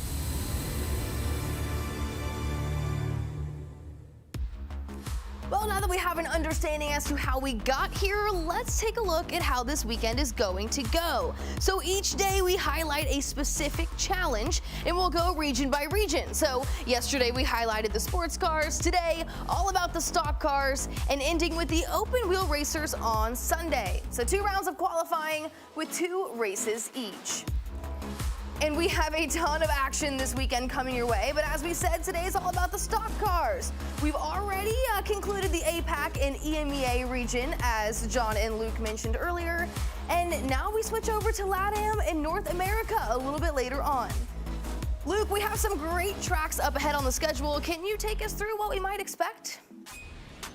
Asia Pacific, Emea, done, gone. Off you go. Now it's time for the Americas. And today, first of all, we head to Talladega and then we head to New Hampshire, our real first short track in New Hampshire. So yeah, a different challenge for these drivers for sure, but ultimately they've already done this over months and months and months, especially Rondeletto. He's been at every single month and he's been on every type of circuit. So they are well acclimatized to this, but it's a different challenge in itself. Well, this LATAM region has been coming back all season long in an effort to make it here to the grand finals. And if you haven't been keeping up, well, let's take a look back at the regular season and the drama that surrounded the journey.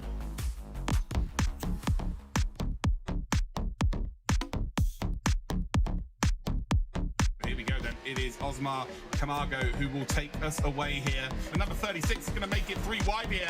Emiliano Dorso does make it 3 wide through the middle. Oh, what a move that is. But he's got to try and force the issue here as there's a tag on the wall there, and it's going to be easy pickings. It absolutely is. Marvin Bazan then has been patient for the last 15 laps. He now makes his way up into that qualifying spot. Rondeletto will take the checkered flag here, and he will take the victory.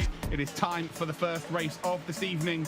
It's the LATAM region's turn. Massive mistake there by Yao Lima. Does not hit the apex at all. Leaves the door wide open. Oh no, big contact there. Just the tiniest nudge that absolutely compounded both cars in trouble. Oscar Camargo. This is Tokyo Drift going on. It is going to be a victory here for Emmanuel Lopez. Oh no, yeah. Two on the same time. The blue car went down low. The pink car has tried to avoid it. Read the situation really well, but then just checked up too high.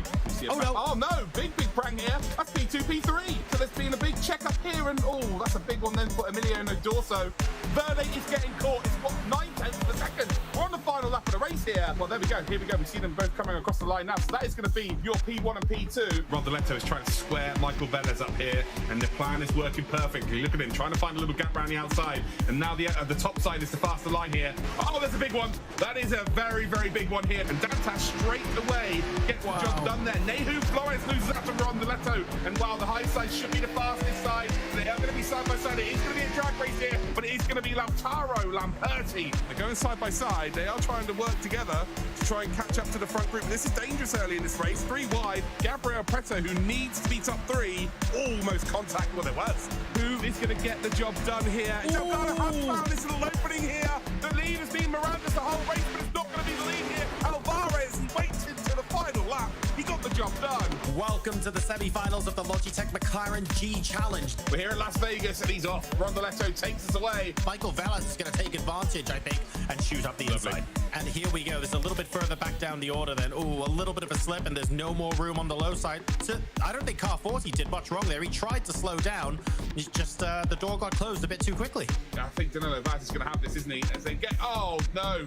Michael Velez has just dropped into him. That's all on Velez. Velez has just killed his chance. He's going for the squeeze, but I mean, that's just too much. Rondeletto, though, slides that rear out. They're about to come across the line. And I think you'll find that Rondeletto, we expected it. And well, he has absolutely delivered. Race 1 in the semi-final. We're now going to be going into race number 2. This time, we are at Charlotte. It is the second race, then, of 2 in the semi-finals. We are green light racing here in the Logitech McLaren G Challenge. It doesn't look like, actually, his position here might last for long. If Lamperti has anything to say about it, he comes up the inside to retake that 3rd position. Juan Mativ is down low here, and is that a case of Yeah, that's a case of him hitting that white and blue line. I said that was a problem. We actually have Nahun Flores down to 13th as well from 11 before. That's the attack. That's the number 40 and the 357 car. This is for the race victory.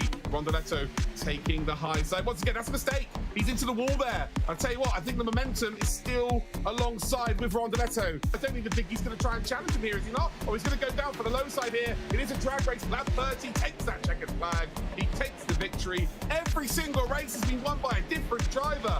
Oh, the G Challenge 2021. Oh, it's a thing of beauty.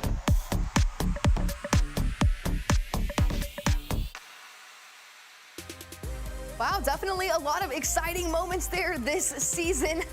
Let's take a look now at exactly how we got here, though. So to break things down even further, racers have been competing over the last 7 months to qualify for the semifinals. Today, we narrowed it down to 10 drivers from each challenge, and they will be competing in hopes to get the ultimate Logitech McLaren G Challenge Grand Prize.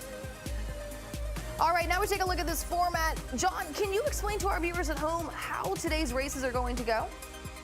Absolutely, Jesse. It all starts here with qualifying. So there's going to be 5 minutes of qualifying time for the stock cars. And here in iRacing, we've got the cars out on track individually. So they're not all trying to occupy the same piece of tarmac. It's going to be plenty of time for them to get their laps in. Their lap times, of course, will help us determine the order on the grid. Once we know that order, the races will begin. But we have got 2 races today on 2 very different tracks. Now, points are awarded to each driver for their finishing position in each one of these races, and then their points total combined from both races will determine our champion. All right, well, let's take a look now at the points breakdown, because that's definitely one of the most important parts of today. John, can you explain how this is going to work? Certainly. So here is the points breakdown. It goes from 15 points if you win the race all the way down to 1 point for 10th place. But the important thing to note is the 5-point gap between first and second. There's then a 2-point gap between second and third, and the difference between all of the other places is a solitary point, just the 1 point. And that means that the difference between getting from second to first is absolutely massive. It's the equivalent of second going down to 6th in the other direction. So it's so important to try and get that first race victory and get those points in the bag and try and secure yourself one hand on the trophy after race number 1. Anything can happen, though. It is LATAM, and the quality of the racing and the intensity of the competition is huge, but those 15 points are all important. Well, we are just moments away from getting qualifying going, but let's take a look at the 10 drivers competing today. I mean, for me, it absolutely is about the Rondoletto show here. He hasn't won every race. In fact, a different driver won each of the races in the semifinals. But the point is, he's always been there, and he's always been fighting. And the fact that he's consistently mixing it up with the best drivers in the region tells me that from a consistency point of view, it's difficult to bet against Octavia. Yeah, I have to echo that as well. Rondoletto's been the standout throughout the 7 months we have been doing this competition to this point. But I will leave you with this. He wasn't the last driver that won. Lamperti was. The second race in the semi-finals, Lamperti beat Rondoletto on circuit. There was no misdemeanors by Rondoletto having an incident anywhere or anything like that. Lamperti beat him on raw pace. So that was the last race we saw. Has Lamperti hit his stride at the right time? Well, we're about to find out. Well, guys, like I said, moments away from starting this first qualifying session. But first, we have a very special message from McLaren Racing's Formula One driver, Lando Norris. He has something to say to our competitors today. Hello everyone and welcome to the grand finals of the Logitech McLaren G Challenge. I'm very sorry I can't be there to participate in this live event, but I want to say a massive congratulations to all the finalists and competitors who have made it this far out of thousands of entrants. It's my 4th year being part of the McLaren G Challenge, and I'm super happy to see how far it's come and the level of the finalists. Finally, I'm sure the racing is going to be amazing. There's a very high talent pool in there, and I look forward to watching everything. And finally getting to meet the finalists and the winners in McLaren very soon. All the best, everyone. Good luck. Some very nice words of encouragement from Lando Norris. Hey, if you're watching at home, I want to remind you that we're collecting tweets from you using the hashtag Logitech G Challenge. So send us your questions, let us know who you're cheering for, shoot us a tweet, let us know what you think about this weekend's competition. All right, guys, take it away with qualifying. Thank you very much, Jesse. We are here in the Talladega Super Speedway. And if you want to find out a little bit more about why this fantastic track is fairly unique and we're looking forward to seeing some great racing action before we get these qualifying times in, look no further. Here's a little bit of a preview of what you can expect. The Talladega Super Speedway, affectionately nicknamed Dega, is the longest NASCAR oval on the calendar and the record holder for the fastest speed in a stock car. Let's get stuck in. Compared to many other ovals, the track width at Talladega is wide, with corner exits that aren't as tight, so more speed can be carried through, and the whole track width doesn't have to be utilized. Stay as high on the track as possible on your outlap to build up maximum speed for your qualifying attempt. On corner entry, let the corner banking carry the car in, without unsettling the car over the yellow line. Keep steering straight and smooth on the exit, and let the car come out but not too wide to take the shortest sustainable line through the rest of the lap. The racing line around Talladega is tighter around the inside of the circuit, with many cars choosing to stay within the innermost lane. However, this also gives a lot of space to draft and get side by side during races, which can lead to some exciting battles. What are you waiting for? Visit LogitechGChallenge.com to enter, and we'll see you on track. 2 minutes and 30 seconds left in qualifying here at Talladega, and Octavio Rondoletto is indeed on provisional pole position. Lautaro Lamperti is less than a tenth of a second behind. We'll see if any of these times start to tumble. Yeah, you will see the times be a little bit bigger than what you see at shorter circuits, because there's more circuit to go around, and it's harder to hold that line for a longer period of time. It's quite ironic, really, with the longest circuit on the calendar and the shortest in the same region. They're going to be at New Hampshire for the second race, so it really is going to be testing all of their skill set, that's for sure. Rondoletto, though, currently the fastest one. Matiz moves up to third there. Lamperti, though, yet to get really a representative time, I think. Lamperti's someone I think needs to be right up there to challenge Rondoletto. He's someone who has that outright pace. It's just about really putting the laps together. Emmanuel Lopez now in second position. Danilo Vaz just moved up into third as well, but the times are very close indeed. That's right, a single tenth of a second encompasses the top 7 right now. This is going to be delightfully close. 1 minute and 20 seconds left. Just trying to build the cars up to speed. Most importantly, maintaining the momentum, avoiding scrubbing any speed off as you turn the steering wheel. Those thousandths of a second that you're saving add up to a strong lap time. You can see here a tenth of a second separating basically the entire field. It's so important to get those minute details correct. Emmanuel Lopez currently in P2 behind Octavio Rondoletto. Yeah, Emmanuel Lopez doing a sensational job of it. Michael Velez up to P3. Wow, okay. Like just about scratched, got through by the skin of his teeth into this particular formula in open wheel. We'll see him again tomorrow, actually, and it's relatively simple to get qualified for that. But yeah, Michael Velez just about getting into the Stock Car Championship, and well, has taken that opportunity hugely up into P3. This is the closest. This is now officially the closest field we've had so far. Even though the lap time is greater, the lap is longer, it's a bigger circuit. The entire field is separated by less than a tenth of a second. So this is now really starting to heat up, and this is representative of any one of these cars could come through the field and take the victory here. It could actually happen. Yeah, 100%. This is going to be as close as it comes.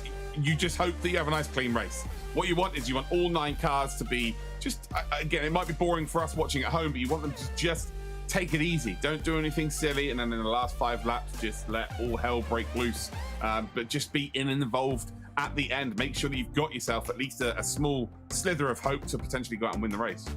Well, look, I mean, Jesse, at the end of the day, there's only one champion we can crown here, so everyone can be as sensible as they like. They can't all cross the line first. Something's got to give at some point. Absolutely, and at the end of the day, we're racing at Talladega, where, as John said, I think all hell breaks loose might as well be the tagline for the racetrack there. It's gonna Let's take a look at the race details delightful. ahead of today's first competition. So here we go, the track conditions here in Dega, around a 40 Celsius track temperature with a 25-degree ambient temperature. A light breeze just to keep us cool in the grandstands while we watch this race unfold. It's a big old circuit, but I'm really looking forward to how the race is going to pan out. Well, let's take a look now that we've had qualifying at the starting lineup ahead of this race. Remember, all of these drivers are separated by less than a 1/10 of a second on the longest circuit we have in the stock car discipline. This is insane. Octavio Rondoletto is on pole position alongside Emmanuel Lopez. Michael Velez and Danilo Vaz will be occupying 3rd and 4th on the grid. Row 3 will be taken up by Juan Mative and Pedro Delgado. We then have Evandro Dantas and Lautaro Lamperti in 8th position. Remember, he beat Rondoletto last time out. And finally, we have Nahun Flores rounding out the grid. Interesting order there, Luke. Yeah, qualifying in a 9-driver race around Talladega doesn't mean anything. Obviously you want to start near the front, but if there is a circuit where it just has a very small meaning, it's here. Here, Daytona, you can probably get away with it as well, but this is the longest circuit. That back straight is huge, massive opportunity to make overtakes all over the circuit here. So I'm expecting anything. Rondoletto, can he get out into the lead and lead out from the front and get a gap? This is a sort of circuit where it's almost impossible to do that unless you're absolutely perfect and there's a couple of mistakes in behind you. So also, if he does get out into the lead, if a couple of wily cars are working together from P2 downwards, they will catch him up. So there's loads of different factors to take into consideration. And this will be the world's longest and slowest formation lap in the history of the world. So yeah, I don't know what we do now. We got something to put in between here because this is going to take ages. Well, let's talk a little bit about how much Lamperti is going to be hanging on to every word you just said, Luke, because qualifying here, it's a big circuit, it's a massive back straight, it's going to matter significantly less. He needs to bank on that starting from P8 when his rival Rondoletto is on pole position. Yeah, and it was a super speedway where he got the better of Rondoletto in race circumstances. So he has form, he has the pedigree, he knows he can beat Rondoletto. How many drivers in the field can say that they've beaten Rondoletto outright pace? The only times that he's been beaten previously to that is when he started from the back of the grid and just tried to meme everybody. Oh, that was fun. Yeah, in the semi-finals, he didn't do that, did he? In the semi-finals, he was trying to take it seriously, and Lamperti, again, has that feather in his cap. But now he starts at the other end of the grid, and like you say, passing completely possible. It's just that Rondoletto doesn't have anyone to pass except the paced car here. So it is all to play for. I'm looking forward to seeing who is going to end up charging up the field. We talk about Lamperti as well because he has got form, but any one of these drivers could do a similar thing. Yeah, 100%. This is the race of opportunity. There's so many openings that will happen here. It's about taking that opportunity when it presents itself, taking a chance when it's calculated. Don't take a chance when it can potentially cost you a shed load of time. Just be in and amongst the top 4, top 5 with 3 to go. If you're in and amongst that, you've got a chance of winning. It's all about getting yourself up into those top positions and then jostling towards the end of the race, trying to make something happen. It's a long race, of course. There's plenty of opportunity for these drivers to make a name for themselves here. All of them already have through the monthly round races and through the semi-final. But this is race number 1 of 2 in the grand finals. The senses are heightened just a little bit. The nerves may be starting to build, but they're going to have to shrug them off pretty quickly indeed as we come around and getting ready to start this first race. Octavio Rondoletto on pole, and we can see the pace car going to the side of the road as we get ready to start race number 1. There are going to be 2 races today. Remember, the points will add up across both of them. Octavio Rondoletto, the blue car in front as we get ready to race. Keep an eye out for the other cars charging through the field as this race goes on as well, and they'll be jockeying for position, trying to work with each other to overhaul the cars that are hopefully in front. There's the green flag being waved. Octavio Rondoletto leads the pack out in the grand finals of the Logitech McLaren G Challenge. Emmanuel Lopez alongside and Michael Velez immediately behind. It looks like Danilo Vaz has got a little bit of room up on the high side, but basically it's 2 by 2 on lap number 1.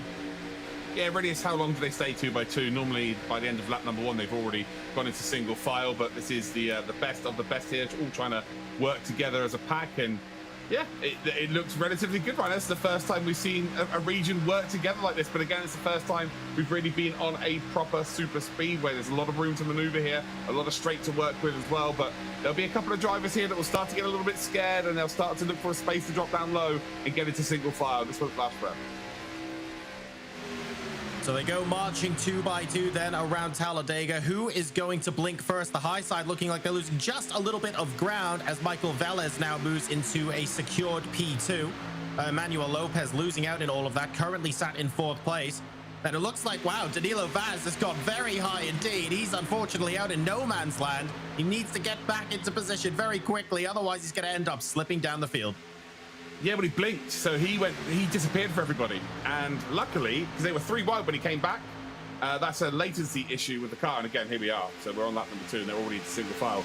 So luckily, that didn't cause everybody to be facing the wrong way, because he's blinked for a long time. Normally you get a blink for, I don't know, maybe half a second. So it's not ideal, but you know, it doesn't tend to affect you, especially with road racing.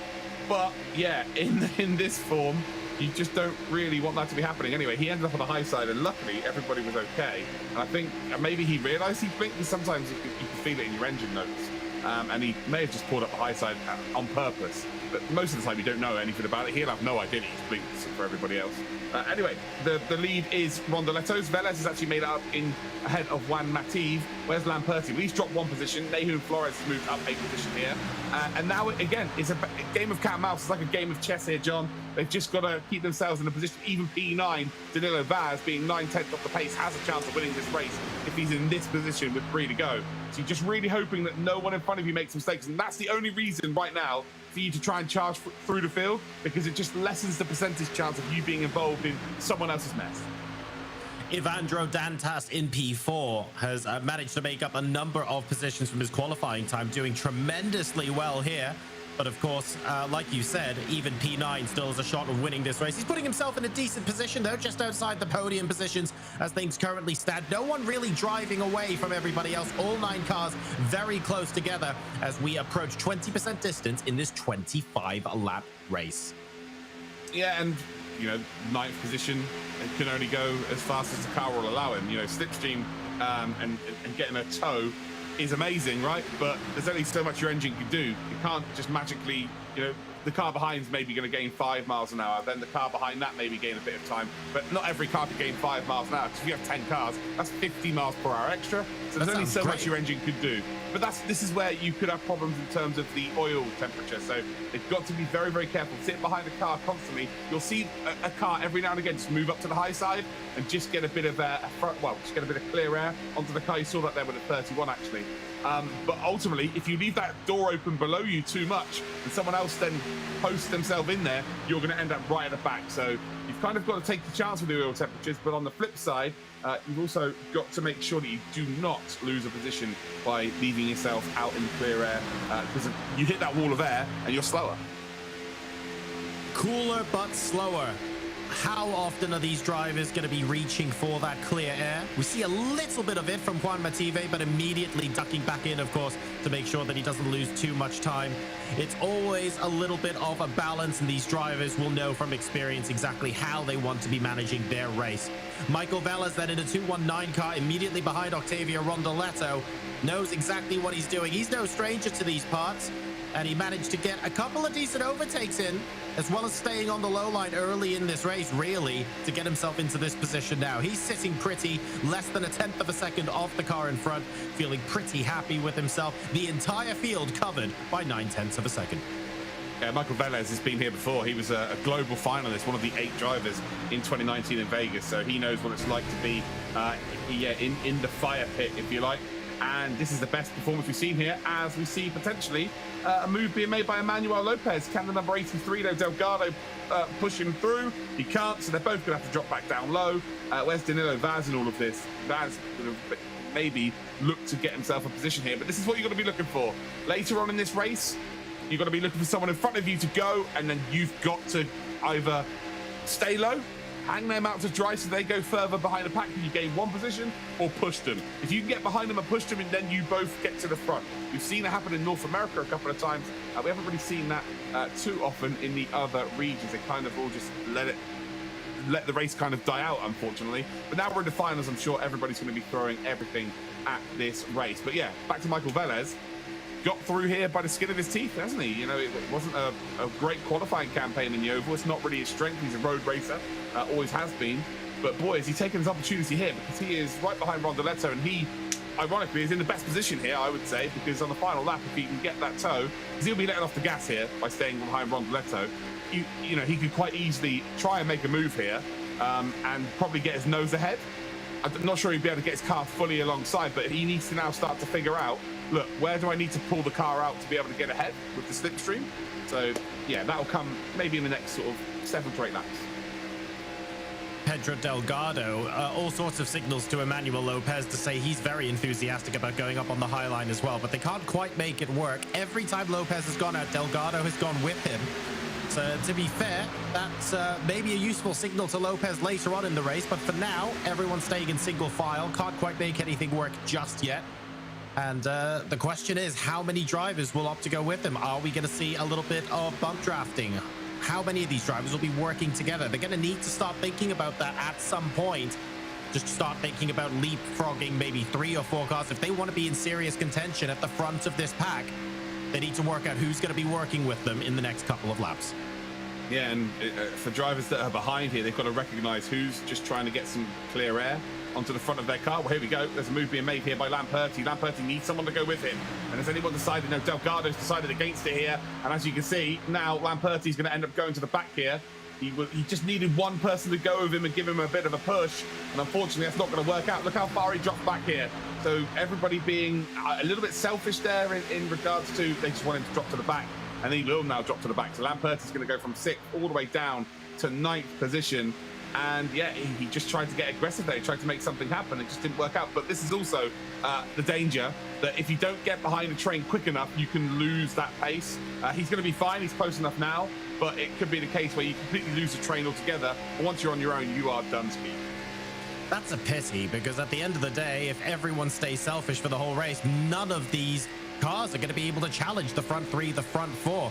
They have to have people going with them to give them that boost to challenge the cars in front. Otherwise, they'll end up squabbling amongst themselves while the top 3, top 4 remain untroubled. So a little bit of a pity for Lamperti, but I just want to say credit to him for trying at least. He can't go home after this race and say he didn't give it a good go. Yeah, but this is a solo competition, right? You know, these drivers have no obligation to race with anyone. There's no teammates here. In the real NASCAR series or in the eNASCAR, they've got 3 manufacturers. So the manufacturers will work together. They have teams as well. Teams will work together. So you've got multiple different layers to the onion, if you like. Whereas with this, it's just a solo competition. So if you try and make something happen, you are gambling that someone else is going to go with you. Fair play, though, like you said. You know, he went for it. Lamperti was, what, P5? We think you kind of have to finish in the top 3 to have a realistic chance in the second race. Of course, you could finish a little bit lower, and the way the order could work out in the second race, you could still win it if you won a race. But that's just putting things too much to chance. You kind of want to have it in your own hands to a certain extent, and that's what he's trying to do. But he's only 9/10 off the pace here. We're not even at the halfway point of the race. It was a good idea from him to try and do it early, to be fair, because now he's got time to take stock, take his medicine, and then he can try and work something. And now, I think someone in front knows that if they go, they can kind of guarantee that Lamperti's going to try and do something again. So it's kind of it's a positive for the group, maybe the mid-pack. You know, not necessarily Lamperti himself as it stands, but later on in the race, they know that he will try and get something going. Absolutely. They're looking for allies here, and if Lamperti is willing to go with them, if someone tries something, that can only be good news for anybody else who wants to really take the fight to the cars in front. Lap 12 out of 25 now. Halfway through this lap will be the halfway point of this race. As things currently stand, Octavio Rondeletto on track for 15 points. Michael Velez in P2. Juan Mative will be rounding out the podium positions. Evandro Dantas in P4. And then we have Nehun Flores, Lopez, Delgado, Vaz, and Lamperti are 9 drivers in this race. Yeah, very close still, of course. Again, no one really blinking, so to speak. Apart from the in-game blinking, I guess. But yeah, everybody's just just chilled right now. I think everyone knows exactly how much this race means. Race one's always key. Get a big result in race one, and it makes your life a lot easier going into the short track next time. Some of these drivers won't be as confident with short track. You know, Michael Velez here, maybe one of those drivers, probably needs to go out there and win this one, I would say, because we've seen him a couple of times in the short track, and we've seen it during the qualifying process. It was late for him to qualify. He was only qualified because he kept turning up month in, month out, and all that. That's the mistake you don't want to do. So number 9 there is lucky. Luckily, they get themselves tucked back in. But as soon as you pull out to the high side, if the car below you, behind you, gets a nice run, they will be within half a second. They'll get their nose in that little gap, and you cannot then go down. And that's what happened to Lamperti. Lamperti then ultimately has ended up to the back. So Danson needs to be a little bit more careful with how he indeed gets some nice clear air onto the front of that car. Still the entire field separated by a second. This is the closest stock car race I think we've seen so far coming up to this point of the competition. Lap number 14 now. A little bit of a reprieve there for Evandro Dantas. Wasn't able, Nahun Flores, to capitalize by getting his nose in underneath, so they remain in order as things currently stand. We're now waiting to see if anyone behind is going to be helping out, maybe trying for a move. Starting to think about it now. I think once we get to maybe lap number 18, 19, we're going to start to see a few more moves materialize here. I think it'll be later than that, mate, to be honest with you, unless someone at the back decides to go. But yeah, I think you take stock and you just put yourself, because you've got to think the drivers at the back are going to assume that there's going to be contact on that final lap, and you kind of want to make sure you're able to take full advantage of that and not be in that charge as well. So there's loads of different factors, but how good is it that we're seeing so many different ways of racing for Oval again? And you know, you look at it from someone who's never seen this before, and they're like, oh, it's just going around in circles, which is the common, you know, misconception. Oval racing is so difficult. There's so many different types of tracks. I think it's harder than road racing, in my honest opinion, because you've just got to be so technical with every circuit you drive on. So we've seen already a couple of drivers being able to drive away and get a nice gap and then not have to worry about anyone. We've seen races where they just change in position, like the weather here in the UK, and then we've got this here. It's like a game of cat and mouse. There's so many different ways that you see races go down. Right now we can see Michael Velez maintaining that, a fraction of a car's length gap back from Rondoletto. These gaps are absolutely minuscule right now, and him and Juan Mative will be looking for an opportunity towards the close of this race.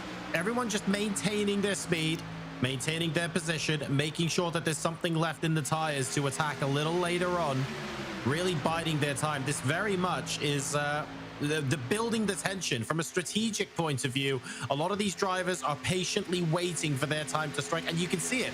They're jiggling around on the straight just a little bit more. Sure, they're getting a little bit of clean air in, but at the same time, they're wondering when's the right time. Yeah, this is the equivalent of jiggle peeking, like in an FPS game. Just waiting to see where, you know, pulling out a little bit, see if someone behind is going to look to go with them in that regard, or whether they would look to go, you know, for the gap that they leave. Simple as that. Danilo Vaz, by the way, has just dropped back off the pack here. He's now 3/10 behind. Lamperti gains that position. So Lamperti starting to position. He's trying to go again. Look. So Lamperti is trying to make something happen. And he's just like, come on, someone go with me. Someone pull out in front of me and we can go, because ultimately he can go past somebody and then hope that they push him from behind, but he would lose so much momentum. So what he needs is he needs to pull out, someone sees it in their rearview mirror, and then they go ahead of him, so he can then push them through, and then hope that someone else does exactly the same. Again, he pulls out. He's just trying to say, look, someone go. Someone help me out here. I want to get my way up towards the front, but I need someone to work with me. Again, we're coming towards, 8 laps to go here. It's just been single file. Lamperti's been watching, you know, as much as he's qualified, he's been watching these races, the ones he wasn't taking part in, and realizing that, you know, this region specifically, there's not been many chances taken in these big super speedways. You know, we saw it mainly actually from Apac, if I'm honest, but no one was really taking too many chances. And you get past this point today, did you do enough to go out there and win it yourself? You know, that you've got to look at yourself sometimes. He is trying. No one else is going to go with him, though, and I just don't want it to be the same story as we've had. Dino the Vaz, by the way, is completely off the back of the pack now, so it's now an 8-car race here, which, again, makes it a little bit easier for the leaders. But, yeah, Vaz just makes one mistake, and that's it. As soon as you lose the toe here, you are done. You can see how quickly he's dropping back as well. It's impressive just how much of a hole in the air this train of cars is punching. And as soon as you fall off the back of that, you can't latch on anymore. I mean, Danilo Vaz basically 3 seconds behind now. And I guarantee he's not that much slower than all of these drivers, but it's just the drafting effect. It's so strong, and it's so important to stay with the pack here. Lamperti again asking everyone in front who wants to go, and no one does. We're now starting to get to the business end of this race. We're about to complete lap number 19 of 25. Trouble is, you could expect Velez to go at some point, but Velez is too far ahead. So it wouldn't really help Lamperti. Lamperti kind of, well, nearly the perfect opportunity there. Lamperti needs Emmanuel Lopez to go. He needs Flores or Dantas, those kind of drivers. Here we go. It's him again, though, isn't it? Yeah, it's him again. Yeah. So Lamperti in the 188 again. Just someone go for me, please. Like, he's going to be sat in his rig so furious about this. And actually, maybe we don't have a camera for him, actually. If he had a camera, you'd be able to see the frustration, I think. You'd probably see the arms flapping up in the air. But he just needs someone to go. And we're getting to the stages now where it might be too late. You know, if no one goes here, I'm going to be so disappointed for Lamperti, because he's kind of been let down by his fellow competitors here. If you're setting him for 6th or 7th at this stage of the race, you can't really win the championship. So you really have to do something. But again, we've still got 5 laps to go. I'm sure something is indeed going to happen. Look how far Vaz is now behind. 5.7 seconds, lost in 2 laps. Like, yeah, incredible difference it makes not being in the pack again. Lamperti just trying to get someone to go with him. Lamperti certainly won't be waking up on Monday morning going, I didn't try, that's for sure. But unfortunately, he needs someone else to go with him, and we're starting to run out of time. 6 laps, including this one, remaining in the race. Octavio Rondoletto currently out in front. Immediately behind is Michael Velez. Juan Mative on his bumper, and Evandro Dantas behind him. Nahud Flores makes up the top 5. We then have Lopez Delgado, Lamperti, and that's the end of this particular pack, with Danilo Vaz unfortunately dropping off the end, now 7 seconds behind this pack. Someone's got to try something. They really do. Like, tires, they are going to be worn, you know, obviously. They're going to have done 25 laps around here, but not to the extent that we've seen with previous circuits. This is not really the highest deg circuit in the world. So I am expecting someone to go here. Lamperti, again, needs to be careful here, because Delgado just seems like he's starting to struggle keeping up with the pack, and there seems to be a gap forming every now and again. So I think Lamperti is going to try and get into this little gap that's been formed. And if he does, that makes his life a little bit easier here, although no, the gap closes down once again. But now you can see the gap between 6th to 7th is just still open there. And he really does want to try and filter in, at the very least, at least 1 position ahead, and then try and work something here. But again, we're about to come across the line another time. There's only going to be 3 laps remaining this time round. And is this now finally where people are going to start to go? Laps are running out, time's running out here. Is anyone going to pop out along the back straight and help him? Emmanuel Lopez has to go, surely. Someone's got to go here. He's making it so obvious what plan he wants to do. But again, you see he hits that brick wall of air, and unfortunately, he just goes back to the pack again. It's odd that Lamperti seems to have the ambition for everybody else in front of him at this point. We need to see someone go with him. We are completing lap number 22 of 25. Even if someone goes with you now, you're going to have to work pretty hard to make your way past and get some of those positions in. I don't really know what else to say. Lamperti here is essentially begging his competitors in front of him to say, come on, let's go. We're running out of time here. And he gave away a P5. Like, he was P5. If he wanted to just consolidate that, you know, and be done with it, like, he's lost, like, what, 4 positions or 3 positions? Right. Because he's tried something. I feel so sorry for him. I really hope on the final couple of laps at least, like, don't even leave it to the last lap. Michael Velez here, you know he's going for something. Lamperti, I think, potentially he's going to end up with a couple of spots here, because this is probably going to end up very messy, if I'm honest with you, at the end here. So you keep an eye on that. But as we cross the line now, John, 2 laps to go, it's just a bit too placid for me. No one's really tried to make their way up, and that's because they're too scared of losing positions. You can't be scared of losing positions if you're in, I don't know, P6, P7. I feel like Lamperti had the right idea. He's thinking, hang on a second, finishing in P5 isn't going to win me the championship, but if people go with me and we get a trade of cars to fight for P2 or P3, then we've got a shot. The problem is, he was the only one who thought that way. Juan Matif has to help Velez if Velez goes. They have to gang up on Rondoletto. Rondoletto will definitely be favored from New Hampshire. It's a whole different kettle of fish in New Hampshire. It's all about your technique. It's all about how you look after the tires. So Juan Matif has to push Velez. And if it means that Matif doesn't win the race, but he finishes second, that is absolutely what he's got to do here. So he has to isolate Velez when Velez goes. Velez has to go, has to try something here. We're coming up towards the last lap of the race, John, and just nothing. We've seen nothing from anybody here, and this is super frustrating for me. Here is the white flag that signifies the final lap. It's do or die time. It's bin it or win it. Which of these drivers is going to blink? I can't believe we haven't seen a move yet, but you know what? If you don't do it now, you're not going to end up doing it. We're just going to caterpillar across the line. Michael Velez immediately behind Octavio Rondoletto. Is he gearing up for a last corner overtake? Are we going to see Juan Mative join him as well? And what of the cars behind? Lad Percy has spent half the race, it feels like, begging other cars to go with him. They've refused to do so. What carnage can we expect to see on the last lap? He pulls out once again. Are we going to see someone go with him? It doesn't look like it so far. They're running out of time. They are now too wide towards the rear. That's Dejun Flores and Emmanuel Lopez going across the line side by side. We have Rondoletto on the high line, but Michael Velez doesn't make it alongside quite enough. Octavio Rondoletto wins race number 1. Yeah, that's I just don't know how that's gone like that. Even on the back straight, no one pulled out to try and be pushed towards the lead.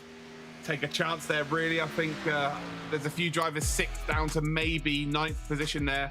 They're going to be kicking themselves when they look back at this and think there's an opportunity to just try and do something. And yeah, maybe it doesn't work out, but what do you lose? 1 point if you lose one position? 2 points maybe if you're P6 and go down to P8? Like, I think that the risk the reward outweighs the risk in this situation.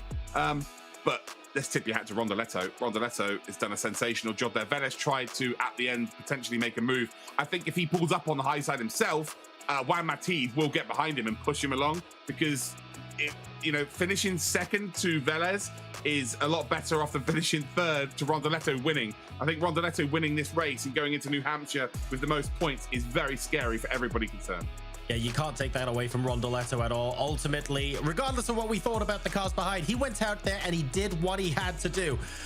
Jesse, interesting towards the end of that race. We were expecting those moves late on, but they didn't really materialize.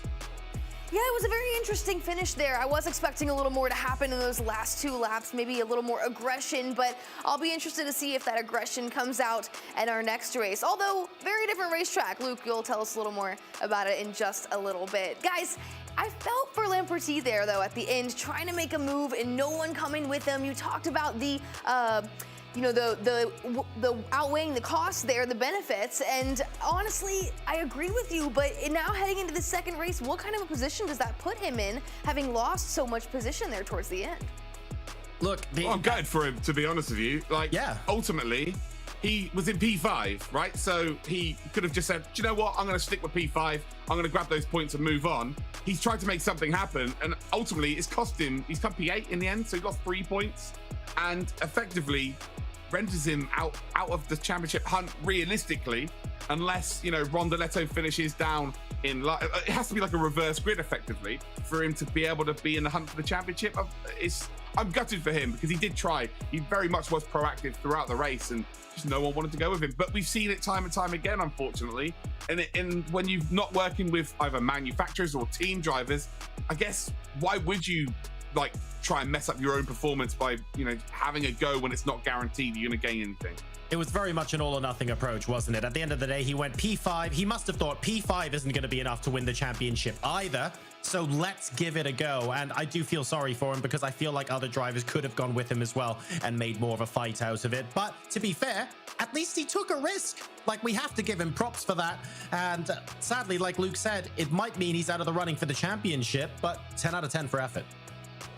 Absolutely, and group drafting, whether it works or not, that's part of racing at Talladega. Well, hey, now that we have the official results, let's take a look at them here. Obviously, Rondoletto is your winner, earning 15 points. Michael Velez behind him with 10 points. Mative in 3rd place, earning 8.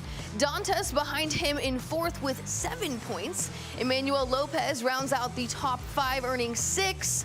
Flores in 6th place with 5 points. Pedro Delgado in the 7th position with 4 points. Lamperti in 8th with 3 points.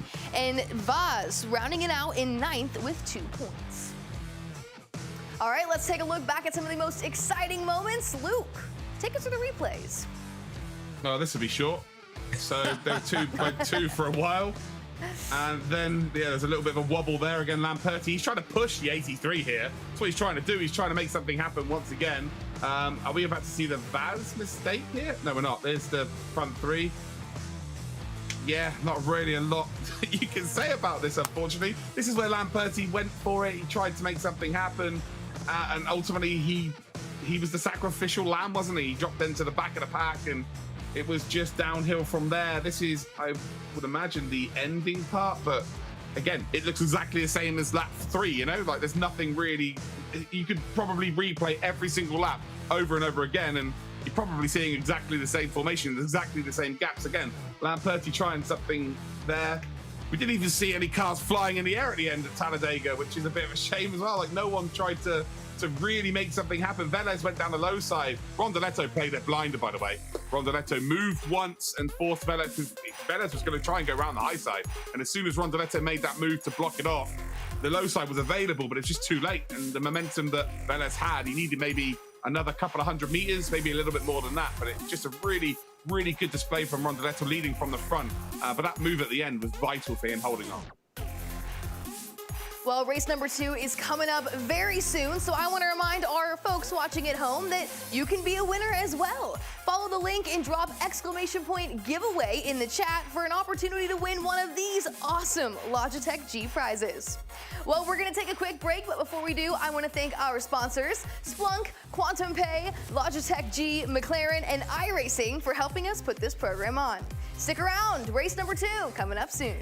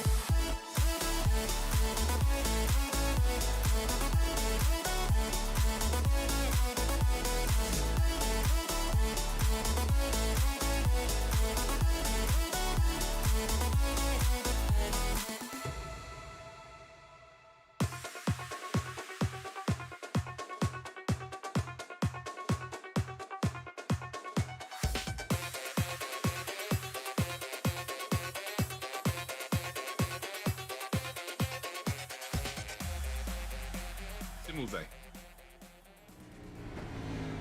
Welcome back to the Logitech McLaren G Challenge Grand Finals. We're kicking off qualifying here for race number 2 for the LATAM Stock Car region.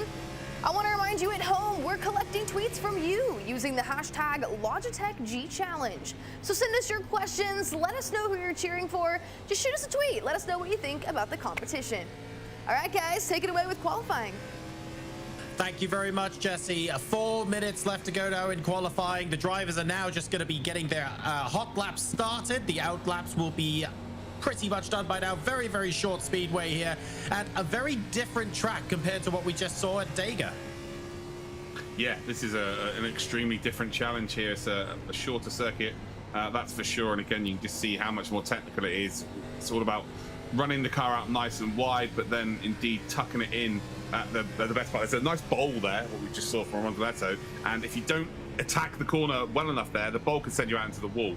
So this circuit has its unique characteristics. It may look nice and flat, it certainly isn't. It's very, very bumpy as well. So you, again, it's not just, you know, memorizing what the camber's like on a circuit. It's not just memorizing what the tire wear's like. You've got to memorize exactly where the bumps are and where you can indeed just let off the gas and where you can indeed coast it in and slide it out. Because again, this track, you've got to use the tires. You've got to slide it out on entry, so then you can absolutely maximize the exit speed of the turns. Well, 3 minutes left to go. Most of our drivers now have completed laps. Octavio Rondaletto setting the bar with a 29.63. Emmanuel Lopez then a 29.7. But we haven't had Michael Velez or Lautaro Lamperti set their times yet, so all eyes on them as far as the championship is concerned. Yeah, here we are. We're on board with Nahum Flores here, who has got a lap time in, currently in 6th position as we come along the start-finish stretch. There is the line. Are we going to see one more lap from them so I can explain this circuit? Are they stopping? Oh, that's a shame, they're stopping. So basically, yeah, turns 1 and 2, or it's 1 if you want to be really technical. Just driving really deep, and you let the car slide out. So you let the momentum of the car slide you out, and then you've got to pin the throttle without losing the rear of the car. There you go. You see exactly what I mean there. It's so easy to lose the rear. Lamperti just dancing with danger there. And that's what these drivers are going to be going through the whole race. So don't expect this to be as clear-cut as what we saw, or as simple as what we saw from race number 1. There are going to be people ending up in a wall very late in this race as well, just because the tyres will not be able to hold on. It'll be almost like sparks flying out from the rims with no tyres left. So yeah, this is a really, really tough challenge. And for me, when I've never really driven the NASCAR around here. I've driven the truck series around here. This is probably the hardest challenge there is, maybe apart from Bristol. Me specifically, I'm not saying in general. Michael Velez has now put a time down. It is sub 30 seconds, but unfortunately not by enough to trouble Rondaletto. He's provisionally in P5. Lamperti is up behind Rondaletto on the starting grid. He's up to P3, which is going to be reasonably strong compared to where he was before, but still not ideally where he wants to be. So is this likely to be the be-all and end-all then? Luke, what are the ways back here for the drivers that are trying to munch on the heels of Octavio Rondaletto? Rondaletto chucks it in a wall. As simple as terms I could put it is, he makes a mistake, he runs out of road, he puts it in a wall. They may come up to back markers during this race. That could be a factor as well, especially late on when nobody's got any tyres left. There's a few factors that could change here, but effectively for someone like Lamperti, for instance, he needs a full reverse grip, because even if he wins the race, you know, drivers who finish 2nd, 3rd, 4th, if they get a half decent finish, they're going to, you know, outweigh the points. But I guess the difference between 5th and 1st and 2nd is 5 points. So yeah, it's going to take a miracle, mate, to be honest with you. Like, there's no way of sugarcoating this. If you want Lamperti to get a victory here, Rondaletto needs to, well, I don't know, just not finish. Well, we certainly want to be able to set up the miracle, even if it doesn't happen here. Qualifying now about to complete. And Jesse, it looks like Octavio Rondaletto on pole position again, proving to us it's no fluke. Yeah, absolutely, guys. We're getting ready here to go racing at the Magic Mile in New Hampshire. Let's take a look at the track conditions, though, ahead of today's 2nd race. John, what do you have for us here at New Hampshire Motor Speedway? Well, I hope you like what you've been served so far today, because you're getting a little bit more of it. Around a 40-degree track temperature and a 25-degree ambient here, with a light south by southwesterly breeze. I made that bit up. For your viewing pleasure. So the folks in the grandstands here will be relatively cool, but really we're just looking for some seriously intense racing over 35 laps.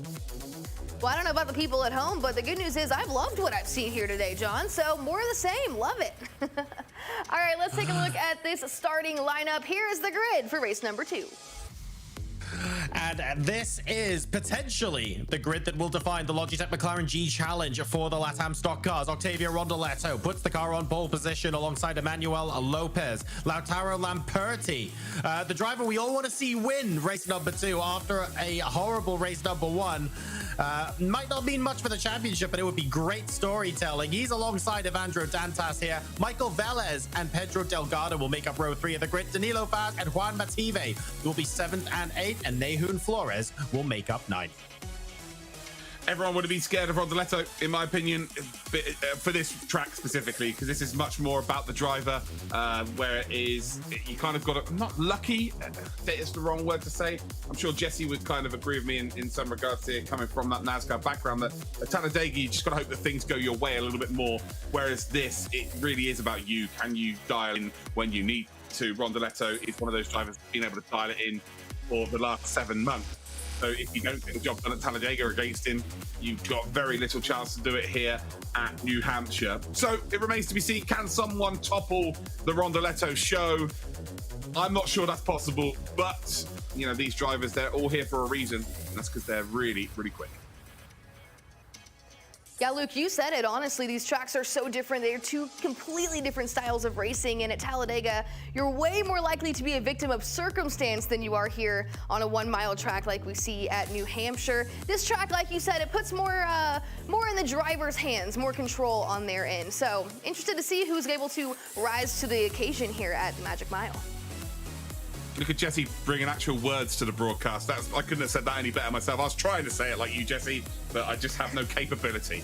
So thank you. I was going to stand up and walk off and be like, look, Jesse, feel free to sit down. Let's go. Yeah, take over. Absolutely true here. Let's take a look.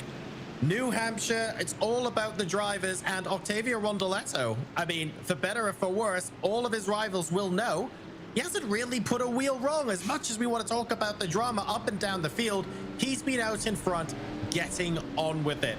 He is now on pole position for race number 2. If he wins this race as well, he will be crowned the Logitech McLaren G Challenge champion for the LATAM stock car. So, you know, there's a lot riding on this race, and at the end of the day, pressure gets to every single driver to some degree. Rondoletto has absolutely starred in this year's G Challenge, but he's got one more race where he has to do it again if he wants to take home that grand prize that basically money can't buy. So it's all about this race now in New Hampshire. The pace car moves in. It's a short lap. Remember, we've got 35 laps to race here. Octavio Rondoletto takes the field away in race number 2 of the grand finals of the Logitech McLaren G Challenge. Emmanuel Lopez and Lautaro Lamperti already side by side behind him. Very clever start there by Rondoletto. He kind of waited for the 2 behind to sort of preempt when he was going, and then he saw them do it and then went. So they were sort of on the slowdown from them going early. And then he was just able to drive away here. Lampert, oh, there's the first bit of contact there. And oh, Danilo Vaz, he has got away with one there. That just, he should be in the wall right now. And that was as close as it could be. Honestly, I reckon that the paint grazed each other there. There's probably a bit of orange paint, or I'm sorry, a bit of purple paint on that white car, because that is as close as you want to get to another car. But yeah, Emmanuel Lopez held on to P2. So I thought Lamperti had got the job done, actually, but no. Emmanuel Lopez is in P2, but this is not where you want to be. You do not want to see that number 48 out in the lead, because he is so dangerous from that position. He's so quick as well, actually, building quite a few car legs from 2nd and 3rd right now. This field is so much more spread out by lap number 3 than we saw by lap number 20 in the other race. It's insane. It's already 5 seconds from first to last here. And yes, okay, I know we had an incident, but look at those gaps. We're actually seeing some 1.5 second gaps form in the midfield already, Luke. So playing out very differently on this track. Manuel Lopez driving super hard right now, has closed that gap ever so slightly. Evandro Dantas also closing up here to make it a four-way battle at the front. And you can see the multiple different lines here, and that will change throughout the race. The track will get more rubbered in, and then the high side will, at some parts of the circuit, become the faster side, and then the low side will become faster on certain parts of the circuit as well. But it's all about really just finding your own groove to start off with. And again, you can just see how many different lines are being taken here. Dantas seems to have a really nice groove at the moment, because he's closed right up to the back of the front three. And Lamperti, who really needs to go out there and win the race, might be under a little bit of pressure as we head here into lap number 6. Rondaletto, though, still not putting a foot wrong. And as I say that, Evandro Dantas then just drives it in a little bit too deep, and he just lost all of that hard work that he didn't need to. So easy to make a mistake when your foot's not just on the throttle all the time. Very technical to try and tiptoe your way around here. And as a result, the drivers, well, the multiple lines they can try and take, maybe inch a little bit closer to the car in front, maybe mount an overtaking maneuver. It's hard to keep that momentum up. Basically, for 70 corners, really, we're thinking about it in a row, and a single mistake could put you in the wall and out of the race. This is very difficult stuff, but that's why these drivers are here. They are the best of the best. We spent 7 months getting to this point as well. And I've got some good news at the front of the field, at least. That gap between Rondaletto and Lopez, it's shrinking. It is, but Lamperti, I think, is about to size up and move here. He's got a really nice run. And is he going to force Lopez to go in defensively and driving nice and deep? Again, opening up the opportunity on the exit. There we go. Exactly as I predicted. And I think Lautaro Lamperti is going to say thank you very much here. Again, he could just drive him a little bit closer to the wall there. There he goes. There's the pinch. And force him to not be able to reciprocate at all. And you see the rear of that car of Lopez just really struggling to get... Oh, there's a mistake there, actually, from Lamperti. But if you can get your left wheels just below that yellow line on the exit, with that bowl on the exit as well, it just sets you up a little bit nicer indeed for your exit speed across the start finish line, and then down in towards 1 and 2. Rondaletto would have seen that in his rearview mirror. It's kind of giving him a bit of breathing room. We'll know that Lamperti would have had to have used up a lot of tyres there for sure, and thus making it a little bit easier for Rondaletto later on in this race. But he'll be also wary enough that Lamperti is flying right now. Although it's 9/10 of a second, he's lost a couple of tenths. Look at the gap already formed between 2 and 3. Rondaletto maybe on a bit of notice here. I would love to see a little bit of action heat up. We're almost at the 1/3 mark of this race here. Rondaletto now gapping Lautaro Lamperti about 1 second, give or take. Lopez starting to drop back to the tune of just over half a second, but Evandro Dantas is looking for a way in now as well. Very interesting to see the different lines here and how much speed the cars can actually carry out of each corner. A little bit different for each driver depending on the tire temperatures and how they want to be managing their race. At the moment, only 4 of the drivers actually lapping in the 29s right now. Michael Velez onwards in the 30s, and Michael Velez, unfortunately, does need a big result here. Really needs to just win the race from his position in order to maximize his chance of winning this championship. Not 100% certain that's going to happen from here. It doesn't look like it so far, but in sim racing and indeed in oval racing, so when you combine them, doubly so, never say never. Lautaro Lamperti is absolutely flying here. He's gaining 1/10 of a second each and every lap. Ultimately, this is going to hurt him in the long run. We know that. But with no one being able to challenge him from behind, with Lopez and Dantas going at it like they are, you've just got to take your chances, go out there and try and win the race. Get track position, because later on in this race, everybody's going to be struggling for tyres. Like, it's not going to be... There's no way of saving your tyres for 35 laps here to be ultra fast. Still there, just in the foreground. Or in the distance, shall I say, actually. Lamperti just nearly tagging the wall. So he is on the limit of that car. But yeah, like I said, everybody's going to be struggling at the end of this race. It's about how well you deal with that phase. So you just as well burn those tyres up now. Just use them and try and gain as maximum as you possibly can. Get some decent track position. And then you've got to manage just like everybody else later on in the race. This is Michael Velez there. Gets very sneakily close to Dantas. Dantas then going to drop down the low side. Velez having to let off the gas and ultimately giving Lopez a little bit of breathing room. But the front two, they are very much closing in, aren't they? They certainly are, and now down to about 7/10 of a second here as Dantas tries to continue hunting Lopez. You can see the car for Lopez just being slightly more squirrely on the exit there, allowing Dantas to get a little bit more traction and carry a little bit more speed into the corner. Is he going to get close enough to come up alongside now? It looks like he is partially alongside, and Lopez actually not having any such traction issues this time around because he's on the high line, and Dantas ends up making a mistake himself as he squeezed down low a little bit. This is a fascinating battle to watch right now, and we've even got Michael Velez coming in behind to say, hey, got room for one more? And you're going to see Lopez do this a lot more as well now. Oh, Velez has got a great run here. But again, leave that door open down the inside. If you can make it stick down the low side, you are going to burn those tires up a lot faster than I am, and ultimately I'm going to look a little bit, better later on. But you can see just how difficult it was for Dantas there to keep traction. You can see that rear just ever so slightly stepping out for Dantas as well, leaving that door open for Velez. But Lopez will keep leaving that door open. He'll be like, yeah, you want to take it on? Look at this. Michael Velez goes for it. Is he going to be able to hold the car? Absolutely not. He checks up the high side, and instantly you can see that the position's returned. Dantas is going to get it here, and Velez will be a little bit slower on the exit. So yeah, it's all fair and well diving up the inside, but it's so hard to keep it stuck down there, and ultimately you're just going to kill yourself later on in the race. So as things stand, we are reaching lap number 16 of 35 now, a couple of laps away from halfway point in this race. Octavio Rondoletto, the number 48 car, in the lead, but Lautaro Lamperti, the driver who, to be honest, had the worst luck, the most horrible race, number 1, is right behind him in second place. Emmanuel Lopez behind him, and then Evandro Dantas trying to pass. We were watching that fight just now with Michael Velez actually making that position up. Nahun Flores then is in P6. Whoa, big wobble for Lamperti. Pedro Delgado in P7. Juan Mative and Danilo Vaz will make up your 9 drivers. You've got to slide the car out to maximize your time. That wasn't a very quick way of doing it, by the way. That was a mistake, genuine mistake.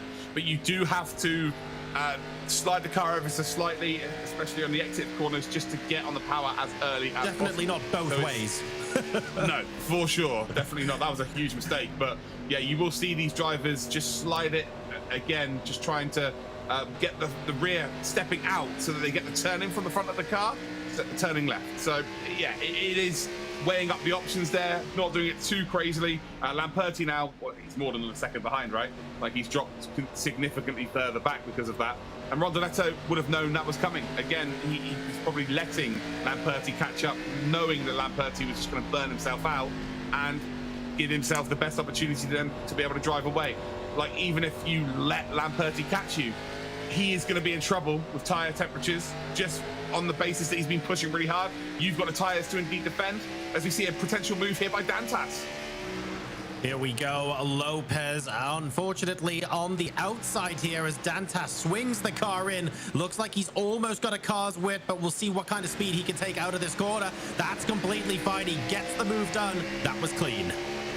Yeah, and, normally at this stage of the race, I'll be saying, look, there might be a couple of drivers that really have just been going at it, at a relatively slow pace to be quick at the end. They're just not close enough. They're 4.3 seconds behind. It's almost impossible for them to go up and catch up to the leaders.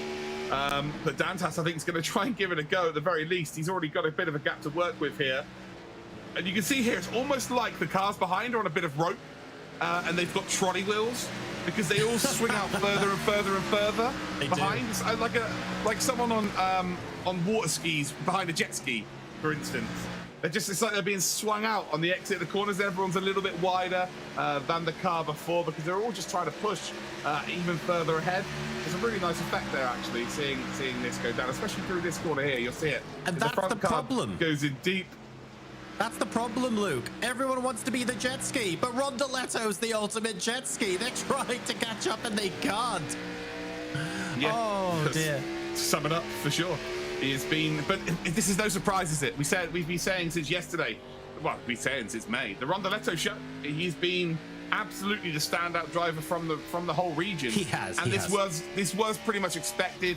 There was a glimmer of hope because Lamperti did perform in the semi-finals. He really did, and he took it to Rondoletto in race number 2. But ultimately, when it comes down to the finals, Rondoletto's just been so strong, and it's almost like poetic justice that he deserves to be this dominant in the finals. We don't want to see that, of course. We're here as neutrals. We want to see, there be 1,000th of a second between the two top 2 drivers or top 3 drivers, and we have no idea who's got the points enough to win and all that good stuff. But ultimately, Rondoletto wholeheartedly deserves this. 12 laps to go. He keeps it in the straight and narrow here. He is absolutely going to take that championship trophy. Lap 23 of 35, and Rondoletto currently making this look fairly regulation here. Lautaro Lamperti is trying to keep him honest, but ultimately is still 2 seconds back. There's another gap of a similar size back to Evandro Dantas, though, and he has at least managed to pull clear by about a second from Emmanuel Lopez. So he's got a little bit of space to work with, but ultimately he's trying to finish in a position higher than where he currently is. He just needs a little bit more of that raw pace, but with the tires screaming and with the cars themselves struggling at this stage of the race, I don't know how much more he has to give. Yeah, you can see here Velez. Velez is one of those drivers, and I don't want to say that he's a dirty driver in any stretch of the imagination. He's a very aggressive driver, has been for years, just the nature of the beast. From Colombia as well. It's kind of Brazilians and Colombians, they tend to have this this reputation of being aggressive, to be completely honest with you. But he's calculated with it. But on the flip side here, if he gets an opportunity of the P5, he is going to be sending out the inside. There might be the odd bit of contact here if he's got anything left in the tank to produce that overtake. And yeah, he does. It's always worth following Michael Velez because he's an exceptional driver, but he always tends to be where the action is. Whether it be good or bad, he's always there. I think that's an excellent way to put it. Michael Velez here is, a little bit of a drama magnet, but sometimes, you know, it could just be really, really good moves, and he pulls off the most amazing stuff. Absolutely. But ultimately, it's because frankly, he's got the guts to take some of these chances that other drivers wouldn't, and that's why he pulls more of them off. Okay, sure, more of them also went to disaster, but nothing ventured, nothing gained. Yeah, and that's why he's been a G Challenge finalist twice. Like, how many other people can you say have been a G Challenge finalist twice? I'm trying to think of who else was in the global finals. Mohammed Alif, who raced yesterday in the Apac region. Yeah. And we've got Michael Velez here in this region. Is there anybody else? Brandon Abraham? Brandon Abraham he hasn't made it to the finals, has he? Did he not make it to a finals that he didn't win prior to winning his one? No. No. Okay. Maybe that's it then. Yeah. So like that will be. We've only ever had one global final, so this is like the last time out we had some regional finals like we're having here because of the global thing going down at the moment in the world. But yeah, it's just so rare. So off the top of my head, I'm sure there might be a couple more, but off the top of my head, there's only been 2 drivers that have made it to this stage of the competition twice. And look, being consistently this good and being in the top 10 for your region out of literally tens of thousands of drivers who are participating in the G Challenge every year, like, that's big. That is a world-class level of consistency that we're seeing here. And there's a reason why all of these drivers are here today.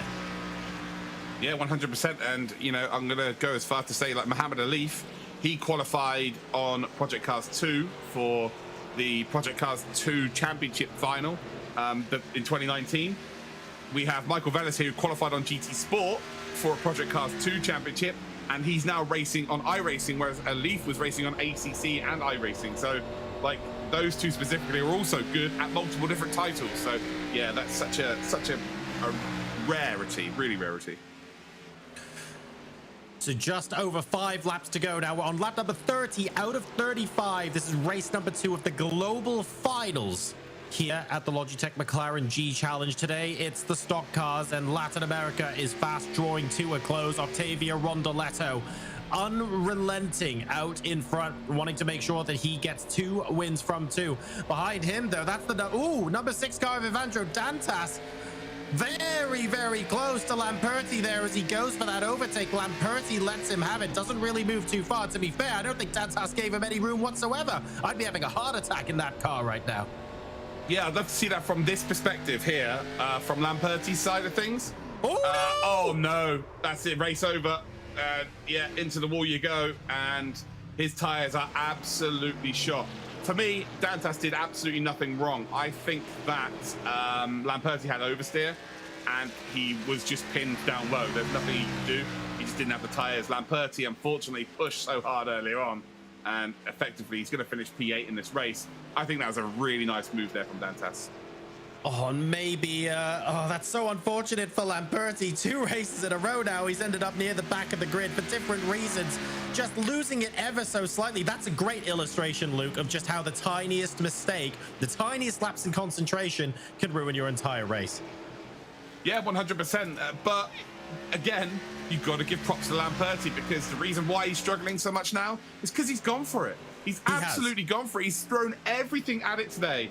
And in different circumstances, we would be saying that Lautaro Lamperti is our GE Challenge champion. That's not going to be the case, unfortunately. Dantas there just taking the opportunity.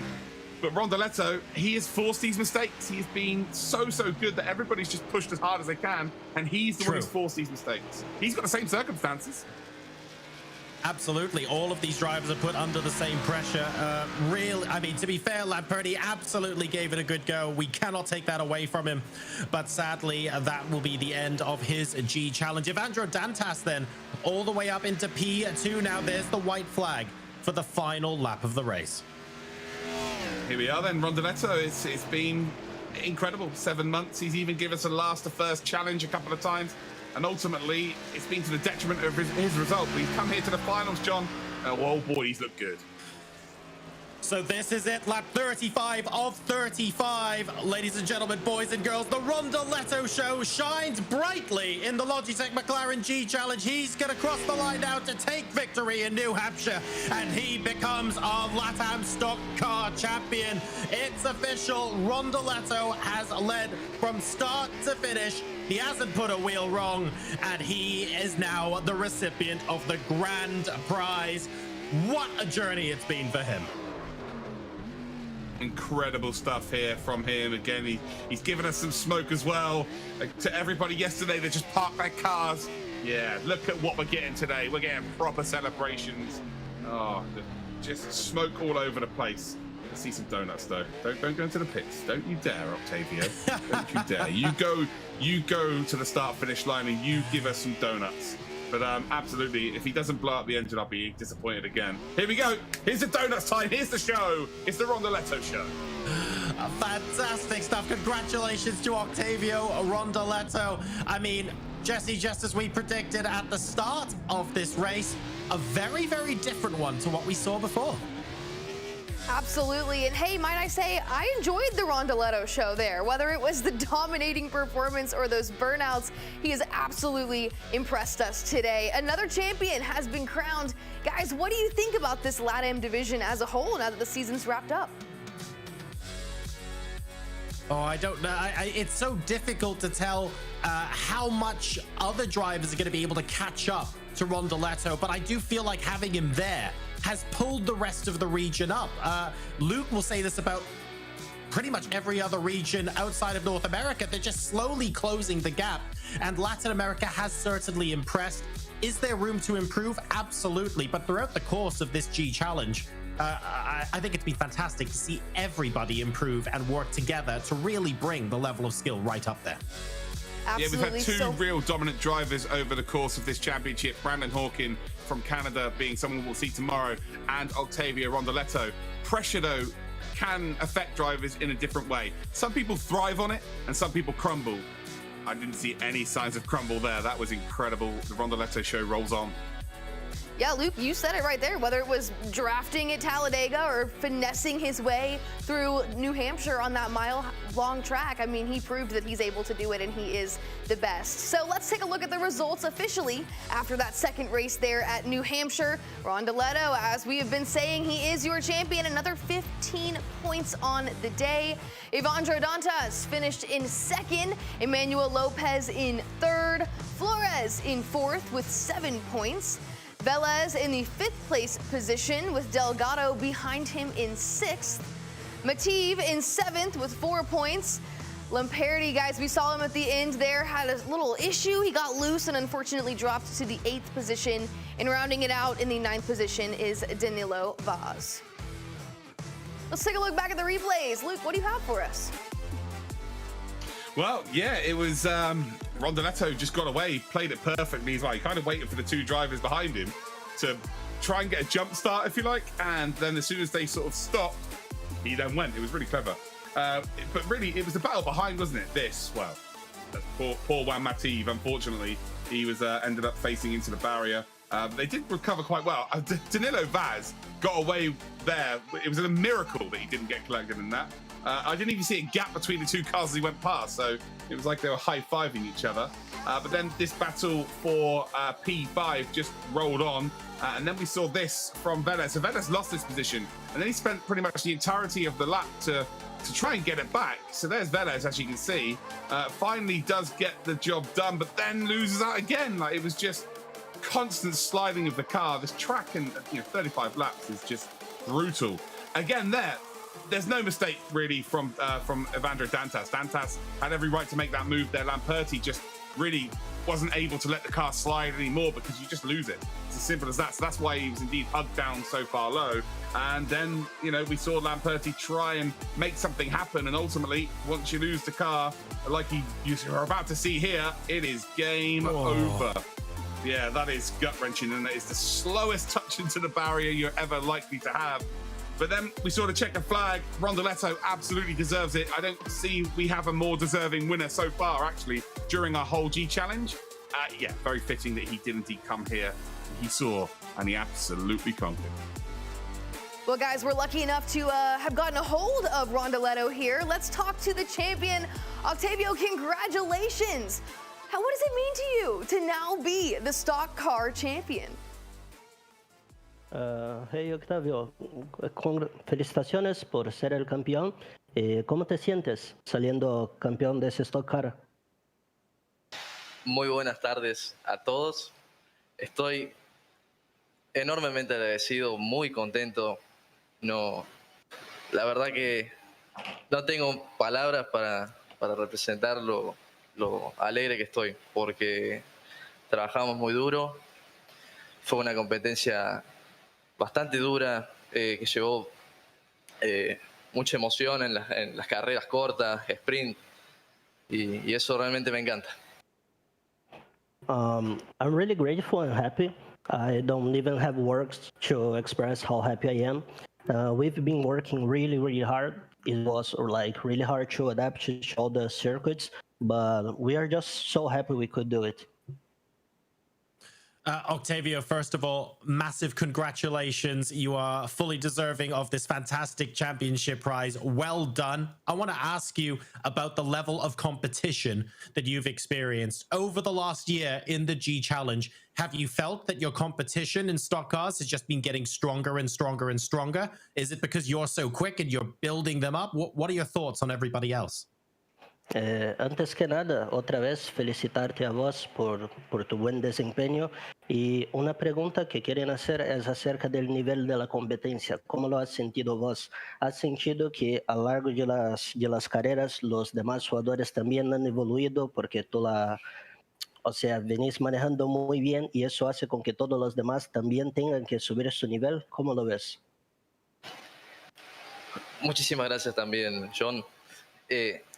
Sí, me impresionó y me agradó mucho cómo durante las carreras fue creciendo la participación y el nivel de competencia hasta hacer las competencias tan cerradas que deseamos la carrera en la última curva, como una carrera larga de NASCAR y un Green White Checker siendo una carrera de 40, 50 vueltas. Y agradezco por tomarme de ejemplo como referencia. Okay, so thanks for the words. I was really surprised and amazed, to be honest, how the level was increasing during all the races.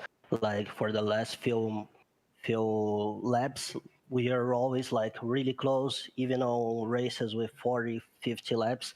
And it really amazes me and makes me very happy that you're using me as a reference to speak on this theme. Well, first of all, congratulations. An incredible performance from you, Octavio. And it's been a pleasure watching you. I just want to know, was there any moment during the competition where you doubted yourself at all because you just looked so composed throughout the whole competition? Okay. Bueno, Otra vez más, felicitaciones. Y una pregunta muy clave es, ¿en algún momento a lo largo de toda la competencia has dudado de que tú podrías salir campeón o tuviste la confianza durante toda la competencia? Muchísimas gracias, Luke, también.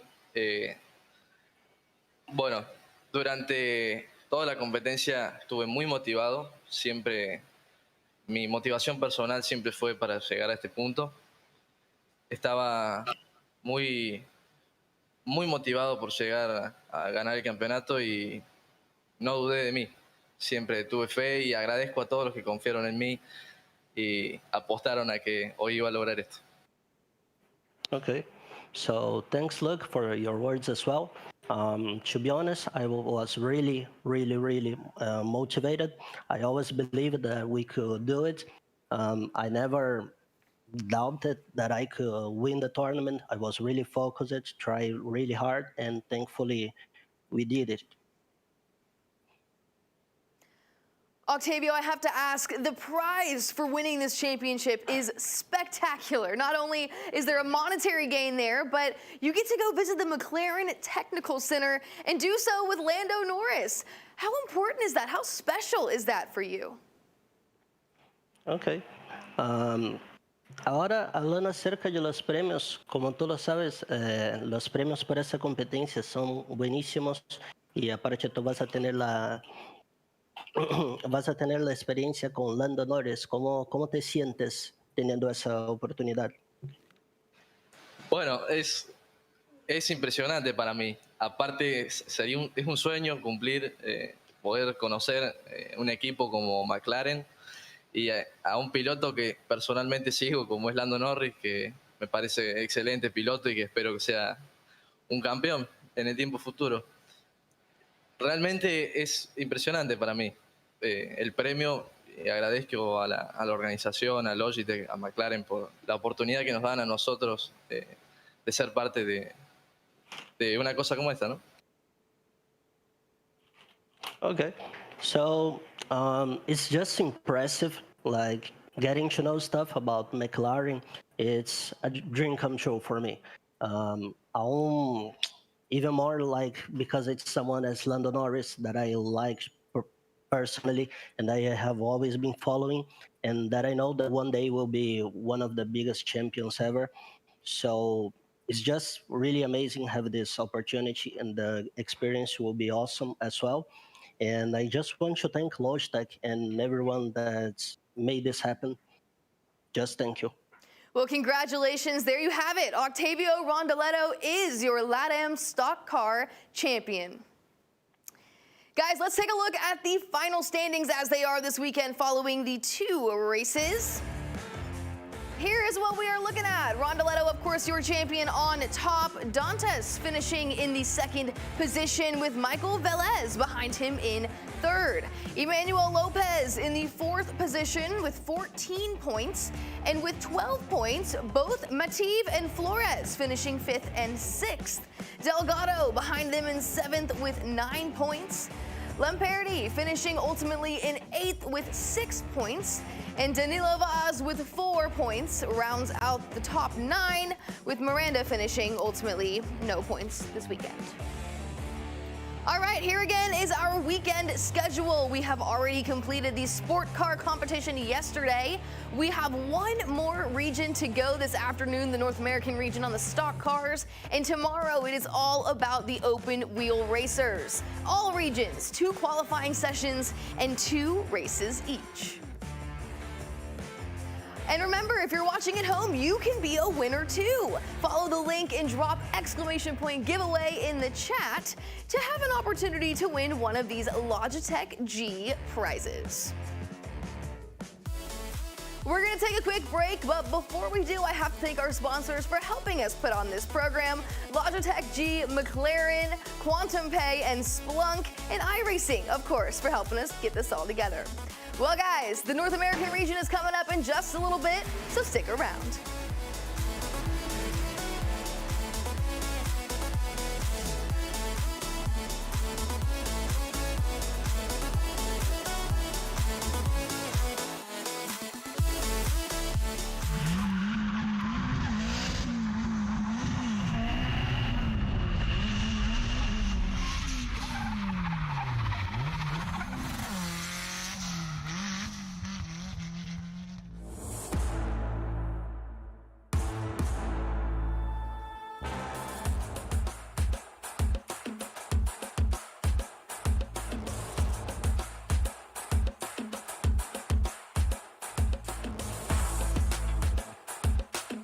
プロフェッショナルドリフトドライバーの田口和也です。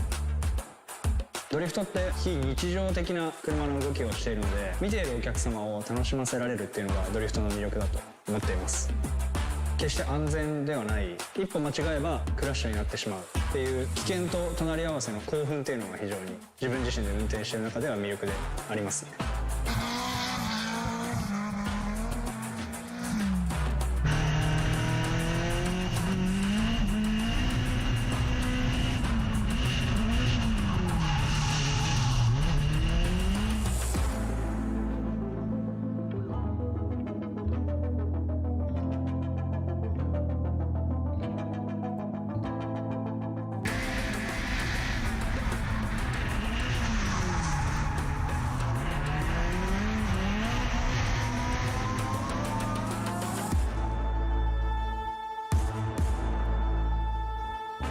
僕のレースの会場だと普段は一般道として使われている普通の道でレースをすることがあるんですけど、物理的にそういったところでは練習をすることができないんです。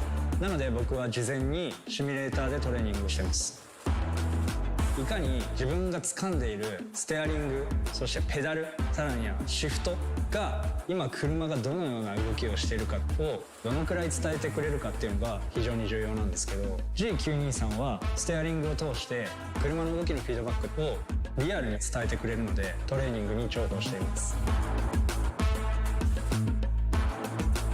ドリフトのスタートは日本の方が先で、アメリカは後からドリフトがスタートしたんですけど、今となってはもう完全にアメリカではプロフェッショナルのモータースポーツになっていて、ドライバーだけではなくてチーム、監督、メカニック、そしてオーディエンス、お客さんも全てがみんなプロなんですよね。日本人としてアメリカのドリフトシーンで活躍することによって、母国日本のドリフトモータースポーツカテゴリーももっともっと盛り上がってメジャーになっていってくれればいいなというふうに思ってます。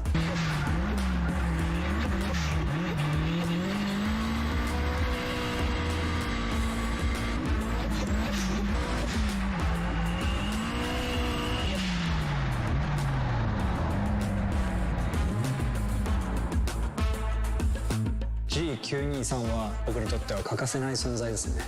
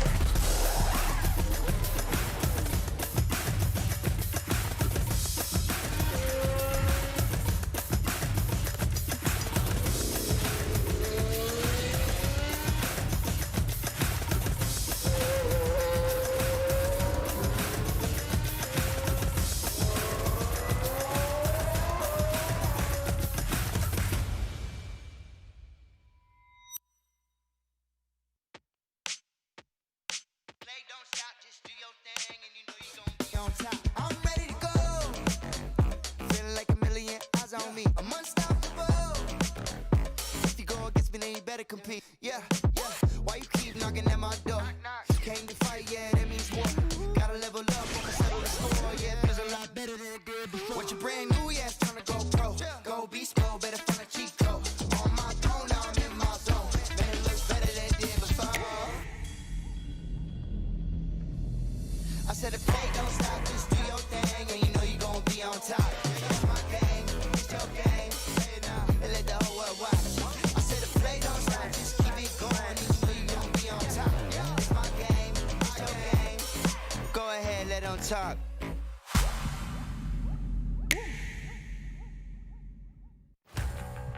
Am I allowed in here? Normally I'm behind the wheel.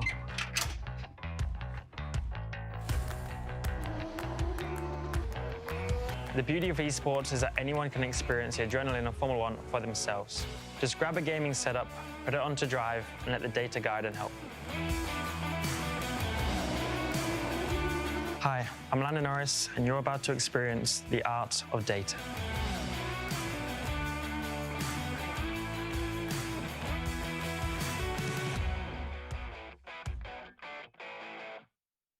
biggest advantage of the G93 for me is just how realistic it is. The feedback that you get as soon as you plug it in, it was pure enjoyment as soon as I started driving. This is kind of the closest I can get to accessing that adrenaline and emotion of being on a gravel rally stage in Finland and flying over those crests. For me, it's about getting as real as I can to the environment that I race in, and obviously the wheel is the best instrument for that.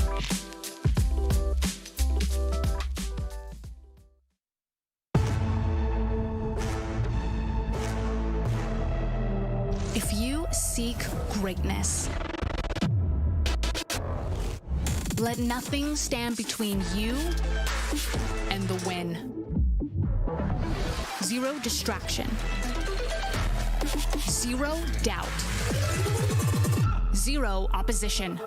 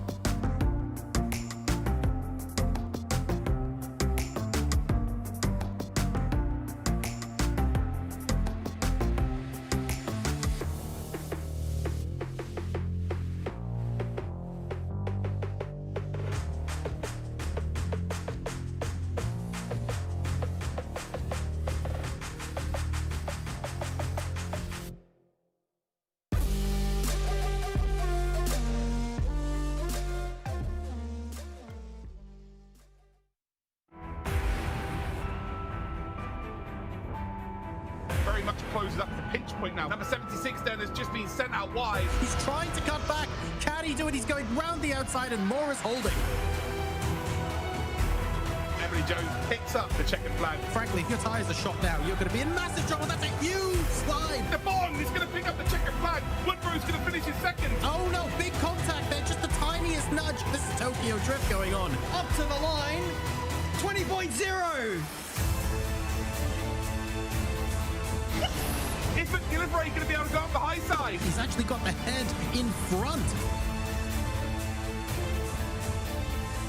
3 wide into turn number 1. It is going to tighten up through the pinch point up towards the exit. Brown still insistent on trying to go outside. He waited for the opportunity, took the lead of the race. And he's going to take the checkered flag. Winner's row then. Congratulations to him. That's a mistake. There's a hole at the inside. There's contact. He will send one up the inside. He's been squeezed there by McLaren. Oh, contact between the front two.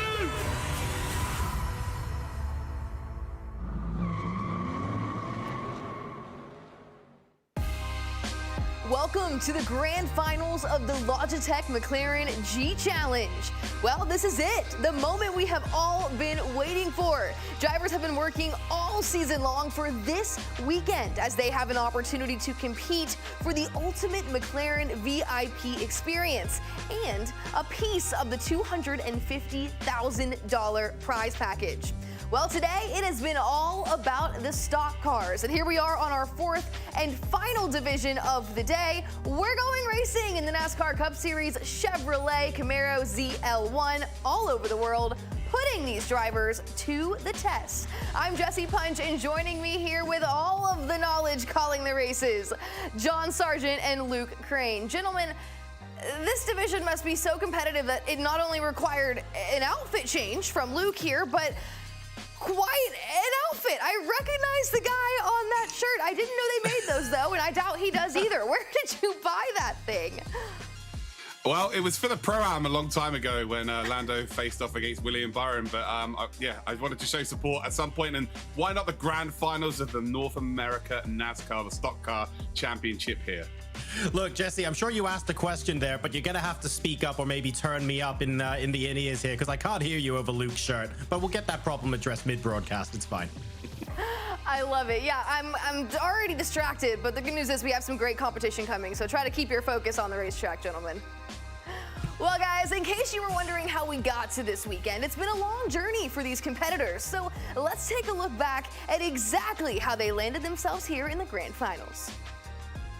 For motorsport enthusiasts, amateur and competitive drivers alike, the Logitech McLaren G Challenge has been the place to compete at the top level of sim racing since its launch in 2018. That's a huge slide, and I can't believe he managed to save that. Excitement and buzz swarmed around the series, from the white knuckle racing to the major prizes for those who could make it to the top. The winner of the Logitech McLaren G Challenge Finals is Brandon Abraham!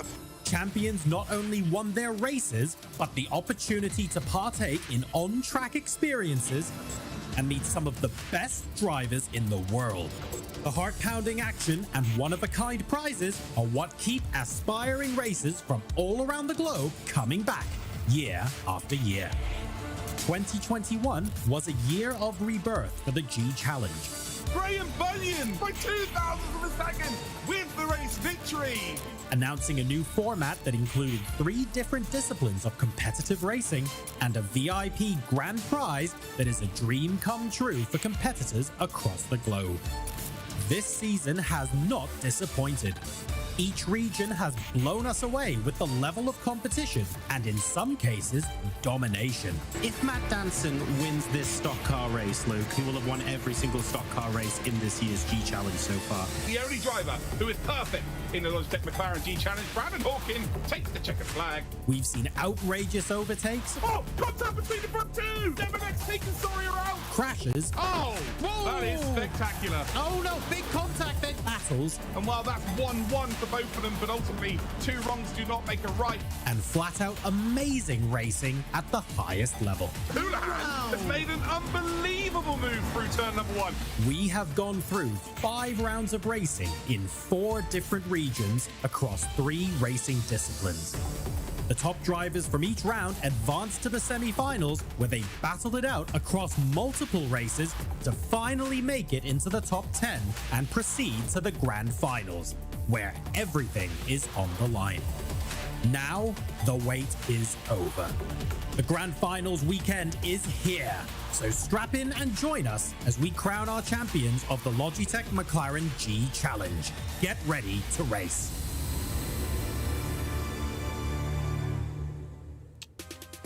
All right, well, now that we know how we got here, let's take a look at what this weekend is going to look like. So each day we are highlighting a specific challenge going region by region. So we've already covered all of the sports car regions. Today we have 3 of the 4 regions already covered. Of course, this is the final, the North American region. And tomorrow it is all about the open wheel drivers. All regions, 2 qualifying sessions, 2 races each.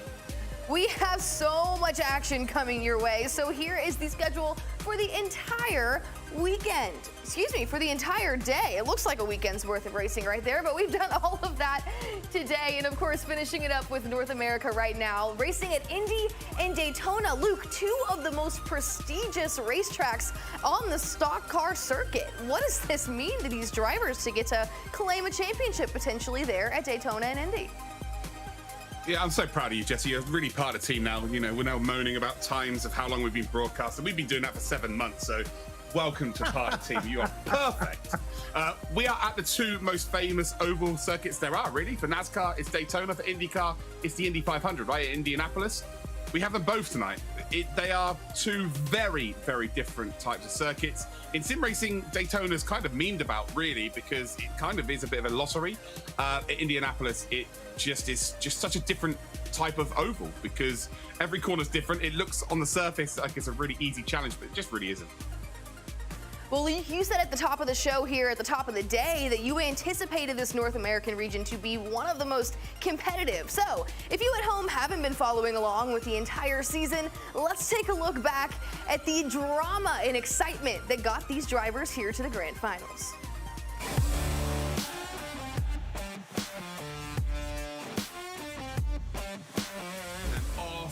Go. Great clean start here, Justin, and they're single file really early indeed. Still got something to work with here. The front 3, though, they're going to be liking this right now because they are now gapping them maybe half a second between the front 3. It is going to be Nick Ottinger that will take the checkered flag. And here we go, 2 by 2 in towards turn number 1, and it's a great start then. Nice and calm under pressure, and ultimately, out of these cars in front, that's a big hit into the wall, and this is going to be a change of lead for sure. The question is, how many cars are going to come through and pass Lee, but he's down to P3. Zeke Willits, though, he waited for the opportunity, took the lead of the race, and he's going to take the checkered flag. Brown still insistent on taking the high line, trying to go outside, and unfortunately for the 3rd time in as many laps, it's just not going to pay off for him. He's hoping someone will belatedly. Oh no, I think that's a little bit of a nudge. It is, and that is multiple cars, unfortunately.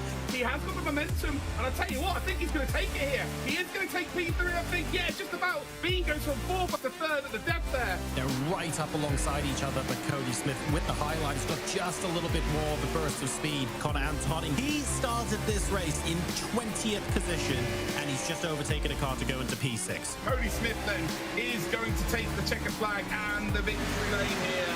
You can tell how comfortable these drivers are because they properly are right up against each other. That's DeMerchant moving out of the way. I wanted to ask you about that. That's really interesting. I'm wondering if him and Cozy are going to work together and push to the front. Just went back and said, yeah, I'll pick you up, mate. Don't even worry about it. Was back in the front of the field in the blink of an eye. Pushing Cozy towards the line. And I think you'll find he's going to go for the race victory here. DeMerchant and Cozy take P1 and P2. Welcome to the semi-finals of the Logitech McLaren G Challenge. It is all boiling down to this. It's race time here at Daytona, and it will filter into single file sooner rather than later. Oh, there's contact, and that is going to be a bad one. That's going to be a big one for sure. Half the field now are not attached with the front group there. The 12 cars here, all battling to have that top 10 in their back pocket, ready for race number 2.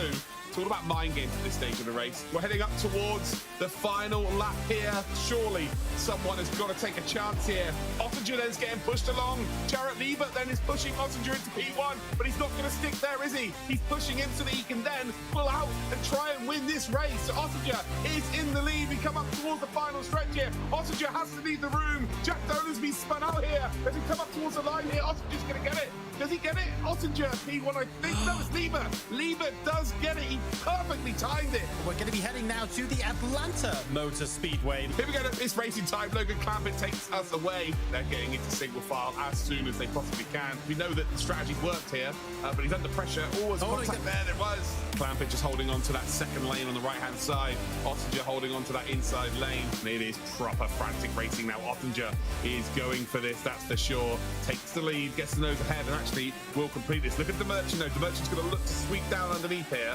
If he gets an opportunity, and he has. Logan Clampett then gets caught high side. Great stuff there by the Merchant. He's going to move up into P2 here.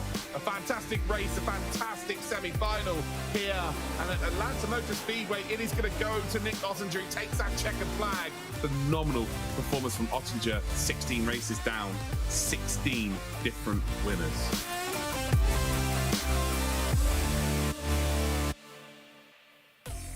Well, there was no shortage of excitement leading up to this weekend's grand finals.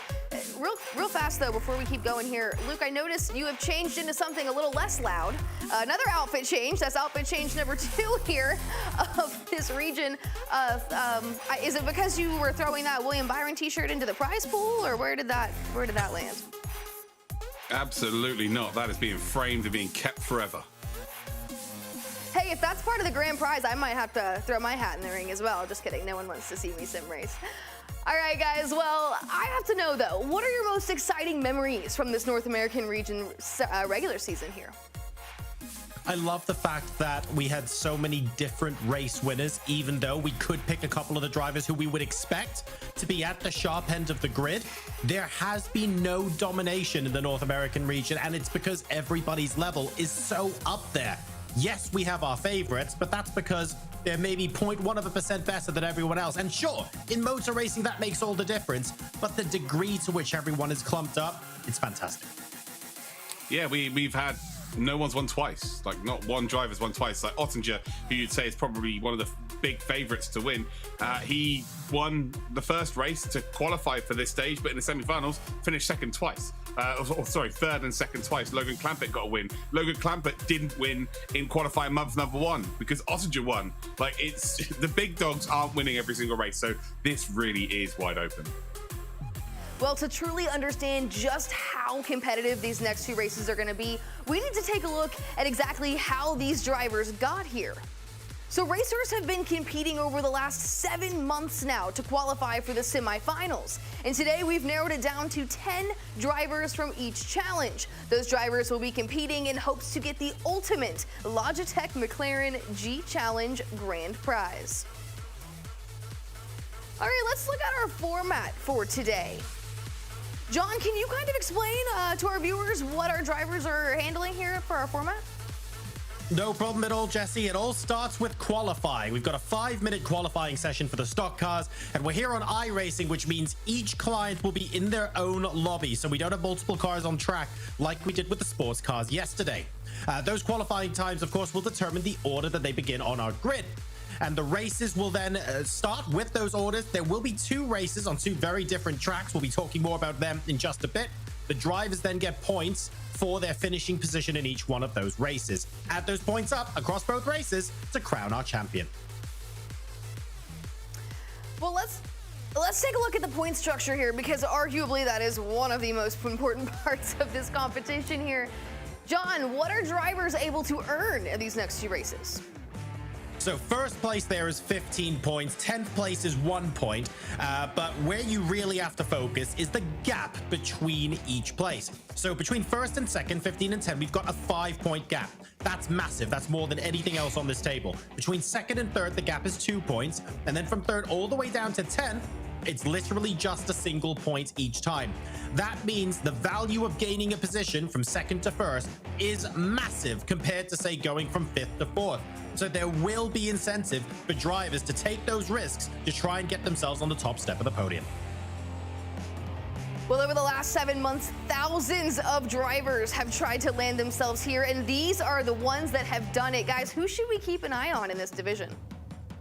Well, obviously, look at Nick Ottinger, Jarrett Liebert, Logan Clampett, Connor Anton, Seth the Merchant, Zeke Willis, Brian Wang, Kevin Fraze, Trey McCrickard, and Eric Heater. Keep an eye on all of them. They are ridiculous. But I'm going to throw one out there that maybe not quite as the top three. The top three there are the favourites, but Seth the Merchant provided moment of the championship so far. Oh, yes. Where he went back to the back of the pack from a leading position behind Mike Cozy Jr., one of his friends, got behind him, pushed him to the lead of the race, and then on the final lap just overtook him and took P1. So not only did he win the race for himself, but he actually dragged someone along with him, which is just something you don't see. It was a ridiculous moment, and yeah, if he can do it by helping another driver get to a decent position, surely on his own it's going to be even easier. I want to call that out as well. I mean, Seth Demert, look, we've been commentating all day and taking a look at cars that are maybe in 8th or 9th position saying they really need to get a move on. There's only a certain number of laps left. Seth the Merchant did that with a couple of laps to go and just went, I'm going to fall all the way to the back of the pack, bring another car up with me to the front and do it in the space of a couple of laps. He somehow made it possible. I've got no idea what rocket he strapped to the back of his car, but I'd love to see something similar from him today. The best thing about the whole situation was, though, his mate couldn't even make the semi-finals. So no, he couldn't. So he made his mate qualify, and then he didn't turn up. So it's like, oh, brilliant. Well, we're going to have a better understanding of just who to keep our eye on here after qualifying, as we are just moments away from kicking off this first round of qualifying. But before we do so, here's a special message from McLaren Racing Formula One driver Lando Norris. Here's what he has to say to our competitors today. Hello everyone and welcome to the grand finals of the Logitech McLaren G Challenge. I'm very sorry I can't be there to participate in this live event, but I want to say a massive congratulations to all the finalists and competitors who have made it this far out of thousands of entrants. It's my 4th year being part of the McLaren G Challenge, and I'm super happy to see how far it's come and the level of the finalists. Finally, I'm sure the racing is going to be amazing. There's a very high talent pool in there, and I look forward to watching everything.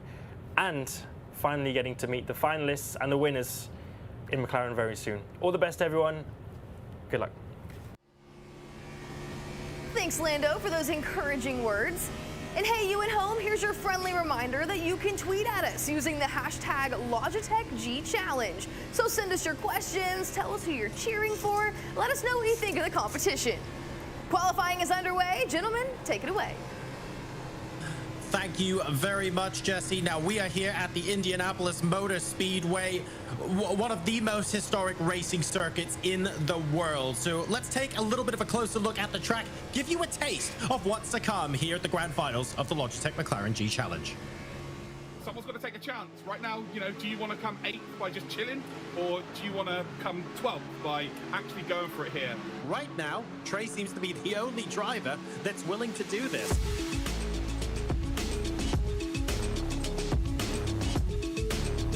My name is Trey McCrickard. I live in Augusta, Georgia, and I am a delivery driver, and I do sim racing as a hobby. I'm currently attending Augusta University to get my IT degree. I really just love helping people. Usually I'm the handyman in the family with electronics, so anytime someone has a problem with their computer or phone or anything, I'm the one to call. Well, originally I got into NASCAR from my grandpa when I was about 4 years old. From there, over the years, I watched NASCAR mainly. And then I started watching YouTube and I saw NASCAR race in season 2003. And that was a huge hit for me, so I told my parents we had to buy the game, so we finally got it. I played that for a while. And then in 2014, I got iRacing and been on ever since. My background in racing, I've gone up to Charlotte a lot of times. I've done kart racing there, indoor karting. I've done the NASCAR experience before. The semifinals, since I live really close to Atlanta, you know, I used to always practice on that track. So when I saw that, I got really excited.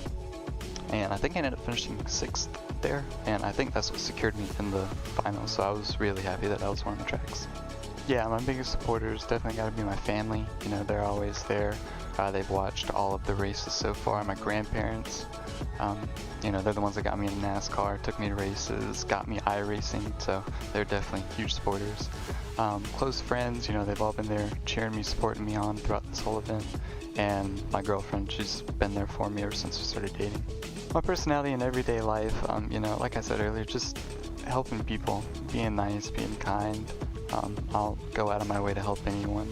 When it comes to on-track racing, it's really funny. I'm kind of the same way. If I ever get in an incident, I'll immediately go on chat and tell them I'm sorry, it was my fault or something. Or if I push someone to the win, I don't mind finishing second. For the grand finals, it'll definitely be going for first. No more nice guy anymore. Hobbies outside of racing include, with an IT background, computers. I built multiple computers. I help people repair them. I play sports. I watch sports. I have season tickets to the Charlotte Hornets. Go up there all the time. I play basketball. I'm 6'6", so it kind of helps out. Yeah, at the end of all this, obviously I'd love to be the champion, but if not, get some good competition, good knowledge, feedback, and take it into further racing competitions if I ever get any. I think this is definitely going to be a great building base to go off of.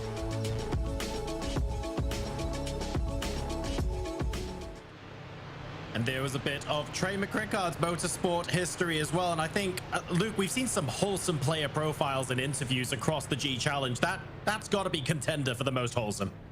Yeah, they're all wholesome, aren't they? They're all lovely people. There's not enough controversy for me.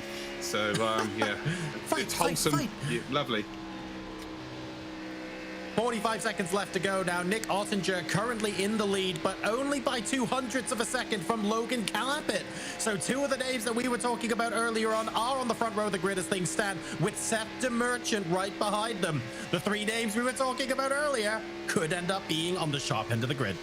Yeah, 100%, but there's a couple of drivers still yet to cross, like Eric Heater up to 5th position. There's not a lot to choose between them. This is going to be, it's just really strange circuit because it's massive, it's huge, but it's almost like a short track strategy here as well, because there's no real opportunity to make an overtake through the corners unless you squeeze someone wide. It's so tough on the tires as well, but yeah, the long straights do indeed help them out a little bit, but it's just such a strange way, or a strange oval really compared to what they're really used to. It's like in between a super speedway and a short track. So qualifying at Indy is now complete. Jesse, we've now finalized our grid. What do you think about the race upcoming? You're right about that. We've definitely finalized the grid, but like you guys talked about earlier, things are going to look very different when we have all 10 race cars on the track there at Indy. Because as we saw there, we saw single car qualifying, but once they take to the 2.5-mile track, the draft will come into play as they race in a pack. So a draft is something that drivers use to gain position or gain some time on their lap there. So we have information as to how that's going to come into play here with this data-driven insight powered by Splunk. Luke, what can you tell us here about how the draft might come into play here at Indy? Well, yeah, you could read the graphics for yourselves there. The difference between speed is exactly what you need. You need more top speed in a straight line, but the lap time's there. In a pack, the slowest you're doing is the quickest on your own. So 54 seconds could be the slowest when you're in a draft pack, whereas, on your own, it's 54 seconds at the maximum. We saw actually a really good example earlier on in terms of what happens when you lose the toe at Talladega. We saw Danilo Vaz in the LATAM region. As soon as he got 6-7 tenths away from the pack and wasn't able to grasp it, he was losing 1.5, 2 seconds every single lap, and that was his race over. So it is vital that you are working with someone else and getting this draft. It absolutely is. At the end of the day, solo qualifying, it's great. You get a little bit of that raw pace in, but in the race, you're going to be looking for drivers to work with to really push up that top speed, pull down those lap times, and catch the leader. We're going to be seeing a fair bit of that here.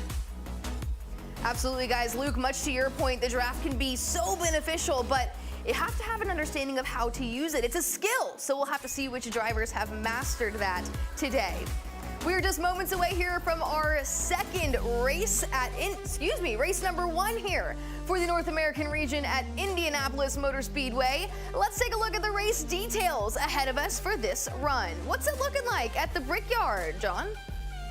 It's looking like how I desperately want it to be in London, Jesse. A 40-degree track temperature and a 25-degree ambient temperature. It's going to be delightful racing conditions at the Brickyard. Cloudy conditions, but that is fine with a very light breeze. We are setting ourselves up for an excellent race. I'm starting to really think you are not digging the weather there in London, but that's okay. That's all right. It's a bit gray. Let's take a look at the grid ahead of the race. Here is where each of those drivers will be starting. Nick Ottinger on pole position alongside Logan Clampett. Really looking forward to seeing how this one pans out because Seth DeMerchant is right behind them alongside Jarrett Liebert. Row 3 of the grid will see Eric Heater go up with Zeke Willis, and then Connor Anton will be alongside Kevin Fries. Finally, Trey McCrickard will be alongside Brian Wang on row 5. All right, gentlemen, like I Here we said, go. race number 1 for the North American region is getting ready to go. So I will let you take it away.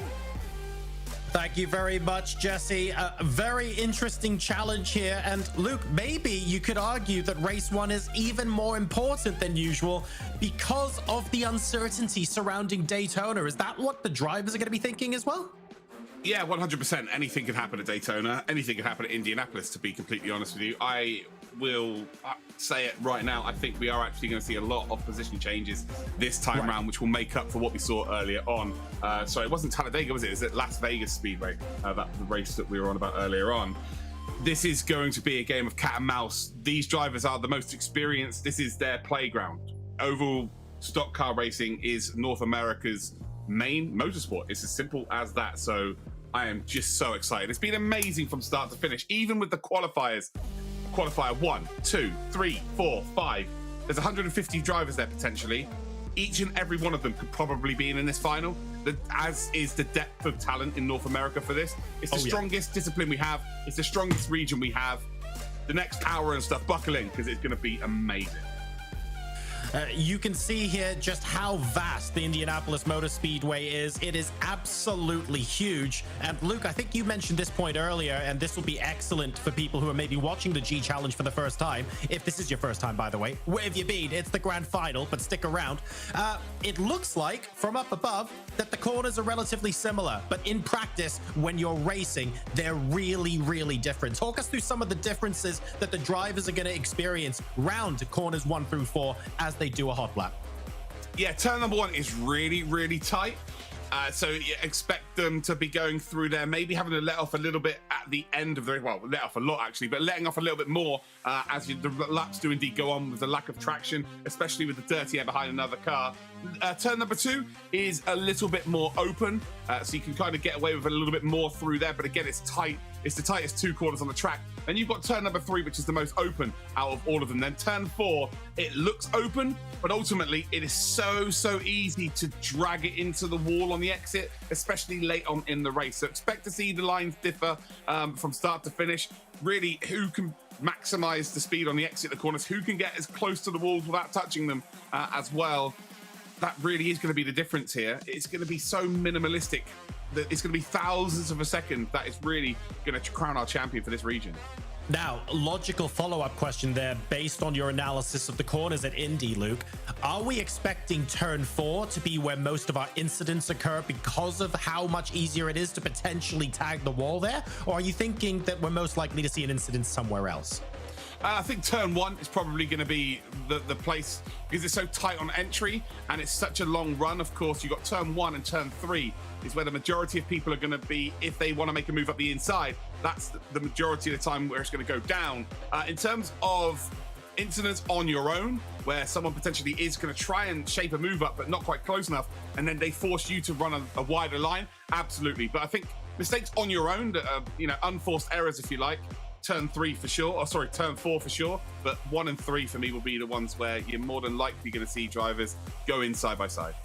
And just to really echo that point there, I mean, Jesse, you spent many years in the world of NASCAR. You're obviously very familiar with how these things go down. And taking a look at the track, if you just look at a topographical view of it, you're going, well, okay, that looks fairly simple, but it really is so much more complicated corner by corner once drivers get into the race.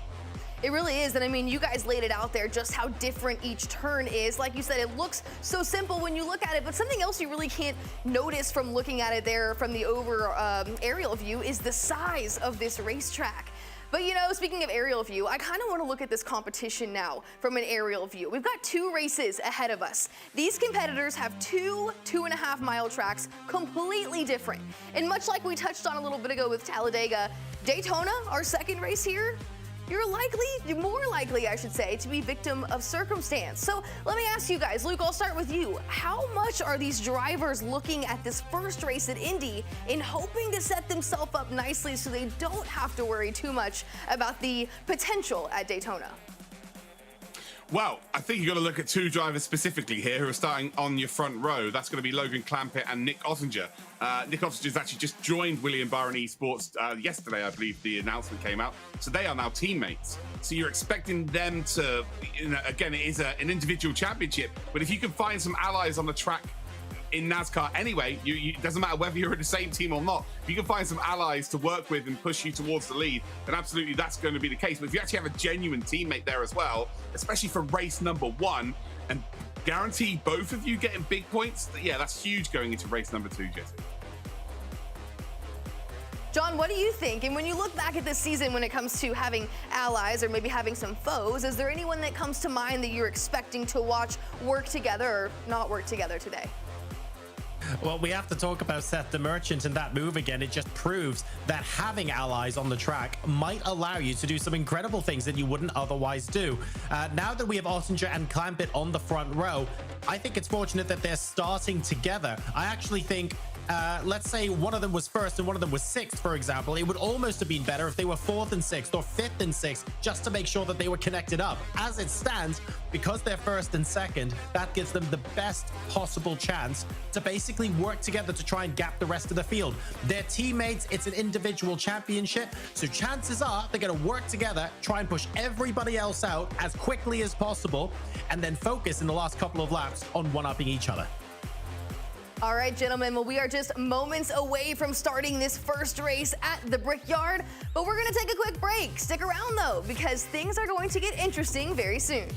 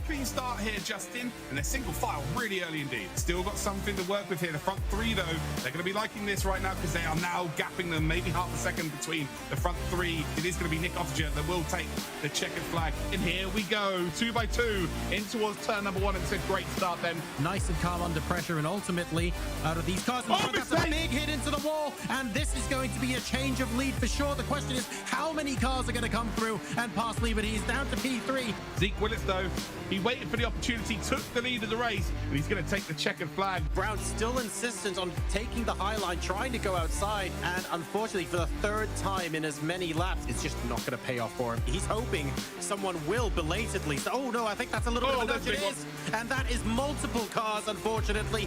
He has got the momentum, and I'll tell you what, I think he's going to take it here. He is going to take P3, I think. Yeah, just about. Bean goes from 4th up to 3rd at the depth there. They're right up alongside each other, but Cody Smith with the highlight has got just a little bit more of the burst of speed. Connor Antoning, he started this race in 20th position, and he's just overtaken a car to go into P6. Cody Smith then is going to take the checkered flag and the victory lane here. You can tell how comfortable these drivers are because they properly are right up against each other. That's DeMerchant moving out of the way. I wanted to ask you about that. That's really interesting. I'm wondering if him and Cozy are going to work together and push to the front. Just went back and said, yeah, I'll pick you up, mate. Don't even worry about it. Was back in the front of the field in the blink of an eye. Pushing Cozy towards the line. And I think you'll find he's going to go for the race victory here. DeMerchant and Cozy take P1 and P2. Welcome to the semi-finals of the Logitech McLaren G Challenge. It is all boiling down to this. It's race time here at Daytona, and it will filter into single file sooner rather than later. Oh, there's contact, and that is going to be a bad one. That's going to be a big one for sure. Half the field now are not attached with the front group there. The 12 cars here, all battling to have that top 10 in their back pocket, ready for race number 2. It's all about mind games at this stage of the race. We're heading up towards the final lap here.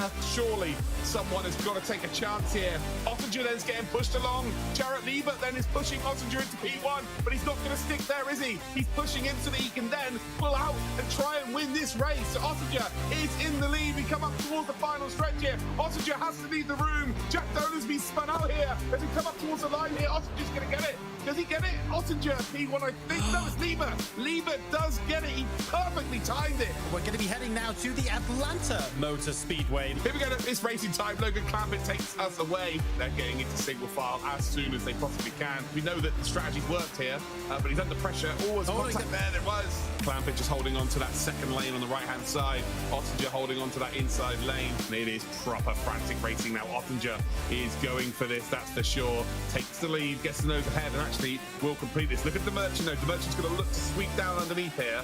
If he gets an opportunity, and he has. Logan Clampett then gets caught high side. Great stuff there by DeMerchant. He's going to move up into P2 here. A fantastic race, a fantastic semi-final here. And at Atlanta Motor Speedway, it is going to go to Nick Ottinger. He takes that checkered flag. Phenomenal performance from Ottinger. 16 races down, 16 different winners. Welcome back to the grand finals of the Logitech McLaren G Challenge. We just watched back the regular season recap there for the North American division in the stock cars. Guys, watching that back, that makes me so excited for this first race. And I just want to take a minute too and have you elaborate on the addition of this stock car challenge to the overall G Challenge has brought so much talent and has really heightened the competition here that we're working with this weekend. Can you speak to what this addition has done for the overall G Challenge as a whole? Luke, let's start with you since Luke, you guys are so chatty. Yeah, well, look, Luke, you've been around since the beginning, mate. I think you've seen it both before and after, so you can see how everything's grown, man. Yeah, for sure. And this just doesn't just go for the stock car edition, but yeah, we will discuss that. North America, it stayed the same, right? You know, there's a plethora of talent, has been from start to finish. There may be one or two added, but we're not really going to notice it. But the question I asked earlier on to Ron Deletto was, you know, did you ever at any point feel like you were under threat? And his answer was kind of like, not really, but I think if you asked him at the start of the competition, he would have been so much more confident because the rest of the field did catch him up and he was beaten in the semi-finals, which we just didn't really see coming. And then go even further back, we look at the Apac region. Matt Danson I asked him the question about, what has happened in terms of this region. He said there's drivers missing who are going to be kicking themselves for not even taking part, but those spots have been filled up by other drivers that have come out of nowhere and really had their imagination captured. And on iRacing, there is a massive, massive pool of talent for not only road racing, but for the oval section as well, if not more so. The game started with oval, like NASCAR was what the game was intended for originally. But yeah, for me, the addition has definitely added an extra edge to the competition. It's been super fun for me personally to learn about all of this. I've done a bit of oval racing before, but to learn the nuances, like I'm never going to claim I'm the world's best commentator or anything like that. I really had to work hard to kind of understand the ins and outs of it, really, and try and call these races. And I've had an absolute blast doing that. Again, there's many a time where I've made a bit of a fool of myself. But yes, as a general rule of thumb, I think it's been really, really nice to have it involved. It really has been. And from a Logitech G Challenge point of view as well, just extending the breadth of the competition to include drivers who are used to racing in different disciplines is so good. And it's so important to continue to grow the driver base, not just amongst established drivers, but amateur drivers, casual racers who fancy having a bit of a go in our monthly round races and just dipping their toes into the world of competitive sim racing. We've been able to do that for so many people, and expanding not just in stock cars, but everywhere has only helped us open the doors to more and more people. So I'm really, really happy we've been able to do this, and long may it continue. Yeah, guys, and how lucky are we that we get to spend this weekend watching some of the best stock car sim racing talent from around the world compete here in the G Challenge Grand Finals. And quickly, I have to say, Luke, you shouted out my working for NASCAR for a handful of years now, but you don't look silly at all. You have learned so much this season, and I'm actively learning from you over this weekend. So continue to impart your stock car racing knowledge on us, because you're picking it up, my friend. You're teaching me things actively. Well, hey, before we get this first race, I'm a massive fan as well. So, I'm actually a fan of NASCAR. I watch it all the time. But to learn how to commentate and get the nuances and the different ins and outs of it, it's very, very difficult because, like I said earlier on, and sorry to cut you off, Jesse, we have got a little bit of a delay here, ladies and gentlemen. So it's sometimes a bit hard to work with. But it's the case of. I've completely lost track of where I was going with that then, but to be completely honest with you. But yeah, it was, on the face of it, people look at this and go, oh, oval racing's so simple. People who've never done it before, or people who watch it, are like, oh, how do people make so many mistakes? And then you realize how tough it is. Like the tires, the tire temperatures, the tire wear is massive. Every single circuit is completely different. Like the camber makes a massive difference. The angle of the turns make a massive difference. There's tri-oval, there's quad ovals. There, we have Bristol this year, or last year, had dirt on it. Like it's such a different discipline, and it really, I think, is harder. I genuinely believe it's harder than road, and I've been, trying out, and I'm not very good at oval. I give it a shot. I'm only a B license on iRacing and oval. And I just find it more difficult. I really do, to maximize your time and to be anywhere near the top drivers. Well, all that to say, to echo you, being a fan is one thing, but being able to do what you two do, and not only do what you do, but do it as all weekend long for this entire G Challenge is absolutely impressive. So hats off to you guys, and thanks for all your help this weekend. Hey, look, we're fueled by the excitement. We're going to keep going race after race. Yes, it's what we do, but at the same time, we also do it because we love it. And I'm going to echo your sentiment there, Jesse. Look, Luke is world class. He never looks silly. If he does look silly, it's purely because he picked the item out of the wardrobe. Absolutely. You can't say he doesn't look silly when the man walks out in a William Byron Hawaiian t-shirt, but that's right? All right. All right, guys, well, we have race one ahead of us, so let's take another look at the starting grid for the Brickyard, race number one for the North American Stock Car Division. What do we think about this? So the main contenders, as far as we were seeing earlier in qualifying, Nick Ottinger and Logan Clampett will be on the front row. Seth DeMerchant right behind them. It now becomes a question, Luke, of whether someone outside of that top three can potentially throw a cat amongst the pigeons here in race number one. Yeah, absolutely. And well, from what we've seen so far this year, that is absolutely going to be the case. Like, these drivers are very much on a level playing field in terms of raw pace. It's just about whether they can put it all together. And, you know, just to echo what you said, Jesse, I am genuinely like a box of frogs inside here. I am so excited for this. This is the one I've genuinely been looking forward to the most out of everything. And I come from a GT commentary background. Like, so to be this excited, that's why it's such a massive addition to, for the G Challenge, specifically the North America group. This is going to be amazing. It is going to be worth the wait, and it's going to be special. Really, really special. Absolutely echoing everything you said there, Luke. I'm thinking back to like the very, very initial stages of G Challenge when I was looking at North American oval racing for the first time alongside the other regions, and just noticing the difference, seeing how the drivers are bump drafting, working closer together, able to stay 2x2 for longer, understanding the nuances of the racing of the tracks just that much more. And then over time, watching the gaps everywhere slowly narrow and narrow and narrow as the level of skill rose globally. But it has to be said, stock car is still very much the jewel in the crown as far as North America is concerned. And we are set up for two fantastic races this afternoon. You said it, one of the most competitive divisions and two of the most exciting racetracks for stock cars. You know, John mentioned earlier you might be new here, and if you are, well, welcome. Stick around. This is the grand finals. It doesn't get any better than this. But you might be curious how we got here. So let's take a look back at how these drivers landed themselves this weekend. For motorsport enthusiasts, amateur and competitive drivers alike, the Logitech McLaren G Challenge has been the place to compete at the top level of sim racing since its launch in 2018. That's a huge slide, and I can't believe he managed to save that. Excitement and buzz swarmed around the series, from the white knuckle racing to the major prizes for those who could make it to the top. The winner of the Logitech McLaren G Challenge Finals is Brandon Abraham! Champions not only won their races, but the opportunity to partake in on-track experiences and meet some of the best drivers in the world. The heart-pounding action and one-of-a-kind prizes are what keep aspiring racers from all around the globe coming back year after year. 2021 was a year of rebirth for the G Challenge. Graham Bunyan by 2,000ths of a second with the race victory. Announcing a new format that included 3 different disciplines of competitive racing and a VIP grand prize that is a dream come true for competitors across the globe. This season has not disappointed.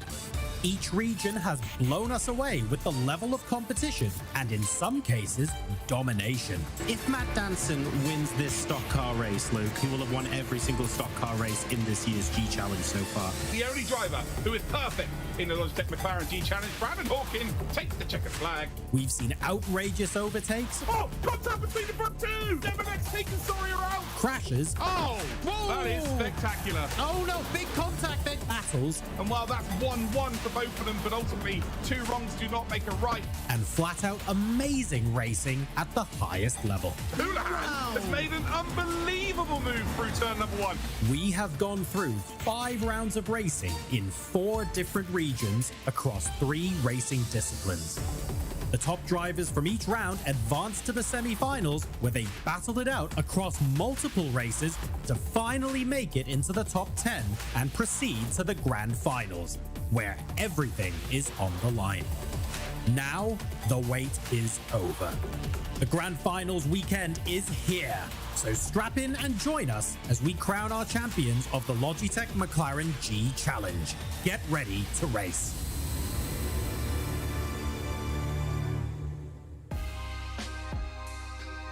Well, it is officially time for race number 1 in the Stock Cars North American division. Guys, I'm gonna put you on the spot though real fast, and I haven't done this yet all weekend long, so we'll see how you do, but make a pick for this race. Who do you think is gonna come out on top here at the Brickyard? Luke, I'll start with you. Well, it's coming out again. Chase Elliott hat is coming out again. Yeah, I have no idea. I'm gonna Nick Ollinger. Yeah, there we go.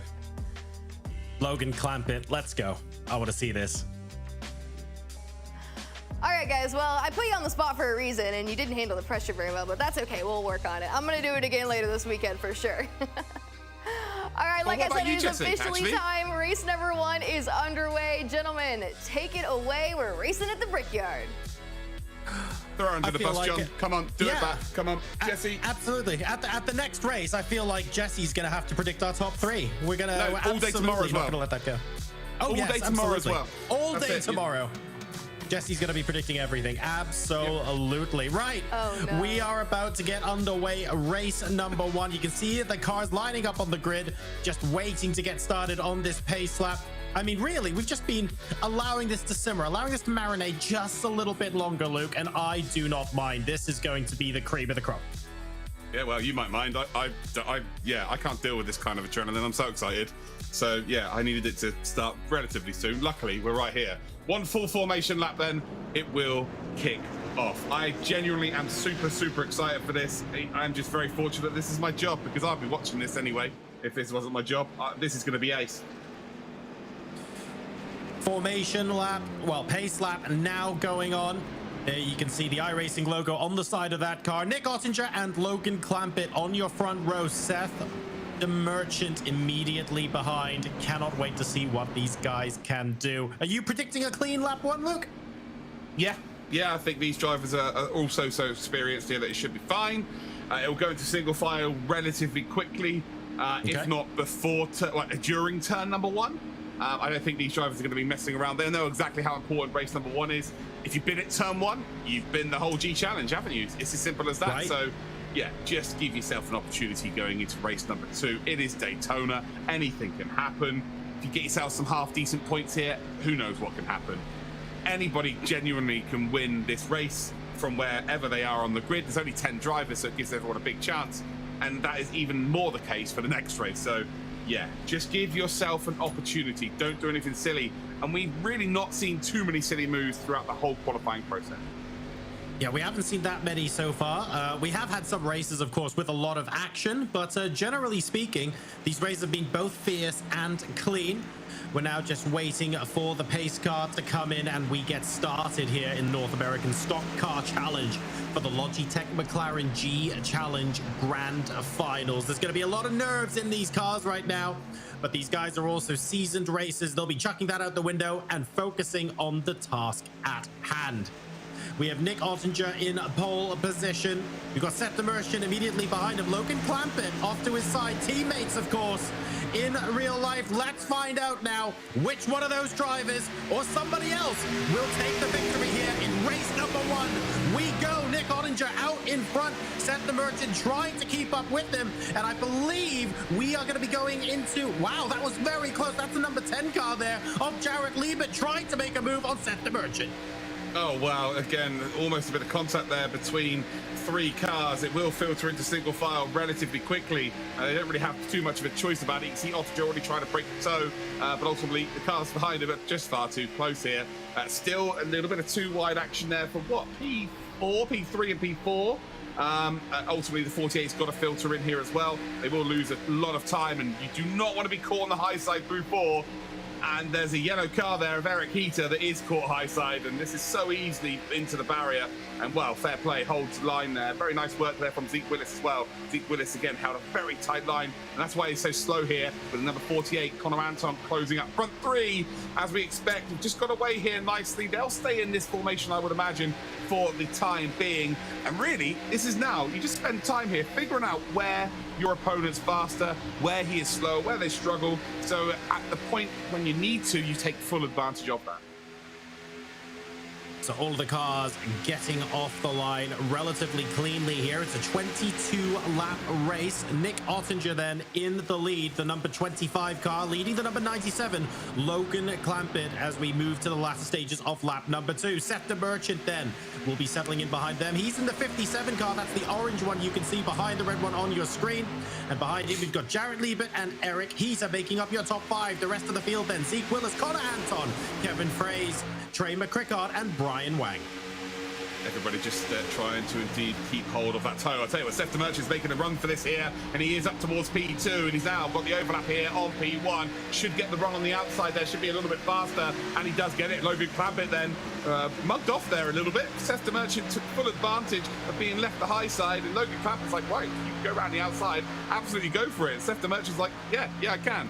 And there we go. As you can see, though, not interested in getting involved here with the Ottinger battle at all. You can see now the door being closed out wide there, but DeMerchant's going for the lead, isn't he? He wants this. He wants this really early. Track position, again, could be a vital part of the game this early on. And I didn't think that we were going to see moves being made as early as we are seeing right now. I knew we were going to see some sort of moves being made all the time, but not quite this early. Look at Eric Heaton now up to P3. Ottinger moves as far left as he possibly can. The number 10 then, Lieber, trying to push through Clampett. A little bit of a nudge there. Nice bit of bump drafting, which should give Clampett the clearance there on the exit. No, it's not. Eric Heaton. It's got an amazing run through turn number 1. He's now clear. He'll drop down low, and now he moves up to P3. And this is now showing the class of what North America can achieve. This is brilliant. Beautiful moves there from Seth DeMerchant and Eric Heater, hanging around the outside, just trying to get every additional mile per hour worth of speed up on that higher line, and he manages to separate Logan Clampett one more car from Nick Ottinger. So the teammates now are going to be struggling to work together. They were 1 and 2, they're now 1 and 4. A very interesting first couple of laps of this race here as we keep an eye out of who the movers and shakers are. Right now, though, Eric Heater is looking like a man on the mission, and Seth DeMerchant as well. Yeah, DeMerchant would absolutely have that as a game plan. Qualifying in P3, knowing that their teammates in front of you, you have to get between them so they can't work together. The perfect scenario now for DeMerchant is the fact that Eric Heater has also got himself there as another extra bit of meat between that William Byron Esports sandwich. It's now whether Seth DeMerchant can make a run here at Ottinger. I'll tell you what, he has got a beautiful run then down the back straight. Is he going to be able to make the move? He's going to try and go around the outside again, I would imagine. He's going to pull out wide here, and Ottinger closes that option off. No chance of really making the move up the inside, not really a slow enough corner. Eric Heater then just sitting dormant as it stands, waiting to see what indeed happens in front of him. The whole field, though, separated by 1.2 seconds. Connor Anton maybe dropping off the pace ever so slightly. But again, a couple of laps where you can, just get back to the real close part of the pack, get yourself in that slipstream that we were talking about earlier on, and then you can look to make some advancements here, because we're only 6 laps into the race, so plenty of time. We're just over the quarter of the way mark here. We've already seen plenty of action. We've still got 3/4 of the race to go. We do indeed, and you can see Nick Ottinger then pulling off to the inside of the racetrack on the straightaway. Seth DeMerchant that time choosing not to follow, very happy for a little bit of cooler air, and he's actually right up, almost getting an overlap there with Ottinger, but not quite. He's going to be hanging back here with Eric Heater right behind as they go into the next corner. This is very, very tight stuff. I think the drivers now, they're settling into a bit of a rhythm. There was a bit of, frankly, excitement in the first couple of laps. Ooh, there might be a bit of jostling for position here. But now, I think they're just finding their groove, making sure that they set their baseline lap time strongly, and then using this as a platform to potentially launch themselves a bit later in the race. Yeah, DeMerchant's looking to try and get, again, that overlap. He's not moving over the side of the track, not scrubbing any speed off of what he can achieve, not trying to get into the slipstream. So I think he's just settled now. He's just going to maybe sit there for maybe 5 to 10 laps and then maybe look to make a move, unless Heater decides to force something from behind. But everyone's just settled in now. It's frantic first couple of laps, again, trying to get some track position really early in this race. And now it's just all about conserving those tyres, making sure that you are in a very strong position moving forward. A couple of times DeMerchant has maybe had an opportunity to send one around the outside, but not quite had enough of an overlap to work with. Logan Clampett is a big loser in this situation, isn't he? Front row of the grid, and unfortunately down to 4th position. But there's a reason why he's one of the very best in the world, and expect him to maybe be able to make up some positions later on. Ottinger, though, not a foot wrong as it stands so far, taking the same line every single time. And for the first time, DeMerchant's gone down low here along the start-finish straight, and maybe this is the time where he's going to look to attack. Catching a glimpse of the yard of bricks across the start-finish line there, as the cars cross that line to start lap number 8 of 22. Nick Ottinger in the lead at the moment, and you can see behind him Seth DeMerchant basically parallel parked, attached to his bumper there, not choosing to make a move just yet, just trying to see how close he can get. analyzing his opponent's line, and maybe trying his best to save his tires for a little bit later on as well. So playing it very conservatively in the middle part of this race. Now on board with Jared Liebert, who's very close to the back of Logan Clampett now. Clampett fell off the back of Heater just a little bit, but seems to be gaining some of that time back. Maybe prompted here by Liebert potentially trying to push him along so that they can catch back up to the top 3. Zeke Willis, keep an eye out for him. He's got a great run. It's just about whether he can utilize it. Actually, it looks like he may be losing some speed. They're out of 4 along the start-finish straight. Logan Clampett was under a touch of pressure there, almost tagging the wall. Again, just trying to open up this turn 1 as best he possibly can. And actually, after he received a bit of pressure there from the number 10, being Jarrett Liebert, being able to just drive away ever so slightly. Again, it's a manageable gap to work with. You're not going to get dived anywhere.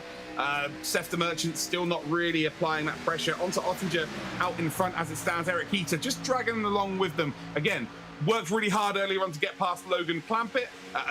And you can see here that there is a definite look to try and make a move around the outside. And then Ottinger and Clampett both able to try and cover it off from 2 different drivers. The Merchants looked to do it twice on Ottinger, and he's being closed off here. And we just saw very much the same there from Liebert. Liebert, I think if you've got an overlap there, of course, he can pinch then Clampett onto the apex, make him go very slowly through the corner, and ultimately then make a run down towards turn number 1 if he can get a decent exit out of 4. So that's going to be the plan here, and you can see that Clampett and Ottinger know exactly what's going to go down. It looks like we've got Trey McCrickard here as well making inroads. I think he's got past Kevin Fraze. But again, there's 1,000th of a second between them, so they cross the line side by side. Front 3 still as they were. Very interesting race again. A bit of cat and mouse. We saw like frantic racing, John, didn't we, for lap number 1, lap number 2, and now it really is like a game of chess here, isn't it? So yeah, it's like 2 races in 1. Potential silly question here, Luke, but one that some of the viewers at home might consider asking. Nick Ottinger just constantly pulling to the inside on the straights to basically break the toe from Seth the Merchant. How much of that is for him, and how much of it is trying to slow down the cars in 2nd and 3rd so that Logan Clampett has an easier time catching up? Ottinger, I don't think is going to be thinking about Clampett now at all. This is all about him now. If they were P1 and P2, yeah, absolutely, you can work together here. But when you're in this situation, Eric Heater and DeMerchant has kind of taken it out of their hands. Again, I could be completely wrong, but the fact that Clampett isn't really closing up to that group of 3 says to me that, yeah, right now Ottinger is just thinking about himself here, and he's just trying to stop any potential advancements from someone like DeMerchant. I think DeMerchant's got to be wary here of Heater. I think Heater is really primed to make a move for that P2. And we're at the halfway point of this race now, and we've been saying that certain drivers have maybe not been giving enough or doing enough to gain positions here. I think you'll find in the last sort of 11 laps here, we are going to be saying the complete opposite about this group of drivers here. They are all wanting to win this race. Logan Clampett now has actually got a bit of breathing room from Jarrett Liebert. We will see as they cross the line here. And again, John, I feel like I'm talking so much during this race, and I do apologize. There's just so much going on every time it comes to me. No, the gap is, again, in the camera, it looked like there's a bigger gap. There isn't. So Liebert is sticking around. But Logan Clampett, right now, for me, has to start to try and make some moves and close up to the front 3. It's also a great illustrative example of just how huge this track is as well, Luke, because a gap that looks small or looks huge to us actually is covered by these cars in a matter of tenths. It really is massive, these ovals, and I think sometimes, especially for viewers who maybe aren't as accustomed to oval racing, it's easy to fall into the illusion that these cars aren't as quick as they are. They're covering frightening distances in ridiculous amounts of time. The average speeds achieved around some of these speedways is absolutely insane. So these small gaps are big enough to prevent overtaking maneuvers from being mounted. They simply are. And as we go into the second half of this race now, it's all about minimizing those gaps so that in the last couple of laps, if you've got something in reserve, if your tires still have something in them, and you've been keeping everything nice and well oiled from a race strategy point of view, you can then think about mounting something, mounting a challenge for a few more positions in the dying seconds of the race. Yeah, luckily Eric Heater knows a lot about sim racing, because he clearly knows nothing about football, being a Philadelphia fan. But, you know, here it is. Who am I kidding? I'm a Cowboys fan. Who am I to talk on that regard? I'm only joking, Eric. Don't come and fight me. You probably win. But yeah, he's doing a sensational job here in the race. That's what's the most important thing right now. Can he find a move past the Merchant? The Merchant went really early here and aggressive. Is that going to hurt him later in the race? Ottinger just seemingly able to bring that gap out, and he's able to manage it. If he can just continue to do this and lap exactly the same pace as he's doing now. No one's going to get anywhere near him. So Ottinger doing a sensational job of now building some sort of lead to work with. It's really now, can Seth the Merchant, through the corners, make something work here, because he's really under pressure from Eric Heater. And actually, Heater maybe with an opportunity to make a move. He is very close there in P3. Oh, he's going to tag the wall. No, he doesn't.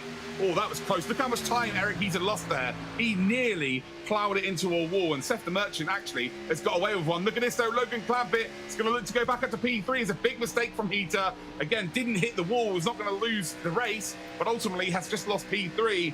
Logan Clampett, has he been taking it easy over the last 10 laps or so? And are we now going to see him charge through the field? You know what? Eric Heater is going to be lamenting that a little bit, but at the same time, a wobble is much better than tagging the wall in a field of this caliber. So losing a single place here and having to rebuild, yeah, okay, I think he'll take that, given that the alternative could have been much worse. Does this now give Logan Clampett that opportunity, exactly like you said, Luke? It's lap 15 of 22 now, and that gap to Seth the Merchant in front, it's visibly decreasing, not by much, but we can see as he's moving around the lap here, it's very slowly coming down. He's doing a good job. Yeah, we need to stay on board like this, because look at the consistency through the corner. I want to especially check out turn one once again. We're coming through 3 now. And again, he just dips those wheels below that white line, doesn't grab any curb. Again, if you grab that curb on the inside, it will just over-rotate the car. You lose so much momentum, but ultimately, you go sideways, it'll burn the tires out. And again, look how close he's getting. Just grazing the crease there of the curbing. He is closing up to the front 2 here as well. But turn 1, the toughest corner on the circuit to be consistent through. And again, just watch him come down here. He's definitely be saving something for sure. He'll just get those wheels below that white line and just touch it. That is unbelievable consistency. It's like watching an AI car drive.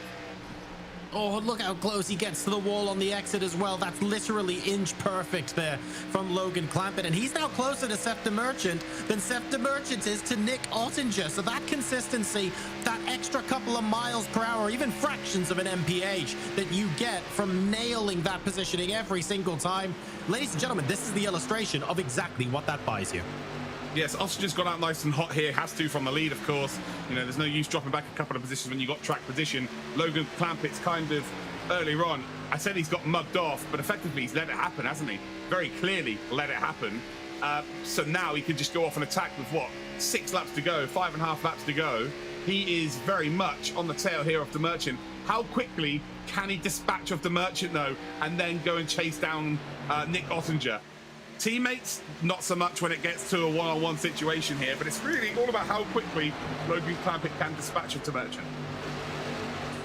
If he's able to get past Seth the Merchant, that'll be very interesting indeed. We have got cars side by side here. That's Jared Liebert and Eric Heater. This is the battle for P4. Zeke Willis right up behind as well. It looks like Eric Heater is going to be the one losing out there. Jared Liebert cutting up onto the high side. Zeke Willis staying low to try and make his way through. He's still side by side with Heater as they move through the next corner. Jared Liebert now clear into P4. Eric Heater trying to reclaim that position from Zeke Willis. Has got his nose in front, but the cars are still overlapping, and he has to stay on the high side. He's on the high side now, and look at this. You can see Lieber is helping out Zeke Willis. Zeke Willis is going to get that toe. He's going to get that full contact then as Connor Anton's now coming through. Remember, started last. He's now pushing Zeke Willis through up towards turn number 1, and Connor Anton sends it up the inside. And well, is he going to be able to hold on to the corner? Here we go. Here's the move for second position as Logan Clampett takes one up the inside. Ooh, onto the curb there as well. A little bit slippery, but he makes sure it sticks. And Seth the Merchant hanging tight on the outside gets a little bit of speed. They're able to maintain that momentum, and the cars are still side by side going into the next turn. But now we have Logan Clampett once again down on the inside, almost touching the curb there, and that is inch perfect. Seth the Merchant now P3. Yeah, really good stuff there from Logan Clampett, and I hope we get to see that overtake once again in a replay. There were so many different parts of that. It may have looked simple, but there are so many different parts to that that need to be dissected. Incredible stuff here from Logan Clampett, and now he's got a run here on Nick Ottinger with, what, 4 laps remaining of this race? It is going to come down to the teammates here. Who's going to get the dub going into race number 2? Now I want to keep an eye out and see if Nick Ottinger still continues to take exactly the same line now that Logan Clampett is in P2. Really keen to see that. You know if there's an overtake here, Yeah, it's going to be respectful. You know that if there's an overtake here, it's going to be respectful. But you also know that they are battling for one prize. It is as simple as that. So there is going to be no love lost. They're both going to, you know, regardless of how this goes down, they're the two kinds of people that will shake hands and say, yeah, that's absolutely a great battle. That's what we wanted to see. But you know that there is going to be no love lost as well. They are going to push the boundaries here. This has the hallmarks of being something very, very special indeed. And as they cross the line, it's going to be 3 to go. Ottinger still leading, but that gap is coming down every single corner. You're about to get your wish then, Luke. We've got a Quantum Pay replay then of the Logan Clampett overtake on Seth DeMerchant. Let's take a look at that one more time. Well, we're just catching the exit of the turn number 2, and he caught with a curb there, did Logan Clampett, which indeed halted his progress. But look at this, look at the side drafting there. So difficult to do. And then he and I mean, it's minimal. It's maybe by a couple of meters, but turns in a little bit later than usual, which just forces DeMerchant to not be able to turn in, thus mid-corner being able to get across the bonnet and successfully get that overtake done. So really, really good stuff there. Again, 3 or 4 different factors went into that overtake, and you know, looking at it at face value, it just looks like a bog standard overtake, but that was just so much more. And what is so much more with 2 laps to go as they cross the line now? Logan Clampett is absolutely flying here. Is it going to be enough though? Nick Ottinger will be seeing that NASCAR, that Cup Series car behind him getting bigger and bigger and bigger in the rear view mirror. So as they come then through turn number 2, they've got 6 turns to go. Logan Clampett versus Nick Ottinger. Who's going to come out on top? And this is so important as well, because remember, if Ottinger and Clampett finish first and second in both races, but it's reversed, the tiebreaker is total race time. Clampett wants to minimize the distance to Ottinger in the event of that tiebreak. He wants to cross, if he has to finish second, he wants to finish second by 0.001 of a second if he can. Here we go, rounding then the final turn. They've got 1 corner remaining, and I'll tell you what, Logan Clampett's not worried about that time right now. He's worried about the position. Look at how close they are. I don't think it's going to be quite done into turn number 1, but there's the white flag here for race 1.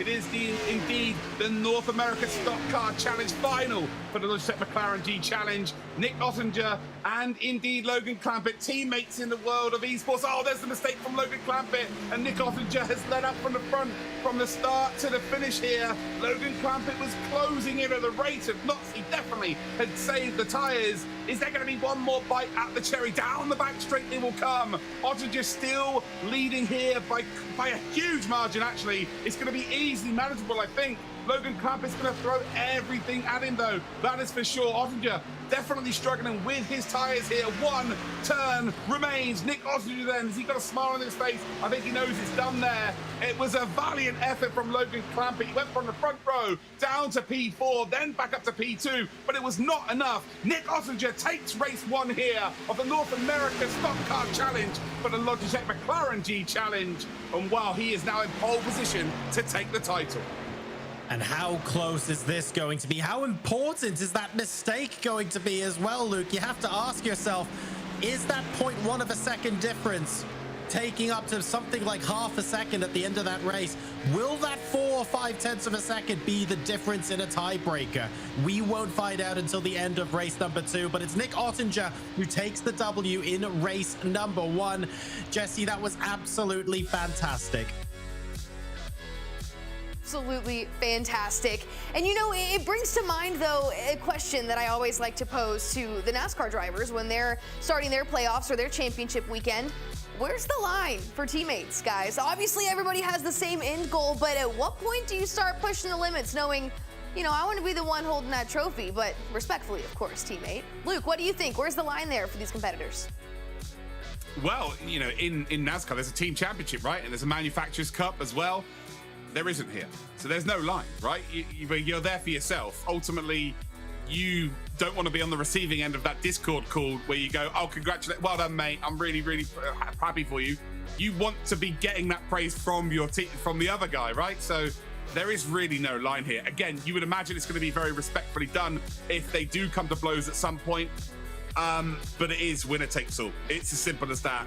Regardless of who you signed for, what you're driving, well, you know, what color you're representing, effectively, it is winner takes all. Simple as that. Yeah, it's not going to be a street fight. If they do come to blows, it's very much Queensberry rules. Everyone's very chilled out, very respectful. But at the end of the day, there can only be one winner in the Logitech McLaren G Challenge. And Nick Ottinger has drawn first blood. There is no line, and we are just moments away from going racing at Daytona. So things are going to get interesting here in this championship in the North American region. But after race one, let's take a look at our results. Sponsored by Splunk.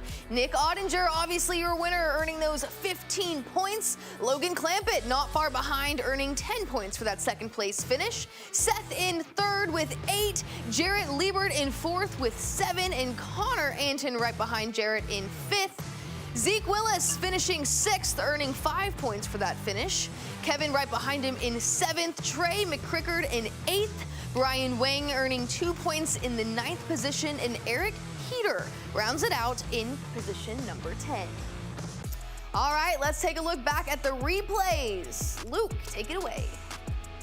Well, it was at the start of the race. I thought it was going to be nice and placid. Everyone was going to chill out, but it was quite the opposite. It was like a race finish at the start. It was crazy. Seth the Merchant just making moves left, right, and center. Logan Clampett again. We realise now was just kind of happy to let it happen, but ultimately found himself down in P4 before the end of lap number 3. You can just see in his face, actually, he just seems all nice and smiley. This is him losing out here for what would end up being P4, and him going down to P4 and actually indeed having P3 taken away from him, but ultimately later on he got his payback, didn't he? And then the front 3 kind of got away here, right? It was, incredible stuff from Ottinger, led from start to finish, never really looked like he's under pressure from these two. And then it was the Logan Clampett show. He was just driving his way through the pack.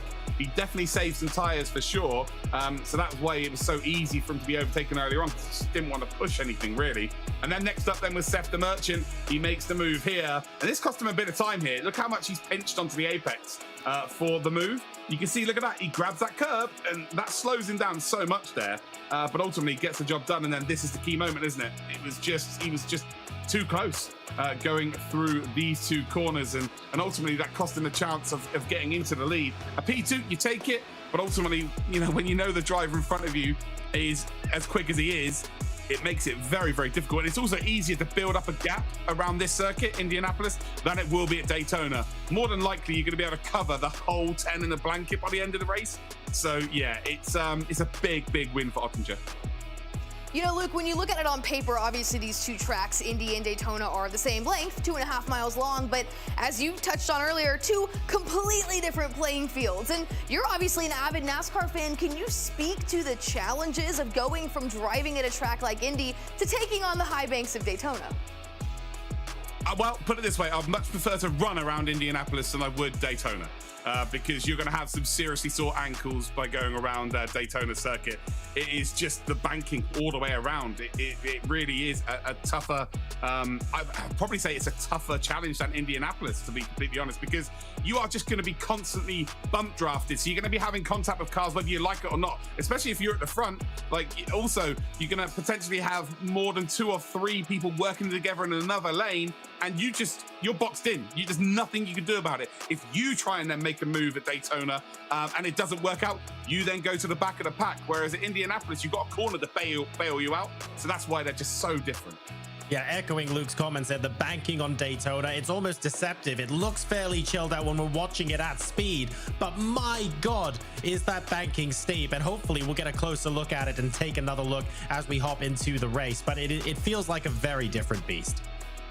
I'm so glad you used that word deceptive, because it's so true. If you haven't had the opportunity to go see those high banks in person, there really is no way to take it all in. But if you haven't, let me tell you this, that track was designed. That was like the birthplace of super speedway racing. It was designed as a challenge for drivers. It's literally the purpose. So we're in for quite a treat wrapping up these grand finals at Daytona. Gentlemen, though, before we saw that race, we talked a little bit about the draft and how that would come into play here at both of these tracks. Let's take a look at our data-driven insight powered by Splunk. How did the draft affect these results here today? What do you think, John, Luke? Well, to start off with, everybody was kind of within the draft of each other. No one lost touch, so just goes to show how important it is to work together, because if you don't, you're in serious trouble. I'm looking at the best lap times here: 52.85, a 52.86, a 52.83. Again, being in a draft enables you to be so much more consistent with your fellow drivers around you.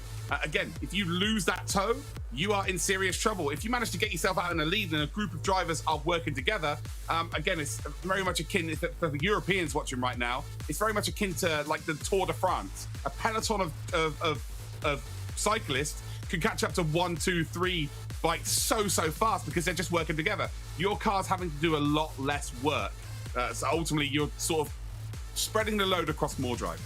You can see in the data as well here that the drivers that we were watching quite a lot making those overtakes in the bottom right, Connor Anton and Eric Heater, the left and the middle bar chart respectively, they're the two drivers where you can actually just about see that difference when they are alone versus having other cars in proximity. That max speed really helped them out. It's no coincidence that Connor Anton has the highest speed of anybody here, the highest top speed, and we saw Eric Heater carving through the field as well. The data doesn't lie at the end of the day, and those drivers were some of the ones that produced the best overtaking in that race. Thanks, guys, for breaking down that analytics there. That's a lot of numbers to have thrown at you all at once. But how cool is that we have the opportunity to see the actual analytical breakdown of how that draft works? Thanks, Blunk. We appreciate it. Well, guys, I want to remind you that you can also be a winner at home. If you want to follow the link and drop !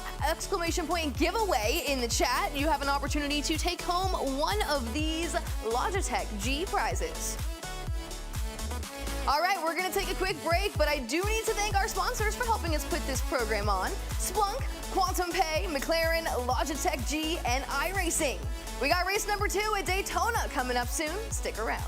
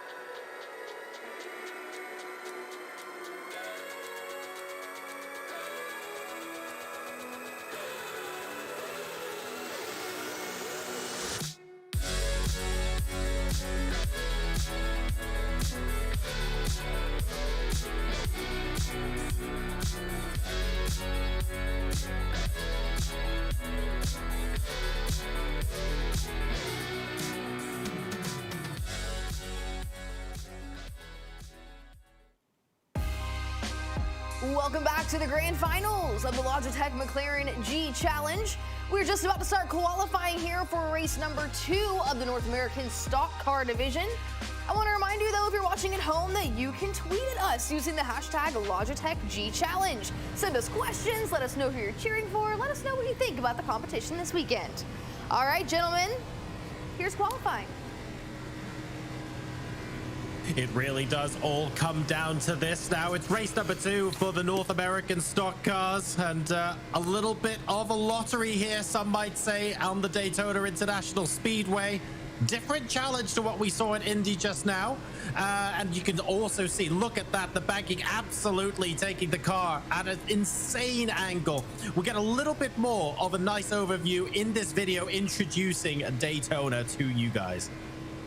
Absolutely, Daytona is massively different challenge. So yeah, excited to see how well this goes down, and expect it to be completely different to what we saw in race number 1.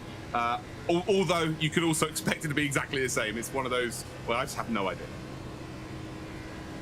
So talking about how Daytona is likely to be a little bit of a lottery, Luke, I think people understand the banking, makes the circuit materially different from Indy, but why is it that it's a bit of a lottery and that the incidents are more likely, not random necessarily, driver input ultimately is what causes the cars to do what they do, but why is that perception held with Daytona? Because you're 100% flat out all the time. You use just minimal inputs trying to take the shortest route around the circuit. At Indianapolis, everybody is just letting off the gas to go through corners, and it's a bit more, you're a bit more reserved, so you're not on the limit. But here, you're just absolutely flat out, so you've got less time to react if something goes wrong, effectively, and that's the bottom line. That's exactly why. And actually, as Jesse was saying to us earlier, like, racing drivers hate these circuits. They much prefer the short circuits, but ultimately the fans love these circuits. It's and the fans are what pay the wages, unfortunately, for the drivers. So yeah, they're stuck with it. Makes sense. I mean, at the end of the day, right, having those shorter circuits there allows the drivers to it almost like a shift the balance from the cars being on the limit to the drivers being on the limit of how much they can feel and react to the track. So totally get the point there. The first lap times are now being put in. Under 2 minutes left to go in qualifying now. Connor Anton currently leading with a 48.88. Yeah, none of the top 3 from earlier.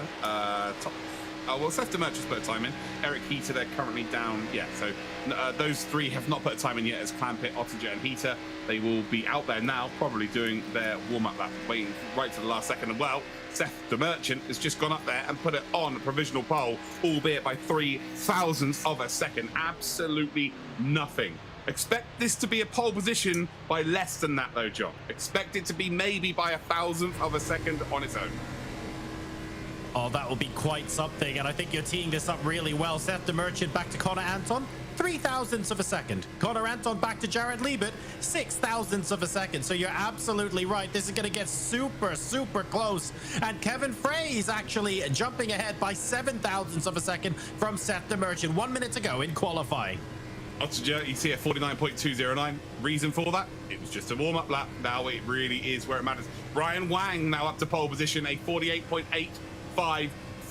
Logan Clampett yet to put any kind of lap time in actually here, so might be under a little bit of pressure. And will have to do it on his first attempt unless he invalidated his first attempt, and he will be going at full pelt. Here is Ottinger then, so it's Wang. Logan Clampett then goes up into 6th position. That is not good enough. 6th position is not good enough. Again, plenty of overtaken opportunities here, but right now he will not be happy with that. Ottinger across the line. Where does he go then? It is only 5th spot then. So Brian Wang, I said it was going to be different, and well, it absolutely is. This is very, very interesting indeed. Brian Wang on pole position. I mean, we were talking about a little bit of a lottery. I thought we were talking about incidents here. That grid has been completely and utterly mixed up. And this is making me so much more excited, Jesse, for this race number 2. All of a sudden, we have thrown the qualifying order completely up in the air. Daytona is already throwing punches at us here, and we haven't even got the race started yet. Guys, like you said, a surprise driver sitting on the pole to start this race. If I'm one of the other drivers that was expecting to have a better qualifying run, what's going through my mind right now, Luke? What do you think? Well, it's Daytona. Plenty of overtaking opportunities for people like Clampett and for people like Ossinger. Again, they know they've got an ally on the grid, so that kind of does work in their favor. But this is very similar to the likes of Spa for a road driver, for instance, because it's in every single racing game there's ever been. So they would have done the most laps there. Daytona for oval racers, this is, the Mecca, really. This is where, what everybody loves to watch as a fan. They would have done the most laps around here. So everybody, it's all about who performs at the time. 600ths of a second separates first down to ninth position. So they've all performed here. And, realistically, it is just thousandths of a second. But in a race, it's 20 minutes, anything can happen. Yeah, I don't know. I have not got a crystal ball here. I don't know what's going to go down. Well, and we're talking about a track like Daytona, as you mentioned, where gaining position is definitely something that is doable for drivers, but, so is losing position as well. And a lot of that, though, has to do with the draft. We talked about it before the race at Indy, how that's going to affect the overall lap times for drivers. And if you aren't familiar with the draft, well, we have some insight. We have some data-driven insight powered by Splunk here to explain it to us. Luke, John, this is giving us an idea of how the draft could come into play. What do we think about Daytona, though? Oh, absolutely. It's exactly the same as what we've just seen at Indianapolis. You're looking here in the draft, you cannot even match the lap times driving solo as you would be in a draft, and that's the slowest time, a 47-second lap. So effectively, if you get, just outside of maybe 0.8 of a second from the car in front of you or the group in front of you, and you get out of that group, it is G challenge over. It's as simple as that. Draft is so important. Again, we're going to see similarly to what we saw at Indy, where everybody will stay together until right at the death. They know how important it is, especially in the North America region. And you can see here the difference between driving solo and driving in the draft. It is still tangible, but maybe as a percentage, a little bit less than it was at Indy, because the cars are just on the limit all the time going around the lap. It's still going to be important because ultimately that last 1% always makes the difference in motor racing, but that just really illustrates how on the limit the cars are going to be here. Well, and just like before, thanks to Splunk, hopefully we're going to be able to look at that data after the race as well and see how each individual driver was able to utilize the draft. All right, gentlemen, we are about to go racing at Daytona. Let's take a look at the track conditions ahead of us right now. John, I'm going to take a guess that they are looking better than the weather in London right now. Is that accurate? I've just taken a look outside the window, and not only is it still gray, but it's dark. So I'm just assuming it's gray beyond the darkness. But over here, it very much still is quite sunny. 25-degree ambient temperature and 40-degree track temperature with that light breeze that we are loving so much. This is going to be an excellent way to end our stock car challenge here at the Logitech McLaren G Challenge. I could not agree more, gentlemen. What a more perfect way to end the day. And here we have our starting lineup. What do we think about this grid? Oh, I cannot wait for this one. Brian Wang on pole position. Take nothing away from him. He managed to get the lap bang on. He lines up alongside Kevin Fraze. And then we have Seth DeMerchant in P3, which is going to be very interesting from a championship point of view. He lines up alongside Connor Anton, Nick Ottinger and Jarrett Liebert in 5th and 6th, Logan Clampett in 7th, Zeke Willis in 8th, Eric Heater in 9th, who made some really excellent moves in race number 1, and Trey McCrickard in 10th. Luke, I've got no idea what's going to happen here. No, I have no idea as well. I'm going to ask the question. Let's have a look at the championship standings while we do this formation lap, because, yeah, it's vital to know exactly where people stand. It's a long lap here, so hopefully we can get that up on screen, because it is just so chopped and changed. It is a completely different grid to how it finished in race number 1. Ridiculous, absolutely ridiculous. We're at the home of NASCAR. We're here at Daytona. What a fitting way to end the stock car challenges this weekend. Incredible stuff. This is going to be very interesting indeed as the race develops. We'll be doing a lot of, I think the abacuses are coming out now, Luke. We're going to be working out what on earth is going on with the championship standings as we move in and out of this race for sure. I can't wait to see how this is going to work out. Seth the Merchant, though, of those front runners before, he is the driver that's highest place. He's currently in P3 as they qualify, so maybe he'll be able to do something. Maybe, yeah, absolutely. Again, if he can, he made moves early in race number 1. If he could do that very much the same, then yeah, I just don't, John, I just don't know. I just want to, I know this is my job. I just want to enjoy it. I really do. I'm so excited for this, but I really just don't know what's going to happen here. Just got to call it as we see it. It's as simple as that. Yes, indeed. Let's go ahead now and get ready for this race number 2. This is going to be absolutely fantastic stuff here with Brian Wang on pole position. He was running towards the back end of the field in race number 1 at times, but has shown that actually all of these drivers are world-class and deserve to be here. This is the perfect illustration in the G Challenge of how all of these drivers are absolutely phenomenal and should be here in their own right. This is going to be so good. I can't wait. Yeah, it is. It's going to be a worldie of a race. This is the best way we could have expected it to be. We've, of course, had an amazing race number 1. The grid is completely chopped up from race number 1. And, well, we're about to go green light racing. Here we go. Brian Wang then leads the pack away. We've got Kevin Fraser alongside him. Keep an eye on the orange car of Seth the Merchant. He's going to want to maximize the opportunity. But look at this, the blue car behind him. That's Nick Ottinger. He's trying to power his way through. Straight away, the car's 2x2 up onto the banking for the first time. Brian Wang still in pole. Yeah, Connor Anton has to push here, has to push Kevin Fraser. They're both going to get sent to the back of the pack here, and they're both now going to be waiting for a window of opportunity to drop in. Otherwise, they are going to go right to the back of the pack. Look at the Merchant here, not even looking to make a move. He is just trying to force those two that are on the outside to be at the back. The Merchant, with a little bit of bump drafting there. We saw what he's capable of. You know, with his mate Cozy Jr. Earlier on this season. So potentially, you know, he goes in as favourite to win this race. He's currently got a P3 and 8 points to his name. So if he can go out there and get a race victory, it will go the count back. If Ottinger potentially does not get into the top, if he gets top 3 himself, it will go to a tie. And now he needs to be basically getting ahead of Brian Wang and hoping that Wang can sort of stick around. But what he's trying to do is just trying to push Wang as far up as possible. But as it stands, it looks like the front 8 have kind of got away here. The 2 that were hung on the top side, they're now dropping a little bit further back, and it's just with this camera angle, I can't tell as to whether they have indeed latched onto the back of the pack. I would imagine they have done, but if they haven't, well, we were talking about a draft with our data driven by Splunk. This is how important it is. As we look at the full field here, how far are the 2 behind? Yeah, they're okay. So all 10 drivers are okay. They got to the back of the pack, but, you know, look at this. Fraser and Anton, they're right at the sharp end of the grid, and now they're right at the back.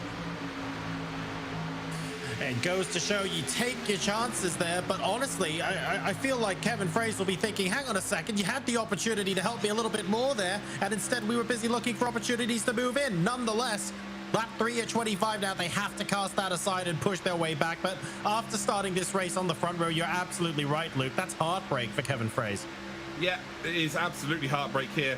And if you're Nick Ottinger, you are literally looking at the driver that can beat you for this championship because he's in front of you.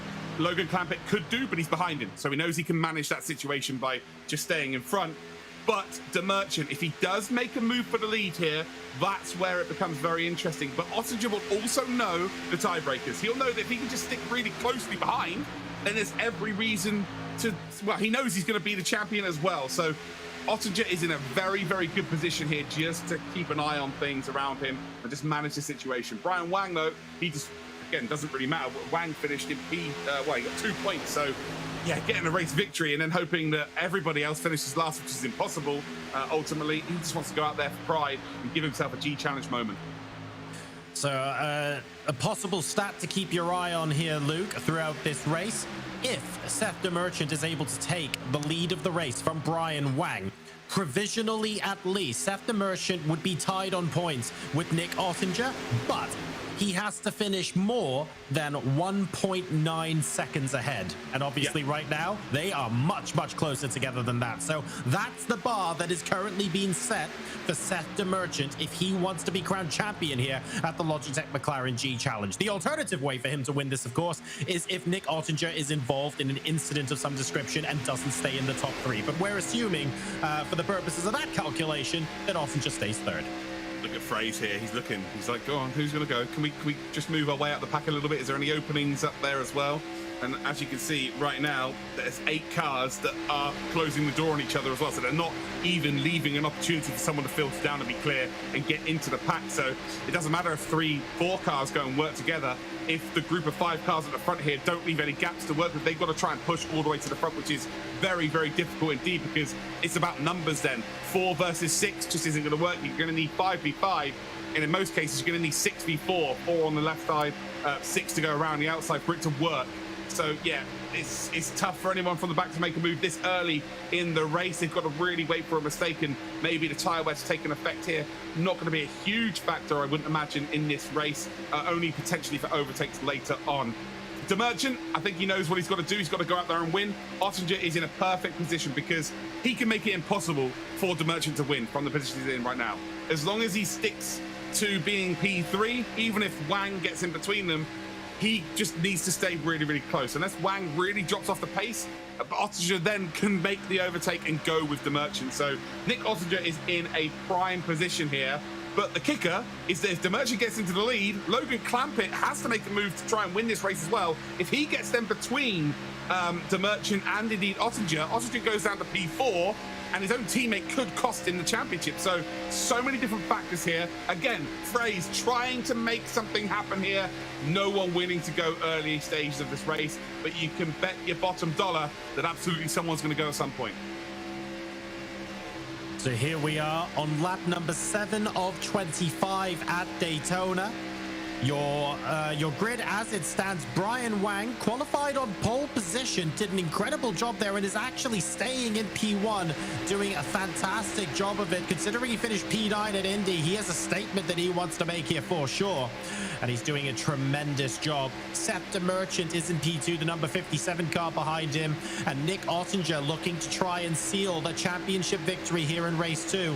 He's in the number 25 car in P3. Behind him, we've got a teammate Logan Clampett in the 97. Even though this is an individual championship, they are teammates in other racing series. Jarrett Liebert completes your top 5. Oh, I think Fraze was looking to make a push there. He's looking to make a push there on Connor Anton, and now here we go. So there is something starting to work here. McCrickard does take the high line here, and Connor Anton then has to push. You've got to push here, and they've got a side draft as well. Side draft is very, very difficult, especially with the banking here at Daytona. But I tell you what, they have absolutely got Zeke Willis here on his own. So Zeke Willis in trouble right now. The door is opened up. They can all move up one position here if they work together. And actually, as quick as it was working, unfortunately, it looks like it's come undone here. And actually, Kevin Fraze just decided, you know what? This isn't going to work here with us 3. Let's wait. Let's fight another day. Zeke Willis then is just trying to close that gap. And as you can see here, Trey McCrickard's trying to find a little bit of an opening to go down low. But ultimately, he was the one who got things kicked off. And he's going to lose 2 spots in doing so. Such a shame, really. It feels like everyone who's been kicking these things off have been getting to the back of the pack just once. I'd like to see someone rewarded for taking the initiative here. We see it all the time, to be fair, in stock car racing. We just haven't seen it in the grand finals of the G Challenge so far. Everyone taking a risk. Looks like they get their hand bitten off, Luke. Yeah, but if someone in front now goes, so Zeke Willis would have seen this, and obviously he was the one that they tried to isolate. He's seen that, and he knows now that there's 3 cars behind him willing to go. So if he wants to try and make his way up to the pack, and look at that gap now forming between 3rd and 4th. Now's the time to go, really. On the back straight here, try and, get 3 or 4 of you to get in towards this gap before it closes up here. Logan Clampett, he always looks like he's got a smile on his face there. That's a face of concentration, but it's almost cracking a smile the whole way around. Someone who just really loves his sim racing. But yeah, when a gap opens up like that, if you can be on a bit of a charge and sort of preempt when those gaps are going to open up, That's where you can filter in here. Again, it's very difficult to push, unless you set the merchant, of course, but it's very difficult now to use a group of cars, 3, 4, to push all the way to the front. You just got to kind of do it in small increments. But with only, 14 laps remaining, it's becoming less and less chances becoming available. So now we will find out whether Logan Clampett can not only close up, but stay on the back of Nick Ottinger as well. Are we going to get a little bit of a bump drafting going? Can we try and get these cars even further up the field? We're on board at the moment with the car right behind. That's the number 4 of Jared Liebert, who is following Clampett so closely right now. Less than a tenth of a second between them, and trying to bring the whole of that second trade of cars up to the front 3. Brian Wang, Septa Merchant, and Nick Ottinger, in the meanwhile, are still holding a little bit of a gap to the rest of the field. And that gap opened up once again between 3rd and 4th position. So again, got to recognize this and then potentially look to make some moves here. And I'll tell you what, Logan Clampett's going for it. He's found a gap there between P1 and P2, but no one's gone with him. So he would have been hoping that someone could go with him, but look, he's trying to side draft on his own. Here we go. Eric Heath is like, yeah, I'll have a bit of this. I want to get involved in this party. And now they've got no choice here. There's no gap to work with. And look at the Merchant. The Merchant's like, yeah, absolutely. Push me along to the lead, baby. Brian Wang then trying to cover everybody off. The Merchant's given up on the idea, but it's too late. There's 3 of them going here in towards the bank. This is where it becomes really difficult, because one slight wrong movement left or right, you're going to end up off the circuit. It's game over. But look at the Merchant. He's being mugged off completely here. This is brilliant from Eric Heater. Heater is pushing Clampett to the lead of this race. Clampett is not done. He wants his championship. Ottinger not involved at all here. And as we go across the line, we've got, 12 laps remaining? It is the lead over Clampett. Gets the clear call. Down into the lead we go. And wow, that is incredible stuff there. Eric Heater now on the outside. Unfortunately, he's just done all of the hard work for Clampett, but he's going to get hung out to dry, and he might end up going to the back of the field. What an amazing move there by Logan Clampett and Eric Heater, who's still trying to make his way into a clear P2. He's getting behind Clampett now, and he's getting pushed along. That is the reason why. I believe that's the car 50. I think that I caught a 5 there. Is that Septa Merchant behind him? No, it's not. It's somebody else. Oh, and contact. Big contact. That's Eric Heater, and most of the field have just spun out. Huge disaster here on lap number 13. This is it. Demercher's out. Demercher's out of the G Challenge. Nick Ottinger, winner from race number 1. Well, he managed to get P1, but Clampett got P2. Right now, Clampett wins this race. He is the G Challenge champion. Brian Wang really is the only driver that can save Ottinger. Wow, unbelievable stuff. Something Daytona. Something. Wow. Just ridiculous. I feel so sorry for poor Randy, who's doing the points for us here in our chat, because he's now got to figure a whole plethora of things out here. But the big factor right now is that if Logan Clampett stays in the lead to the end here, if Brian Wang pushes him, Wang is really in a good spot here, because he can just push all the way to the end now, not do anything crazy.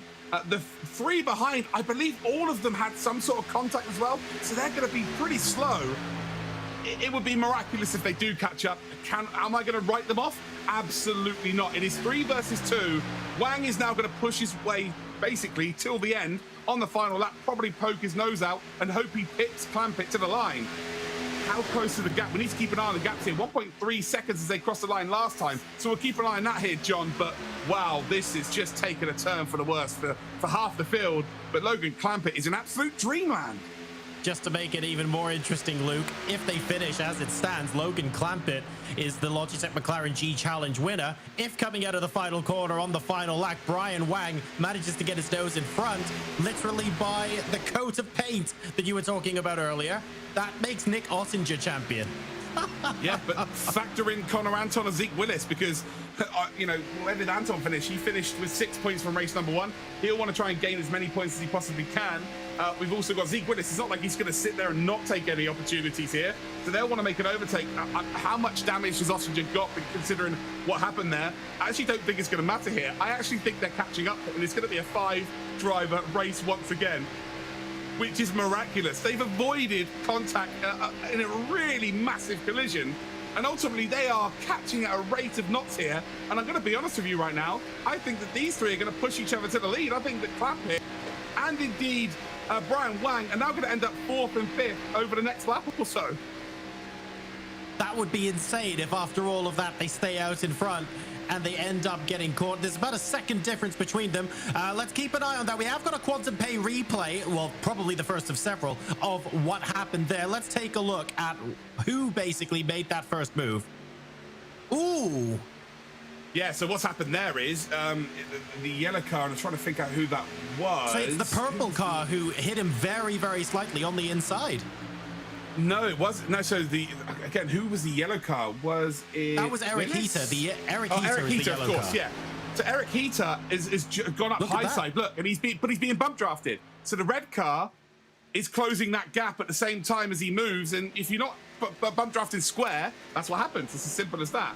I tell you what, it'd be great to see the whole Logan Clampett and indeed Eric Heater move all the way to the front there. Some say the second leg will never work, but we've just seen it absolutely work.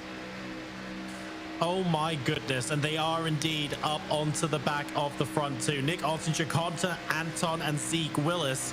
Ottinger unwilling to let his fate rest in the hands of anybody else. He wants to overtake Brian Wang here and try and put an end to the speculation. He wants us to put all the abacuses away, basically. That is incredible that they've managed to catch up. Yeah, it is. It's now going to be a 5-driver race here in effect. But, you know, as it stands, it is still Logan Clampett's to lose. Nick Ottinger has to get up into P2. It would then go to count back, of course, but the gap is a lot smaller than what we saw previously. But what kind of car has Ottinger got in clear air? When he's hitting that brick wall of air, how much faster is the car? I'm not sure that car's going to be capable of making an overtake, if I'm going to be completely honest. Working in the pack, absolutely, but as soon as it hits that brick wall of air, there was definitely contact with a car that just drove straight across the bonnet. If he avoided it completely, then yeah, absolutely miraculous, but he was just looked too close for comfort, in my opinion.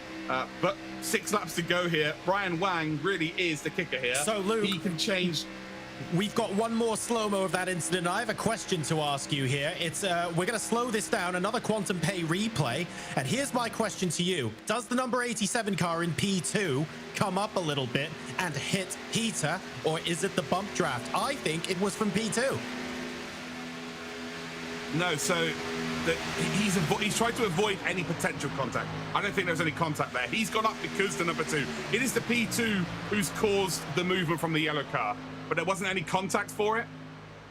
So he's basically tried to take any avoiding action of any potential contact, but he was being bump drafted at the same time.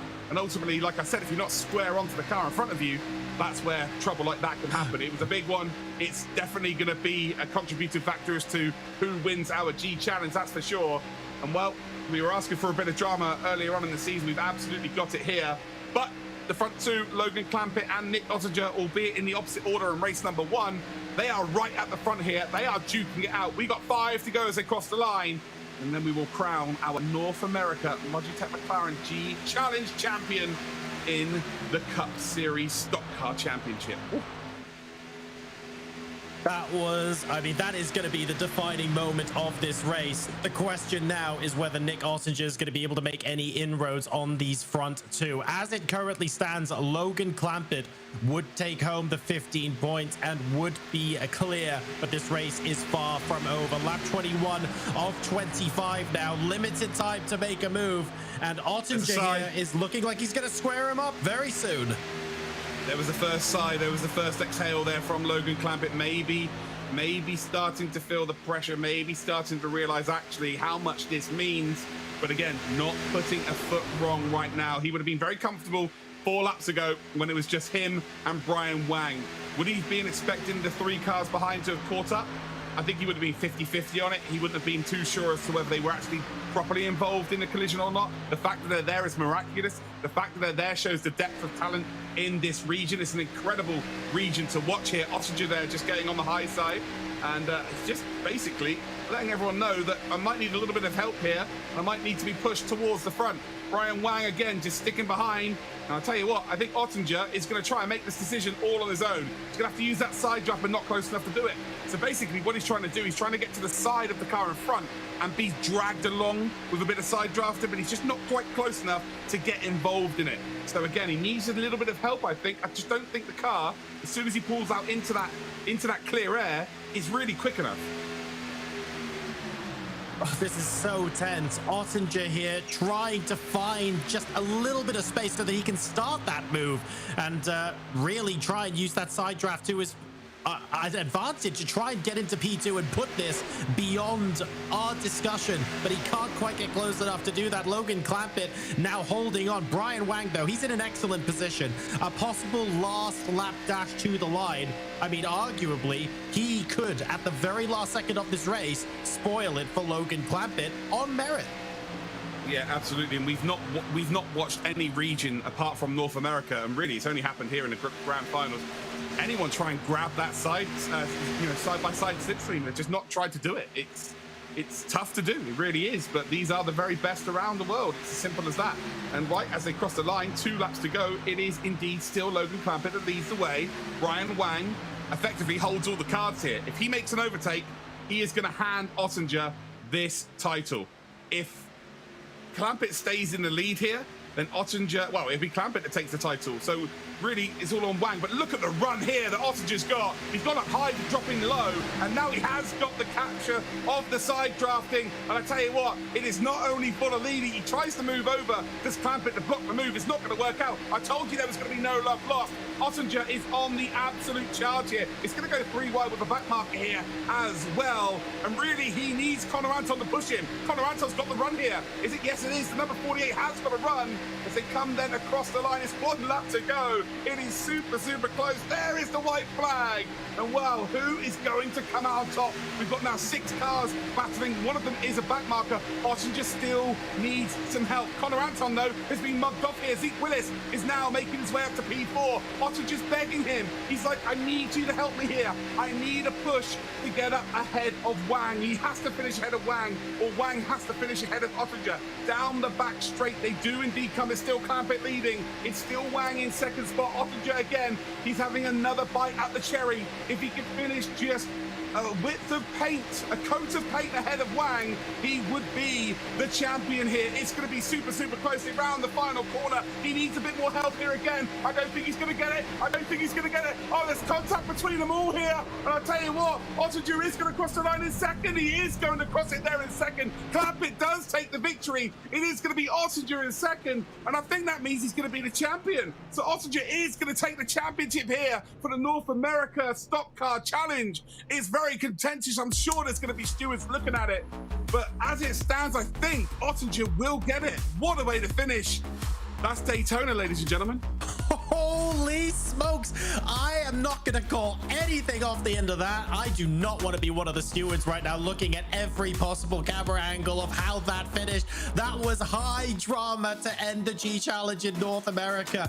And I get the feeling it's going to take a couple of minutes at least before we work out what on earth went down there.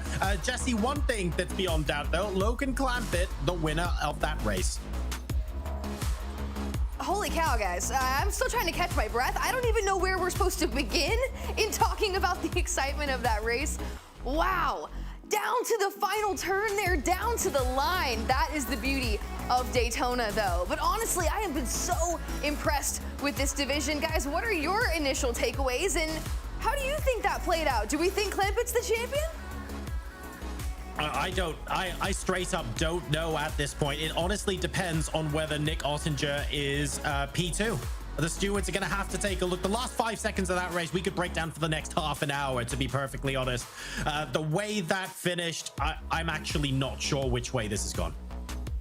There's one person that has it all written all over his face. We saw Logan Clampett's face there, and he looked absolutely devastated. We've seen these sorts of finishes in NASCAR time and time again. It's kind of the nature of the beast, especially around a circuit such as Daytona. And I think he knows exactly what's just gone down there. And I think he knows exactly who was involved and for what reason and who was the cause and for why. Yeah, I would think that Ottinger is probably our champion here. Whether it's done in the correct manner or not, that remains to be seen. But I think it was written all over Clampett's face exactly what he feels about that situation. Well, we do have the official race results, so let's take a look at how things landed there at the last second. Logan Clampett is your winner, earning those 15 points. Ottinger did finish second with 10 points. Connor Anton behind him in third. Brian Wang in fourth. He started the race on the pole. Zeke Willis rounding up the top 5. Eric Heater in sixth. Trey McCrickert earning 4 points for that, finishing seventh. Seth DeMerchant finishing 8th, Jarrett Liebert finishing 9th, and Kevin Fries in the 10th position.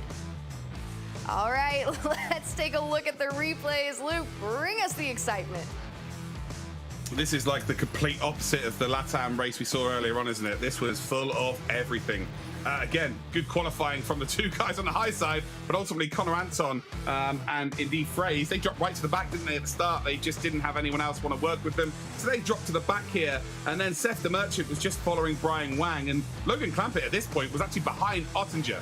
So Ottinger had this sewn up, signed, sealed, and delivered.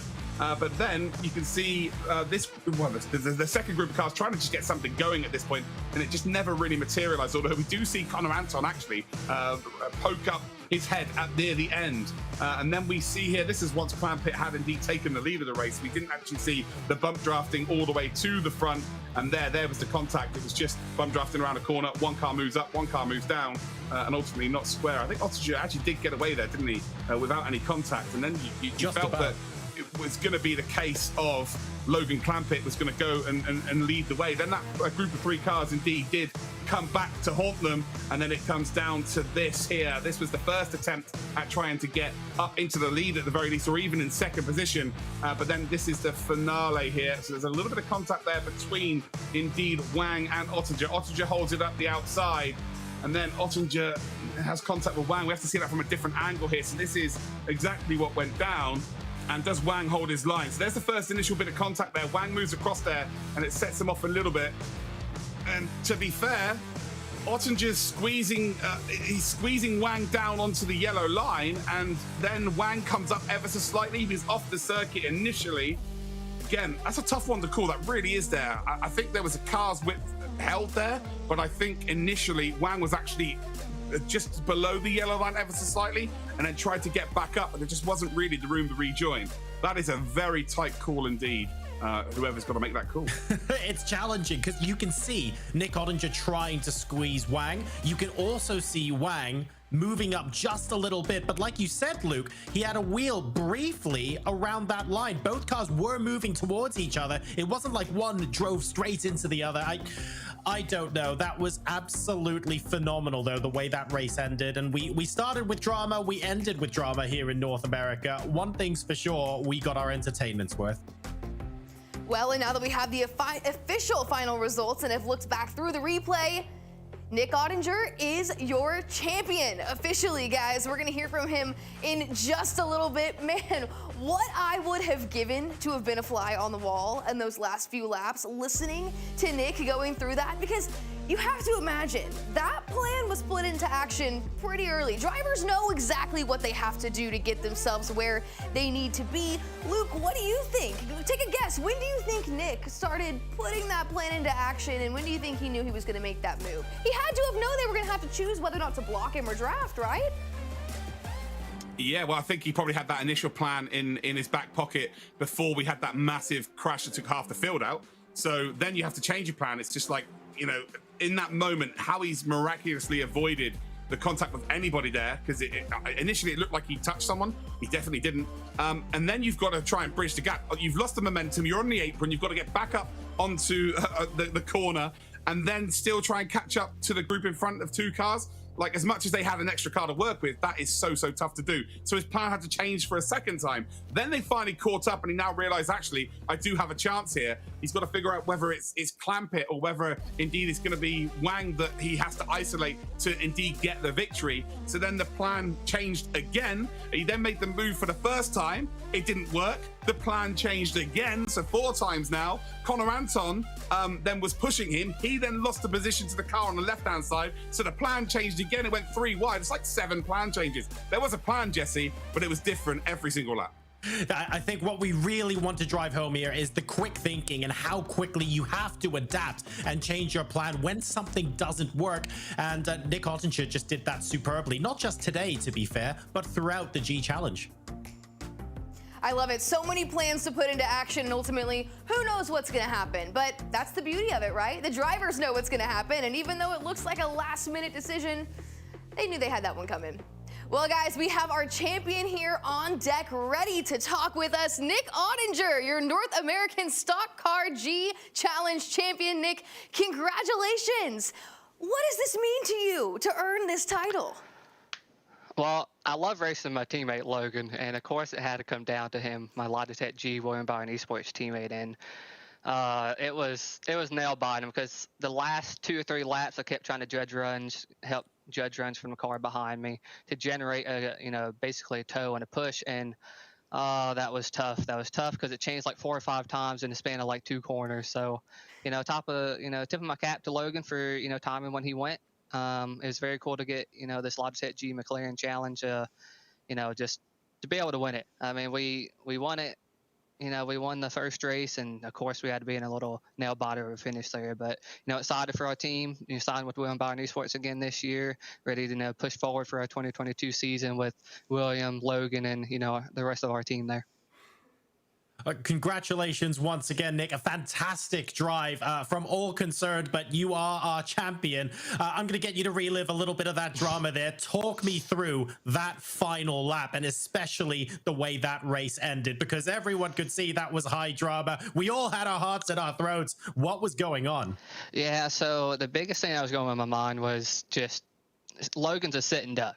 If P2 pulls out, all I have to do is just time a push behind me to at least push P2 ahead, which was Brian, or just, help generate a push for me, because as soon as they got side by side, they weren't going to generate any type of momentum. So, I had to change that a couple of times with Connor behind me in the 48, and, he was working with me going in turn 1, but he got separated with the guy behind him, and so I had to just had to think my way to, at least generate what push would be there. And then we made contact with Brian off of 4, and that threw kind of all the momentum we had off of turn 4 with Zeke and I, and, pretty much all heck broke loose after that. So, I was pretty much drifting the car to the start-finish line, but, what can you ask for? A dramatic finish to a pretty calm, 23 laps, I would say, but, we're victorious, just excited for our Logitech G partners too, to get them up front and, to showcase what Logitech G can bring into a series.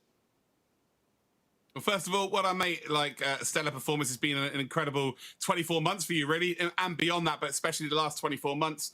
But we were talking, you probably heard our conversation actually. Jesse asked, what was the plan? What was you going through? And I counted maybe 7 plan changes. It's a really simple question. Yeah. How many times did you change your plan during that race? Oh, legitimately, it was 6 times just in the last 2 or 3 laps. So specifically the last lap, I probably changed to 5 because, I wanted to work with Brian to get him ahead, because I had an opportunity to work with Brian to push him ahead or just stay right on Logan's bumper. Once, Brian pulled out in P2. So it's just a lot of circumstances that could have presented themselves. And, throughout the race, we were in a good spot, keeping Logan ahead, behind me really. And, he timed a good push from the guy behind and kept the momentum, and just pretty much people, kind of went separate lanes. So luckily we avoided a wreck, that we were basically in the middle of. And, I'm glad we didn't have a tore up race car at that point. I'm glad we crossed the checkered, in P2.